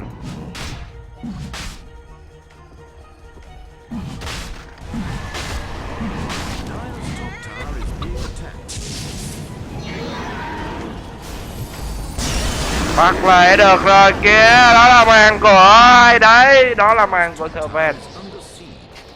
Usa đã vả được màn của Serven rồi, nhưng mà Soneco có qua được tay của VS không? Như vậy là không, vẫn là cái đường lửa rất thôn đến từ phía General. Này thì đến lượt Liêu, nối vào, tay.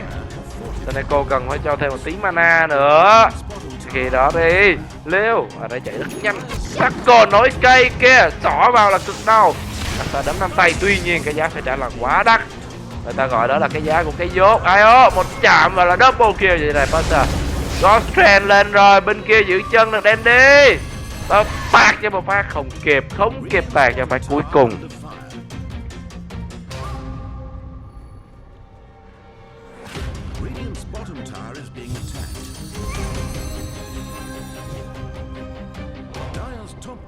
Under siege. Misunderstanding. How is it you heard not my warnings? Dire's top tower is being attacked.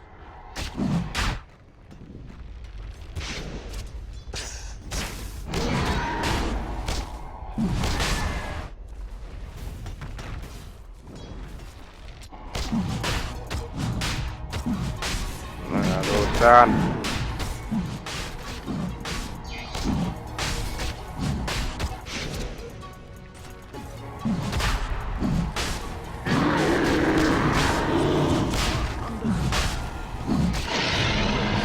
Như vậy là Jess dành cho team Navi với phô mai bột cười dành cho Usa.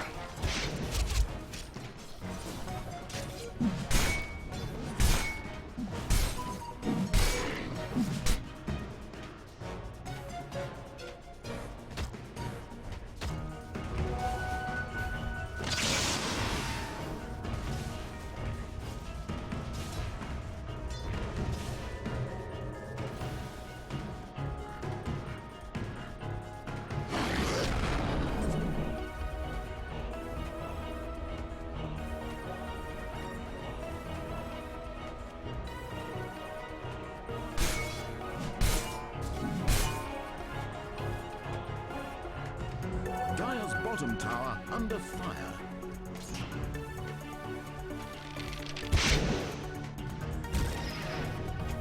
Dire's bottom tower is being attacked.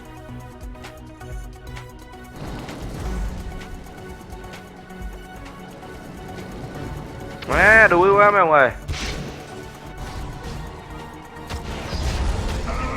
Đấy, Serven ngất xỉu rất nhanh với một pha trói lại và ulti và vả đến từ Usa luôn, mà tôi đuối lắm mà, tôi nghe Toby hát mẹ. For lắm luôn rồi. Because he also like, yeah, like okay, with focus fire and double damage range, yeah, you can't reach the VS anymore. I think this would have been a good game for the Maelstrom build, Yeah. just so they have something that can sort of deal with this Brood, building it to Mjolnir eventually, but it looks like he's just going to rush Ags, which is still okay. I don't really see him being able to get off a full ultimate on many targets. The ward's bottom, so they do get that picked up. Good vision as well for Dire. They've got a lot. There's another ward placed, so they have really good control over the middle lane and the Radiant jungle, and they've just pretty much seeded that the top lane will be Broodmother's domain for quite some time.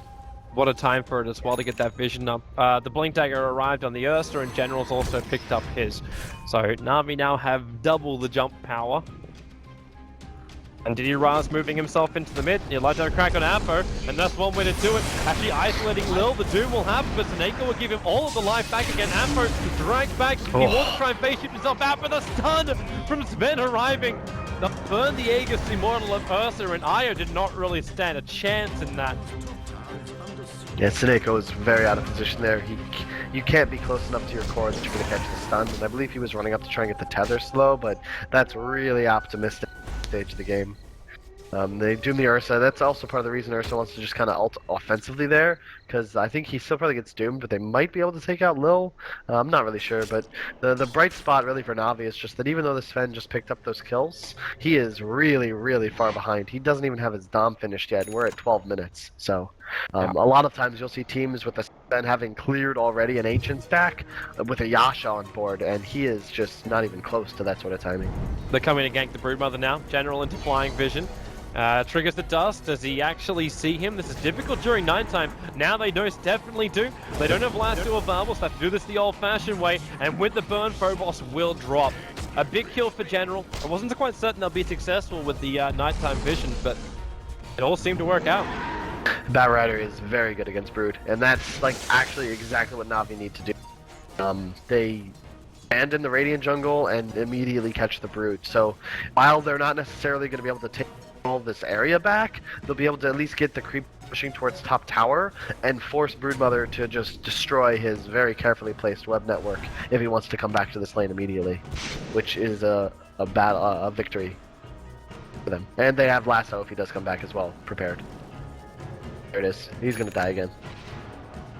Hi, Broodmother. Dump. Oh, nah. Wow, okay, Hesitation. that timing was interesting. Venge was closing, so they had to move, although he isn't level 6 yet, but that's one of those situations where, again, like a better team, first, like, they're not shopping in that moment, they're setting up for that immediate TP in. So at least they do force the re-webs, but they really would have liked to get that kill, because they would have forced these rotations as well and gotten out, and that might have freed them up the mid tower, but alas. Not to be. But we're 14 minutes in, your Ursa Warrior. And how long we actually got till our next Roshan? Potentially 3 minutes. So some decent timing for that. In fact, we now see the timer, so it's actually a large portion of the 3 minutes. It's actually 5 minutes and 20 seconds until Roshan is up. Seneko's now going to die with a Storm Bolt. He wants to tether himself out, and he will not be having enough time to do so. As General into Firefly too, checking out the Radiant Ancients. There's one Hellbear that's just dominated sitting there. So they understand what's coming their way, but we have to remember this is a Shadow Shaman game. Again, made the reference to it when the CK was played by Polarity in the last game. In the same way, whenever you have wards, you want to be forcing down buildings or forcing into an engagement. This is exactly what's happening now in mid lane. You got wards, you put the pressure on, you force Polarity to come back, but Na'Vi will soon have to retreat anyway. That top lane is pushing through with a lot of spiders from Phobos. They have to defend it. It's good. I mean, I don't agree with the wards drop there. I mean, they sort of saw that they were top. They knew that they would just be rotating S5 towards mid. So I think they might have potentially been able to fight that, but not time it looks like. Bat Rider's closing in on his Force Staff, hunting the right now, but I actually kind of like this movement from Polarity. They're just bringing all of their heroes around to back up this Brood right now, trying to bait them, because they need to address this Brood at some point, and they're hoping they can catch the heroes that do so off guard. And they also, I don't know if we commented on this, but the sentry that the Puck is standing right next to, this one right here, that actually got a ward and sentry of the Dire team. So their wards will be slightly neutered once this one goes down in about 2 minutes, and they'll literally just have that lane war middle as their only vision. How does Na'Vi play up against a Broodmother when they're blind? Indeed. Just look how defensively they have to play. I mean, Ursa's farming, Dendy's getting what he can, but their lead has grown in time, but I think a lot of that's just because they haven't taken this ancient stack yet, and that's what'll really get polarity back in the game. I think if they take 2 ancient stacks, they'll be in a winning position where they can take fights and be ahead. Drums soon to be finished on Doom. Nothing else major. Yasha on the Ursa, something you don't see every day. Here they come. Smoke up. Navi's going to try and sit a little bit higher up inside the lane. VS in the neighborhood in general. He turns on the Firefly, but now Dreamcoil. That one here, as you said, that wants to try and take care of him, but he can't do it. The relocate out, General will survive. Movements on the way up from Dendy. Didira is also in the neighborhood with Blink and Yasha available. And it looks like Polarity going to have to let this one go. Yep. Good trade. Relocate for Coil. Think they'll take that. They also get the mid tower, although it is denied. And now Pasha will immediately go for these ancients. Over on top. Yep, they saw that, so they really should potentially look to... Actually, I mean, I take that back. The problem is Sven takes the ancients so damn fast. Like, you can't even react. Like, you know he's doing it, but it's just like, oh, well, shit. Luckily, it was only tripled, however, so not as beneficial as they might have hoped. And he did go armlet on Sven. I have not seen that in quite some time. Oh, whoops. Jumping away after the initiation happened on mid lane. Well, it's Pasha's new thing, man. As I said before, like our first series of the day, like this whole armlet of the strength melee safe lane has just become more and more of a thing. I remember when Resolution was doing this on his Lycan non-stop, when Lycan people started to question, like, is Necrobook really the build for him? And then he just showed the power. Yeah, I mean, maybe... wait, did they really show the power, though? I remember the first time he did it, he lost the first game when he went that armlet on the Lycan. But he won the next 2. I mean, it's definitely a solid item. It's just... In this situation, I don't mind it as much, because he was behind and it'll really help him accelerate. I'd rather him get that than, like, an SNY, as an example, because... This item essentially replaces the SNY, so he'll obviously hurt for move speed, but the damage output's going to be about the same with Armlet on, and then he can just go straight for like that Blink BKB data list that every Sven wants to get. But I agree with the logic, although I really would like him to see him finish that Helm of the Dominator. It's for 950 gold, you get a free, you get the 5 armor, the health regen, but there's just a basic plus 20 damage you get with the Dominator that just is... You just get it, and I think if you're gonna have the lifesteal, you might as well finish it, but to each their own. It also makes it obviously a lot easier to stack ancients when you can do it yourself, versus forcing your support to do so. Oh, I'm so dumb. He had it, and then he disassembled it to make the armlet. Okay. Oh, good, bro. Didira is currently a caged beast inside the Roshan pit. Gotta wait another 20 seconds till Roshan is up. Luckily, there's a double stack that's just waiting here for him. This is so funny, though. Look at where the Broodmother's playing from. Just microing his spiders. Is that far away? It's just because the Batrider's not showing and he knows he's in this area, and as I said, like, Batrider plus a dust is a kill on Brood. There's really nothing you can do about it. Smoke play from Polarity. They're a long way away from Navi's vision, so Navi don't really have that many aggressive observer wards that will let them know that this gank is going on. Shadow they're coming at the dire jungle, and Didira, well, hello. Oh, he blinked it. That was quick. That was very quick. Wasn't bad. Yeah, now that Smoke Gang fails, looking to make a break for it. He knows that Roshan's going to be up now. The max spawn time was like 10 seconds away, so we just go straight into it. They need to trigger the Lincoln's, at least the protection block. R-Style, you can do that. Then Denny can do his thing. They're not even doing it. That Broodmother, they really just... They relocate killed Broodmother as they're taking Roshan. 8 to 11 minutes. That's a lot of positives for Na'Vi in a short space of time. And then Na'Vi goes directly into a smoke. Vengeful Spirit hiding in the tree line. She does not want to walk down right now. She does, however, and now Pasha X'd up, Damaso towards it there, he gets shackled to the Wild Wing. Abner wants to try and stop this, however, but he really cannot. No reason to burn the Dream Coil. So you get 2 core pickups in the space of 1 minute, including Roshan, that you did not have to burn the Aegis for the first time you initiated. Gem Shadowblade now on the bat, so he is now the anti-Broodmother, and something I didn't bring up, and one of the reasons, like, while Brood is super annoying to deal with, a lot of teams have learned that things like IO can actually be very effective in this situation, because, like, Bat's literally just going to be looking for this Brood and able to survive against him, like he's found him, and now they can just set up for relocate, or just tether in, and now he's going to die. Mako? Gonna go down. General gets the last 2 off eventually, but finds the kill. The puck trying to make his play. Did it right? Jumped in, waiting for Apo to go. Apo still got face shift available. The flame break actually going to miss thanks to Apo staying inside the face shift for long enough.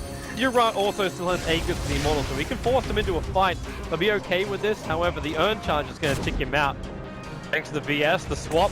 Dendi in trouble. You're not going to easily escape from this one either. He bought his Blink Dagger, so at least he won't lose money from this death. Polarity getting counter kills.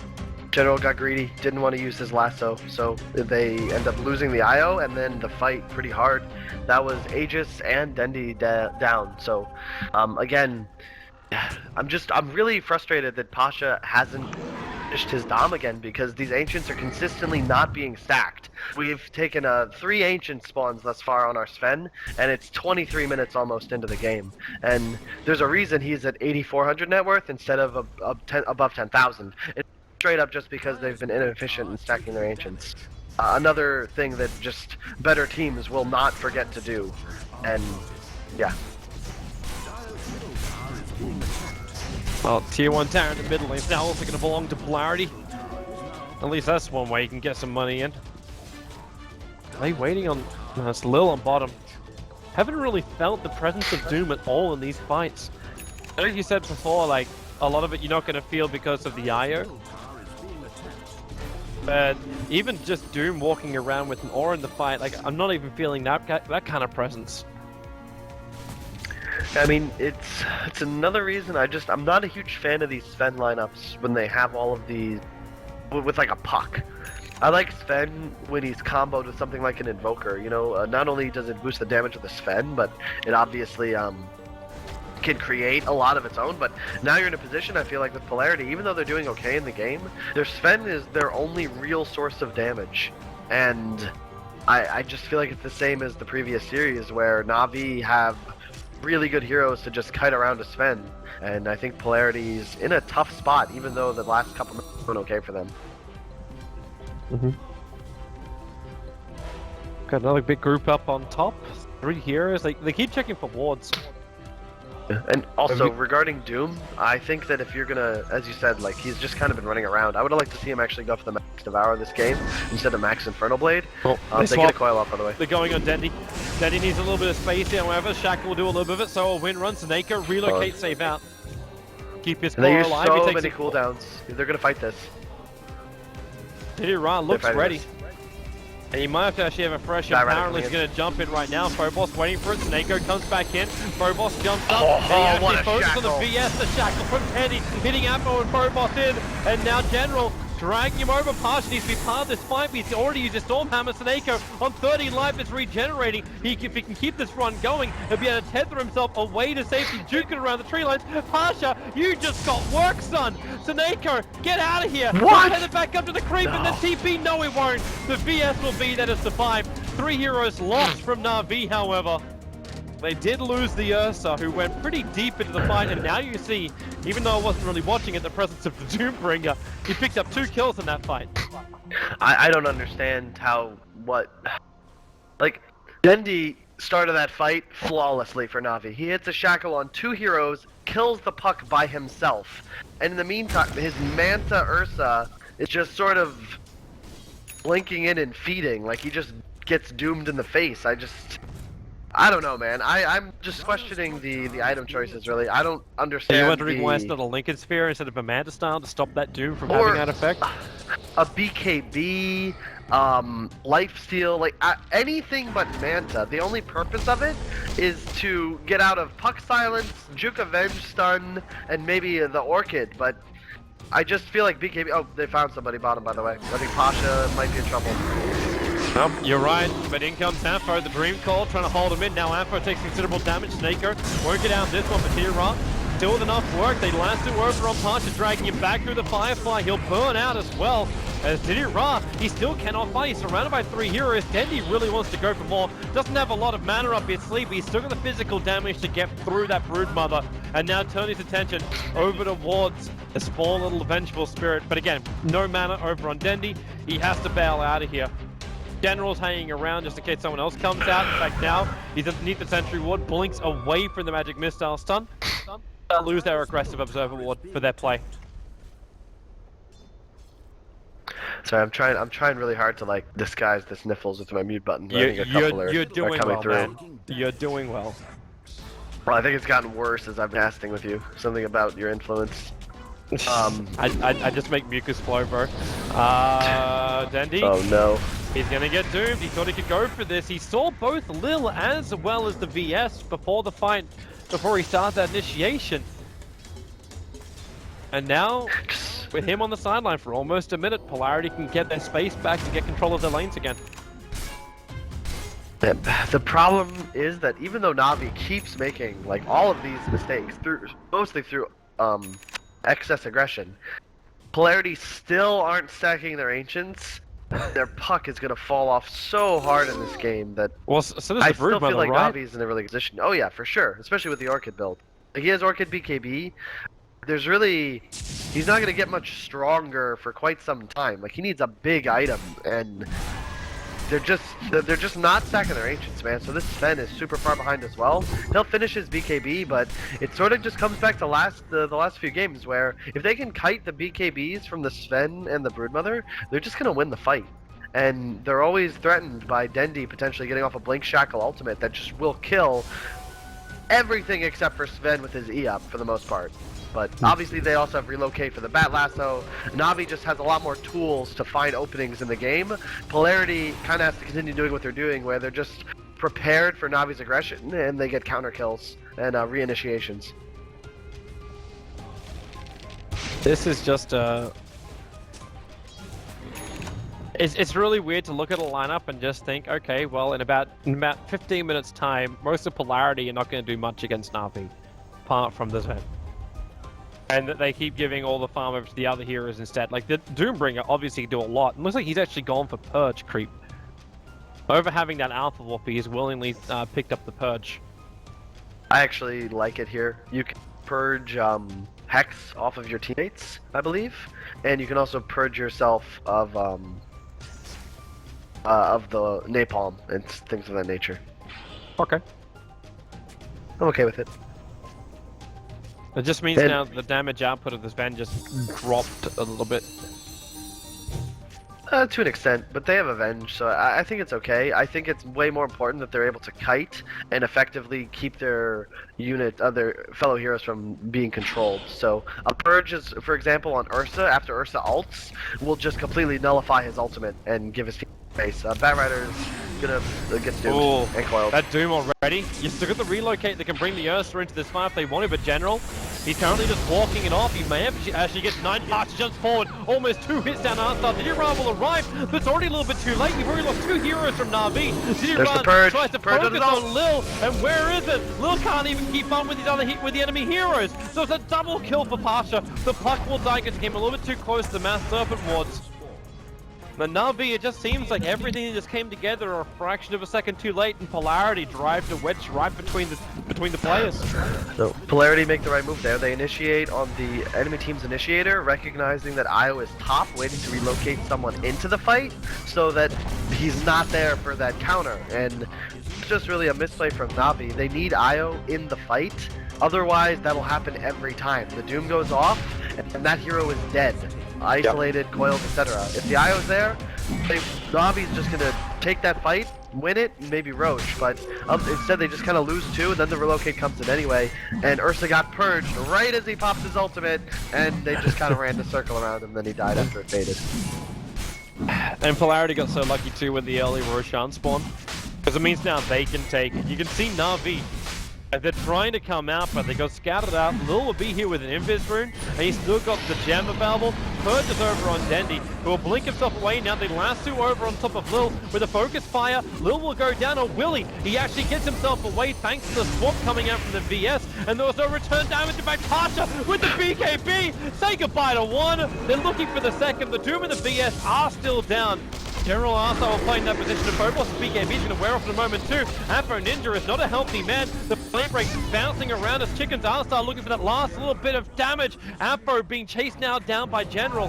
Diego's the Immortal has triggered off General. Misses the target. Napo just keeps being very, very elusive. Enzi has to win run back underneath the tier 2 tower. No Stormbolt. He breaks for the tree line into that Invis, but he cannot walk away far enough. Pasha with the triple kill. Na'Vi losing so much. He did fight back on the Doombringer for that fight. Not sure what that did, but still, they do manage to get most of Na'Vi down for that. And just one thing to note there was the lack of BKB once again just kind of kills the Ursa, where he gets his Manta off, but kind of just dies immediately afterwards. And I didn't even mention this, but one big thing people forget about Broodmother is the incapacitating bite. So every time he attacks Ursa, he's going to give him 60% miss and 40% move slow. So even if Ursa's ulted and literally just auto attacks Brood in the face, like he doesn't even care because he's only going to connect on like 1 out of every 3. So Ursa's damage output just becomes almost non-existent, and it just kind of comes back once again to item choice. I mean, it doesn't necessarily have to be a BKB, but the item was 100% not Manta in this game. Well, now, Na'Vi in a world of hurt. They've lost about 10,000 worth of net worth over the course of the last 10 minutes. The experience has gone by almost, well, the experience is roughly approaching 15,000 in the swing. They had such a big advantage, and now they're falling further and further behind. A Monkey King Bar is the next item up for the Sven. He's got Blink, Armlet, BKB, and that MKB. So now Dendi has no real safe place to be. They need to have some of the greatest initiations in the history of Na'Vi in order to actually get the game back under control. Or else we are going to a 3rd game. I don't know, Toby. It's getting kind of scary for them. We're gonna have an MKB soon on the Broodmother. This is nice for General, really at least. Found a target. Gonna catch out Phobos. Afro. Well, here comes Diddy-Ra trying to go to work. Phobos almost down for the count, but thanks to Dream Call, there's no easy way to follow this. Lil did come in as well with his Doom, but then the cleave! Pasha takes out 3! A wham bam, not even a thank you. Phobos starts leeching life out with insatiable hunger, but Diddy-Ra is on the run. He'll blink away to safety, and that may just be a lane of racks. They need a creep wave, however. That's the downside. That's kind of game, though. I mean, it's still possible, but like you kind of just saw, there's an MKB now on the Sven. He actually just got rid of his lifesteal for the cheese. Soon to be an MKB finished on the Broodmother. And Ursa's just like at this point an item behind both enemy cores. Same with Dendi, and they need Dream initiation to win a fight at this point. So I think we're most likely headed for a game 3. It looks to be the case, but for now Na'Vi still will hold the line. They have Diddy-Ra with his BKB up. He'll have to reveal it as he defends the bottom lane. Looks like Lil's preparing himself for the top lane defense, but General's pushing in. General's almost got his own BKB, so that initiation isn't outside of the realm of possibility. You've got Blinks over on a Shadow Shaman, you've got Mass Serpent more damage, plus his Hexes, plus his Shackles. Then he still has the Chrysalis, or a couple of Lucky Crys if you can finish up the Daedalus off one, like, maybe a small engagement, like one pick-off. Na'Vi still have a path back into this. The Polarity looking better and better. Like, the Doom is about to get his own BKB if he's just given more time. You're getting an Aghanims over on the puck. A lot of the BKBs of Na'Vi will be negated. The VS hasn't had to pick up much more. Like, she's done her job perfectly. The only question is, where does this Ven go? Like, if he is not getting his kited, you can actually just go directly into Satanic, right? Oh, Art Style? They're relocating up, they're going on Ampho. The Doombringer is here, but there's no Doom for 11 seconds. Didira, he wants a target, but who do you go on? Ampho's gonna jump in. The Mass Serpent Wards will drop as the puck walks away from Didira. The Doombringer, they actually kill off too. Didira's over in the tree line, but they move forward. The BKB is up, there's no swap, there's nothing to actually penetrate the BKB TP out. But Ampho will still survive through it. The initiation from Na'Vi failing, they wanted one pickup to create space. Now they've made more trouble for themselves. Na'Vi just, I mean, they're very talented. I think this roster is certainly one of the most promising they've had in the past couple of years, but I think the way they've played this game just demonstrates the polish that they still need to do for their team to have long-term success, because they were in a winning position in this game, and they just made so many mistakes, and they aren't playing as a team. Like, even that fight, like, they don't have 5 there. Now Dendy's just dead. Yeah. Pasha does still have BKB and cheese. Good Yols, yep. Yeah, that may just be the game right now. Didira is just surrounded by 5 Polarity heroes. You might get the buyback over on Dendy, but without the Ursa Warrior, you're missing a huge core. Radiant's bottom tower under fire. The Polarity will give them the respect. They will back up. They will keep this game going. They don't want to overcommit. For me, I think this game started tilting after you dove onto the tier 2 tower. Like, Na'Vi dove onto the tier 2 tower. Yep. Like, at that point, you're just like, what is sort of happening? And there's a pick off here, a pick off there. And say hello to Moonshot for Pasha. So they found another target. Oh, Phobos will go down. The relocate came in with Dendy.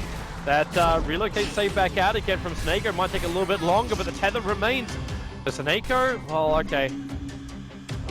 He actually just gets to relocate out in time. Dendy is not so lucky. Dead for 80 seconds to kill off a Broodmother. One thing I will say is that General is showing why this is like the only hero. I mean, okay, he's really good at Batrider. He's like a little bit behind the Ursa for #1 on his team, and he has yet to do any very crazy feats or initiation. So he's definitely playing well. It's just his team's not really on the same page, I don't feel. Oh, he's going to Shadow Blade up, looking for a target, finds Pasha. Where's that swap? VS is too far away. The Ursa trying to rip through him. Is he actually, well, he's inside the Mass Serpent Wars. Now he'll break free with the Mana Style. They pick off this vent. The Ghost Scepter delaying a little bit of time here for the VS to survive. R-Star as well, Snako will hang around for him. But they're chasing the bigger target. It's over towards Lil. With the buff up, Snako comes in and the Batrider will find the kill. 4 heroes lost Polarity. This is the reason why they backed out the top lane. They didn't want to give Na'Vi a bone. They just did. They thought they had the opportunity when Dendy was down.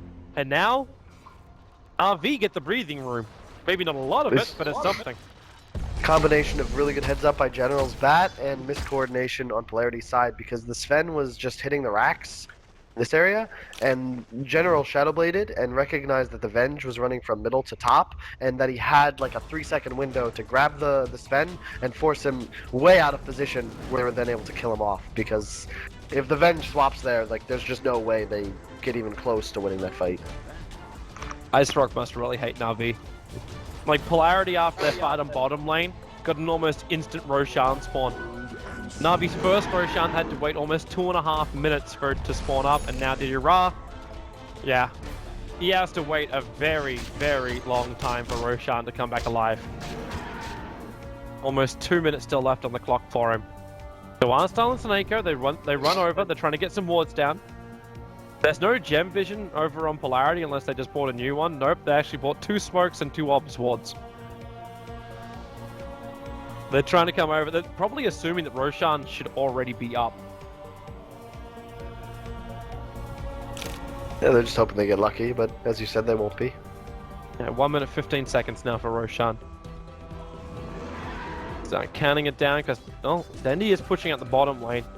They still don't know exactly where the Earth's going to go. With that Observer Ward up, General gets rid of 1 obs. He'll get swapped in, the BKB was up. He'll blink and 4-star down a little bit further. into the Radiant jungle, which is where the rest of Na'Vi is waiting. Arstyle, where's Smash up more? Now they come out. Lil shackled up 2 different ways. The Doom, he goes down without getting that ulti off. Pash, however, they're still able to clean up Arstyle, but where's the damage is coming in from Diddy Ra, trying to beat into Pasha. He's almost got him. The shackle from Dandy. It hits Phobos as well, so even the Broodmother can't be involved in this. Then he's just critting through that Broodmother. He'll go through another one. Afro may have picked up the Ursa. Chasing, actually, can he actually get away from this one? Not when he gets shackled again. You're thinking he had all the evasion abilities he required, but now 4 heroes lost for Polarity. Na'Vi can take that bottom tier 2 tower. They may not get much more, however. The mid lane's pushing it a little bit too far. But they will at least have, is he going back? Nope. Dendy in general just kind of keep making themselves out to be the best players in this game right now. General, like, once again blinks off the swap, and then hides around, and just catches the Doom before he can get doomed. And like, that wins them the fight right there. Dendy hits 3 massive shackles, and just tons of damage in this fight. I don't know, I mean, that's, like, look at how farm General is, man. He's 2nd in this game right now. That's ludicrous. And he has 4k to boot, so his next item will be very interesting to see. I really don't know what he would go here. I wouldn't be surprised to see a Lincoln's, to be honest. The Lincolns will be nice up against the Doombringer. Maybe he can actually give some extra protection to the Ursa. At the same time, maybe then, like you're missing a couple of big auras for their team. Is it even worth getting something like Assault Cuirass to battle up against the already tilted armor chain that VS and Sven are providing? It's not a bad idea, it just... I honestly don't know. You're not loving it for an initiation hero. No, not at all. I think you got one Lincoln's over on Seneko. He just gave the protection over to Dandy, but Diddy Ra might be the one in trouble. He BKBs up, he managed to grab the cheese. Then he has the Aegis of General, and again the swap this time around will be cancelling the last suit.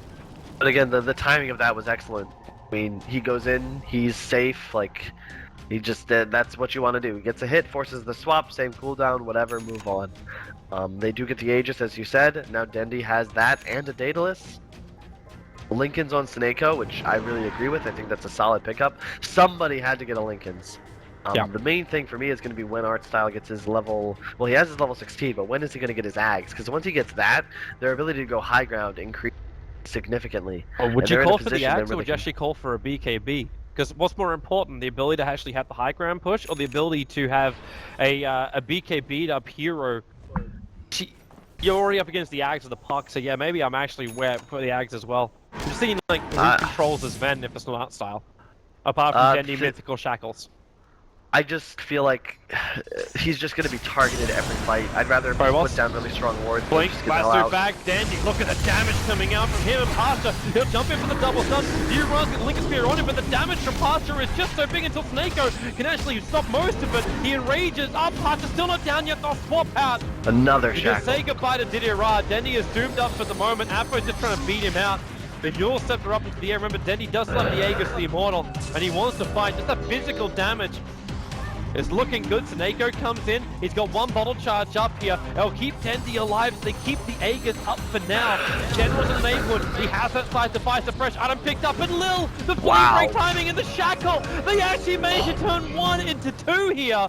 The blink away, he'll go down south, but Denny right behind him. Is there a crypt? No, there's a phase shift. Afro, another Yule Scepter. General, hot on the tail. The flame break flies forward. It'll hit him, and once that burn starts ticking him down, another phase shift. Which way do you go now, Puck? Further down the river. Turns for the orb, burns the Aegis, the Immortal. General will run out of the Firefly time. So he sees Afro going into the tree line, gets the Hex off. There's the flame break, combining out with the sticky napalm. This should be a kill. But how long have they done this chase? Puck up into the air, blink dagger off cooldown. Now all the way, a little bit further up, but General sees him move. The gem is dropped. Na'Vi will finally get that kill. It cost him the Aegis, but it's not over yet. Hart is still in the neighborhood. He'll see General, gets the stun. The force up actually went out from General, but there's your relocate on the way. Seneko back into the fight as Pasha is on the run. Danny's got his blink off cooldown in 4 seconds time, but it's a little bit too long. They have to get the hell out of here. They're underneath Radiant Vision, and they do not want to get caught out. Pasha, there's your blink forward. But Na'Vi, they're finally going to leave. great plays all around. Puck choosing to orb back and kill Dendi versus securing he would stay alive was a really big play, but that fight only goes as well as it did for Na'Vi because Pashu made a big mistake, got the double stun on Io Ursa, and chose to target the Ursa without being able to cleave the Io. You have to kill Io. It's rule number 1 of playing against these sorts of lineups, and he just chooses to ignore him. And it doesn't matter if you think you can kill the Ursa before ulti, you always kill Io first. And that's the reason like 3 Na'Vi heroes were able to stay alive for as long as they did. So they need to edit that before they take this next engagement, because the Io must die, especially when it's someone like Seneco's on it. Well, here they go again. Polarity running up to that mid lane. Arnstall's the only one that's really showcasing himself. Snake is the neighborhood. He's going to get actually chipped up a little bit by a couple of broodlings. Forgot these things even exist on the map. Actually, where is even that top lane pressure? Like, Phobos potentially, like, well, then again, he got picked up so much, didn't he? That he can't go up to the top lane. It's not only that, I mean, the time of the game where a Brood can just kind of sit there and it's just kind of gone. Like, at this point, if he gets shackled by Dendi or lassoed by Bad, or even if Ursa just blinks on him, he'd still die. So, at this point in the game, he can't really play like a Brood Mother anymore. He's just an agility hero. Which isn't terrific, considering right now that agility hero is just carved up by both Ursa and the Wind Ranger. And as time goes on too, like Dendi's on his way to his own Lincoln Sphere at the moment. He can also pick that up. Like his stats have already increased with the Ultimate Orb. Actually, is it the Lincolns or is it the Scythe go along with the one the Bat Rider's got? They could potentially just kite out this Ven who's BKB'd in a 5 seconds duration. I think it's going to be a Lincoln's. They have no real good cancel for a Lincoln's right now, and it prevents them from being surprise jumped with a swap, a Sven stun, something like that. It allows you to for against like that one hero jumping on you immediately. I think Lincoln's is the right choice here. They definitely don't need more control. They have a lasso, they have a hex, they have shackles, they have a shadow shaman. Oh, Snake! Need to make sure they don't die. You didn't want to come into this one. He's going to Glimmer Cape up, but he's already dusted, so there's no way for him to survive this. The committal of the Dream Coil as well. At the very last moment there. There's still 70 seconds on the cooldown where you're trying to go high ground against Na'Vi. I mean, but at this point, like, now all they need to do, if they can doom the Ursa or the Wind Ranger, like, this is a rack. It's 100%. Like, there's no buyback on the IO. The Venge just has to not be sleeping when this lasso comes in. Well, here comes Bat Rider. Pasha picked up, and he's back. There's the BS swap, and that range. And Arthur just throws down Mass Openwards. It's the only thing he can do before he dies. There's 2 supports down. They keep Polarity out for the moment, however. But they've got a... Polarity's just playing this so much more passively than I think situation warrants. Like, there's 2 supports down. Lasso is down. What... If you're not gonna push here, like, when are you gonna feel secure enough to push? That should very easily be a Rax, 100%. You're on a lineup with a Broodmother. Like, Broodmother is renowned for, like, 45 minutes into the game, her push doesn't mean jack. As you said yourself, like, she's just an agility hero right now. But what's your other concern on the field? Like, does Ven need a critical item? His Daedalus is getting closer. In fact, he can buy the Daedalus now, he just won't have buyback. Probably something he doesn't want to do. Relocate, coming in bottom lane. Lil, flame breaked up. He's going to Doom on general, but Diddy Ra's going to make very big mincemeat of this Doombringer. Masu was never used. You're going to pick off on the Doombringer, and now more space is just being created by Na'Vi. No buyback on the Doom, so let's see what Na'Vi chooses to do with this opening. A lot of teams in this situation won't do a damn thing. Roche is not up, although it will be up about the time Doom respawns, so pretty lucky for Na'Vi if they're going to catch that, but they will look to take the tier 2 mid it appears, but I would have actually liked to see them maybe even pressure for high ground a bit. The sieging ability of a Wind Ranger is nuts, and without the Doom, you're really only afraid of a Sven, and it's just so easy to deal with him. They see Phobos. I don't see him now because he got out of range of the gem, obviously, of General. Became a little bit more visible. Na'Vi will take this tier 2 tower in the mid lane now. The full Abyssal Blade is completed on Diddy Ra. He sacrificed his buyback in order to have this. Another 1,000 gold, he'll actually have his buyback anyway. The Snaker's going to have a hard time keeping Diddy Ra alive. And Na'Vi, do you want to? Yeah, they're going to come up. They put the Lincoln Sphere over on the Ursa. I really want to see Dendi hitting this, though. He's their main source of damage. You definitely should be switching this. He is holding back. They're almost like they're baiting with Diddy Ra because he's got the cheat, but now Blink Lasso, Phobos pulled out the heck, actually got the Vengeful Spirit, Arstyle open up a lot of space for Pasha! Oh my! He hits like an absolute truck! Diddy-Ra will still be able to get the advantage there. Broodmother buys back into this fight. The Eul Scepter up, Diddy-Ra is going to drop, but the Master Force take the range rank. That's the only big advantage that Na'Vi managed to get from this. And I say big, it's quite small. I mean, that's a great fight, and then Rasta, Wind Ranger, and Bat all died with Sven's cleave, and he didn't even, like, they played it well. Like, Ursa immediately jumped on and popped the Abyssal, but, like, if Dendy's not going to try and kill the Rax, he's got to position himself way better. And they all got distracted by the target General had lassoed, and Sven just made him pay for it very quickly. They didn't even use Doom. Nope. They did buyback on the Broodmother. That's the only sacrifice that had to be made by Polarity. Don't back. Why are they backing? They're expecting, what? They don't have the Doombringer with them. Like, Doom was never there to fight. Like, the Doombringer is currently farming up the bottom lane, and this Ven being down, maybe they just don't have any kind of confidence without this Ven on the field. But you bought back on the two heroes who kind of don't need to buy anything else. Like, General, sure, if he can buy BTs, that would be terrific for him. But, like, Ursa saves his cash. Dendy saves his cash. I mean, that's the second time I feel like Polarity was much too passive for a team that's going to win this game. And they're banking on I hate when you're banking on winning a fight in a game that's this close. You want to, every time you have an advantage, you need to press and force with that advantage, because otherwise you're gonna put yourself in a position where now you are still gonna need to fight, except now it'll be on even terms, and you can't control your environment. It'll be around this Roche, as an example, 5-on-5 instead of forcing buybacks. They force a buyback on the Ursa or the Wind Ranger, suddenly killing that target straight up wins you the game if you can do it at the start of the fight. And I just don't like this play, Toby, and now they're not really ready to contest this Roche either, and Na'Vi does it very quickly. Yeah, the only issue is they got to keep Roshan inside the pit. Right now he's walking out because General is aggroing him. But Diddy-Ra, what's he also waiting for? Is he really worried the Polarity is that close? They want to take the fight before they slip in for Roshan? Polarity are moving over at the moment. Now, there's no vision on the radiant side of the map apart from that one observer ward watching the secret shop of Polarity.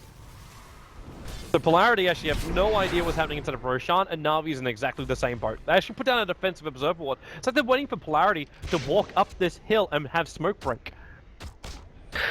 I would have preferred to see them just do Roche, I think. They can just do it so quickly, and they had a very large window. Now it's just going to be a high ground waiting game. Yeah, both teams really just not capitalizing on their opportunities.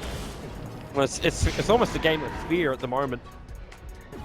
Hey, each team is just cradling inside their corner in fetal position, hoping that everything is going to be alright as long as Mother sings to me. Are they ready? Like, because what does Polarity even do here? Like, you don't want to start Roshan. Because if you start Roshan, you can get counter-initiated on. No, you just blink into Roche right now, and you just start doing Here's it, the and smoke you move. double Linkens them. Here's the smoke move with Polarity. General's already triggered up that Firefly of his, so he's got a little bit of flying vision. Roshan's going to get aggroed out as well, but halfway through the smoke duration of Polarity. Bottom lane continues to be pushed out. Diddy-Ra shows himself in Polarity. They just go for it. They know that someone here can be killed. And will it be the Earth? They start with the Orchid. He'll mander it off. And Diddy-Ra, he actually, well, he just tanks everything. But now Dendy's and they could even save him. He could have pulled him out in time. 3 heroes down, 2 for the price of 1 for the moment. Diddy-Ra still low on life. He'll trigger the Chief try and move over and kill off Pasha with the control of General. They're able to do so. Arstyle may be dropping as General blinks over. Is he going to flame break? Something that can cancel the TP out of the Vengeful Spirit? No, they do not. And there was no lucky batch from Diddy-Ra. So the skirmish has continued. Dendy comes in, Phobos. He walks in range of the vision. And Diddy-Ra, there's your bash. Phobos is down, a triple kill for the Ursaporia, and now we will see who is the manliest of men, and the answer is Diddy-Ra. It's an ultra kill for him. They search for Afro Ninja. He'll phase shift and blink. Where did that puck go? He went a lot further north. Roshan is available and Didier can now finally go in and take this. So Denny can get cheese, Didier can get Aegis or vice versa. I do not care which, but go for Roshan. Yep. And now they know, if I'm Navi right now, you're calling for throne. You can see Puck desperately trying to pull the creep wave away. This is the right move, but he might die for it. Oh, no lasso for a little bit. But again, like, Apo has made Navi chase him multiple times in this game. Like, can you even care about this? Just go for mid. No, you literally just go for throne right now. You know there's no Sven. They don't know this, but there's no Broodmother either. They should actually, if they had a timer, know his buyback is still down. Like, this is, again, if Navi has won the game if they just make the right decision and go kill the buildings. Like, they have won. And I just hope they realize this, because, okay, here they come. Rex. If they get Megas, I'm okay with it, but they need to understand, like, they've won the game. Well, they have a 56-second window. Then you can actually solo that mid-rank. So it's like they're trying to force out the fortification of polarity, which does still exist, so they're going to let their melee die. They're not using fortification yet. In fact, they're going to let both the Righteous die, and they're going in for kills. The Shackle was there from Dendy. Arthur keeps his going. Lil will be on the sideline. They may just go straight for the GG now. They've taken out enough of polarity that Navi will be able to 2-0 out this series as they go, yep, tier 4 towers. Puck will buy back. They try and keep the battle going. So these tier 4 towers, man, he actually attacks so damn slow. 18 seconds. Fortification doesn't exist. General, no lasso available, and there it is. The GG well played will come out. Navi will take this series from polarity, and they will take it out 2-0, ending our 9 for the ESL 1, with both Navi advancing forward, as well as our previous series before. Yeah. Vega. The thing that separates the great teams from the good ones is measured aggression, and I think Navi demonstrated they are on the too aggressive side, and polarity certainly too passive in this game. And Navi just, I don't know, they had significantly more farm on all of their heroes, and they just outplayed their opponents. There's really no other way to put it. I think MVP of this game is 100% General. 12, 3, and 24. Don't give Navi Batrider. Just don't do it. Yeah, it's something that which more and more players feel like they can deal with, and it always felt too like the VS was dealing perfectly with the Batrider. Like, those SWAT timings were right, but General in this late period of the game, just damn, he's good. Well, Navi go 2-0. They'll advance themselves through into the semi-finals. They actually have a date up against Virtus Pro. So that is the two upper bracket semi-finals we have. We'll have Navi versus VP and Spirit versus Vega. We'll also be looking into the lower bracket of ESL 1, where we have DB Empire. F5 will be going up against Diggity. Praise will be going up against ATN, and AF will now actually have a matchup up against Polarity. So all the teams are still inside the qualifier, but we get through most of our first rounds, and there's more to come up. Tomorrow we've got more ESL qualifiers at 11 o'clock in the morning CEST, or if you're tuning in over in Asia, I believe will be roughly 6 p.m. in the afternoon. You'll have Capitalist casting out the ESL Frankfurt Southeast Asian qualifiers, and tomorrow night we also have the ESL lower bracket round 1 match happening. We actually got a couple of ESL matches, so it's actually the same time as we started up tonight at 6 p.m. You can tune in for those games. I'll actually be casting with Heen tomorrow evening as we do the EC qualifiers, the lower bracket semi-finals and the winners bracket final for those. So it should be terrific Dota tomorrow night. Join Dota every single night. We are pumping out Dota 2 coming your way. I hope you enjoy it all, because you can check out whenever we have a broadcast live over at joindota.com. We got a big countdown timer for you. So if you don't know what CEST is, all you gotta do is just look at the countdown timer. And last but not least, I want to thank Swindles for sticking around, even though he was cold, has a cold. Thank you very much, man. It's much appreciated.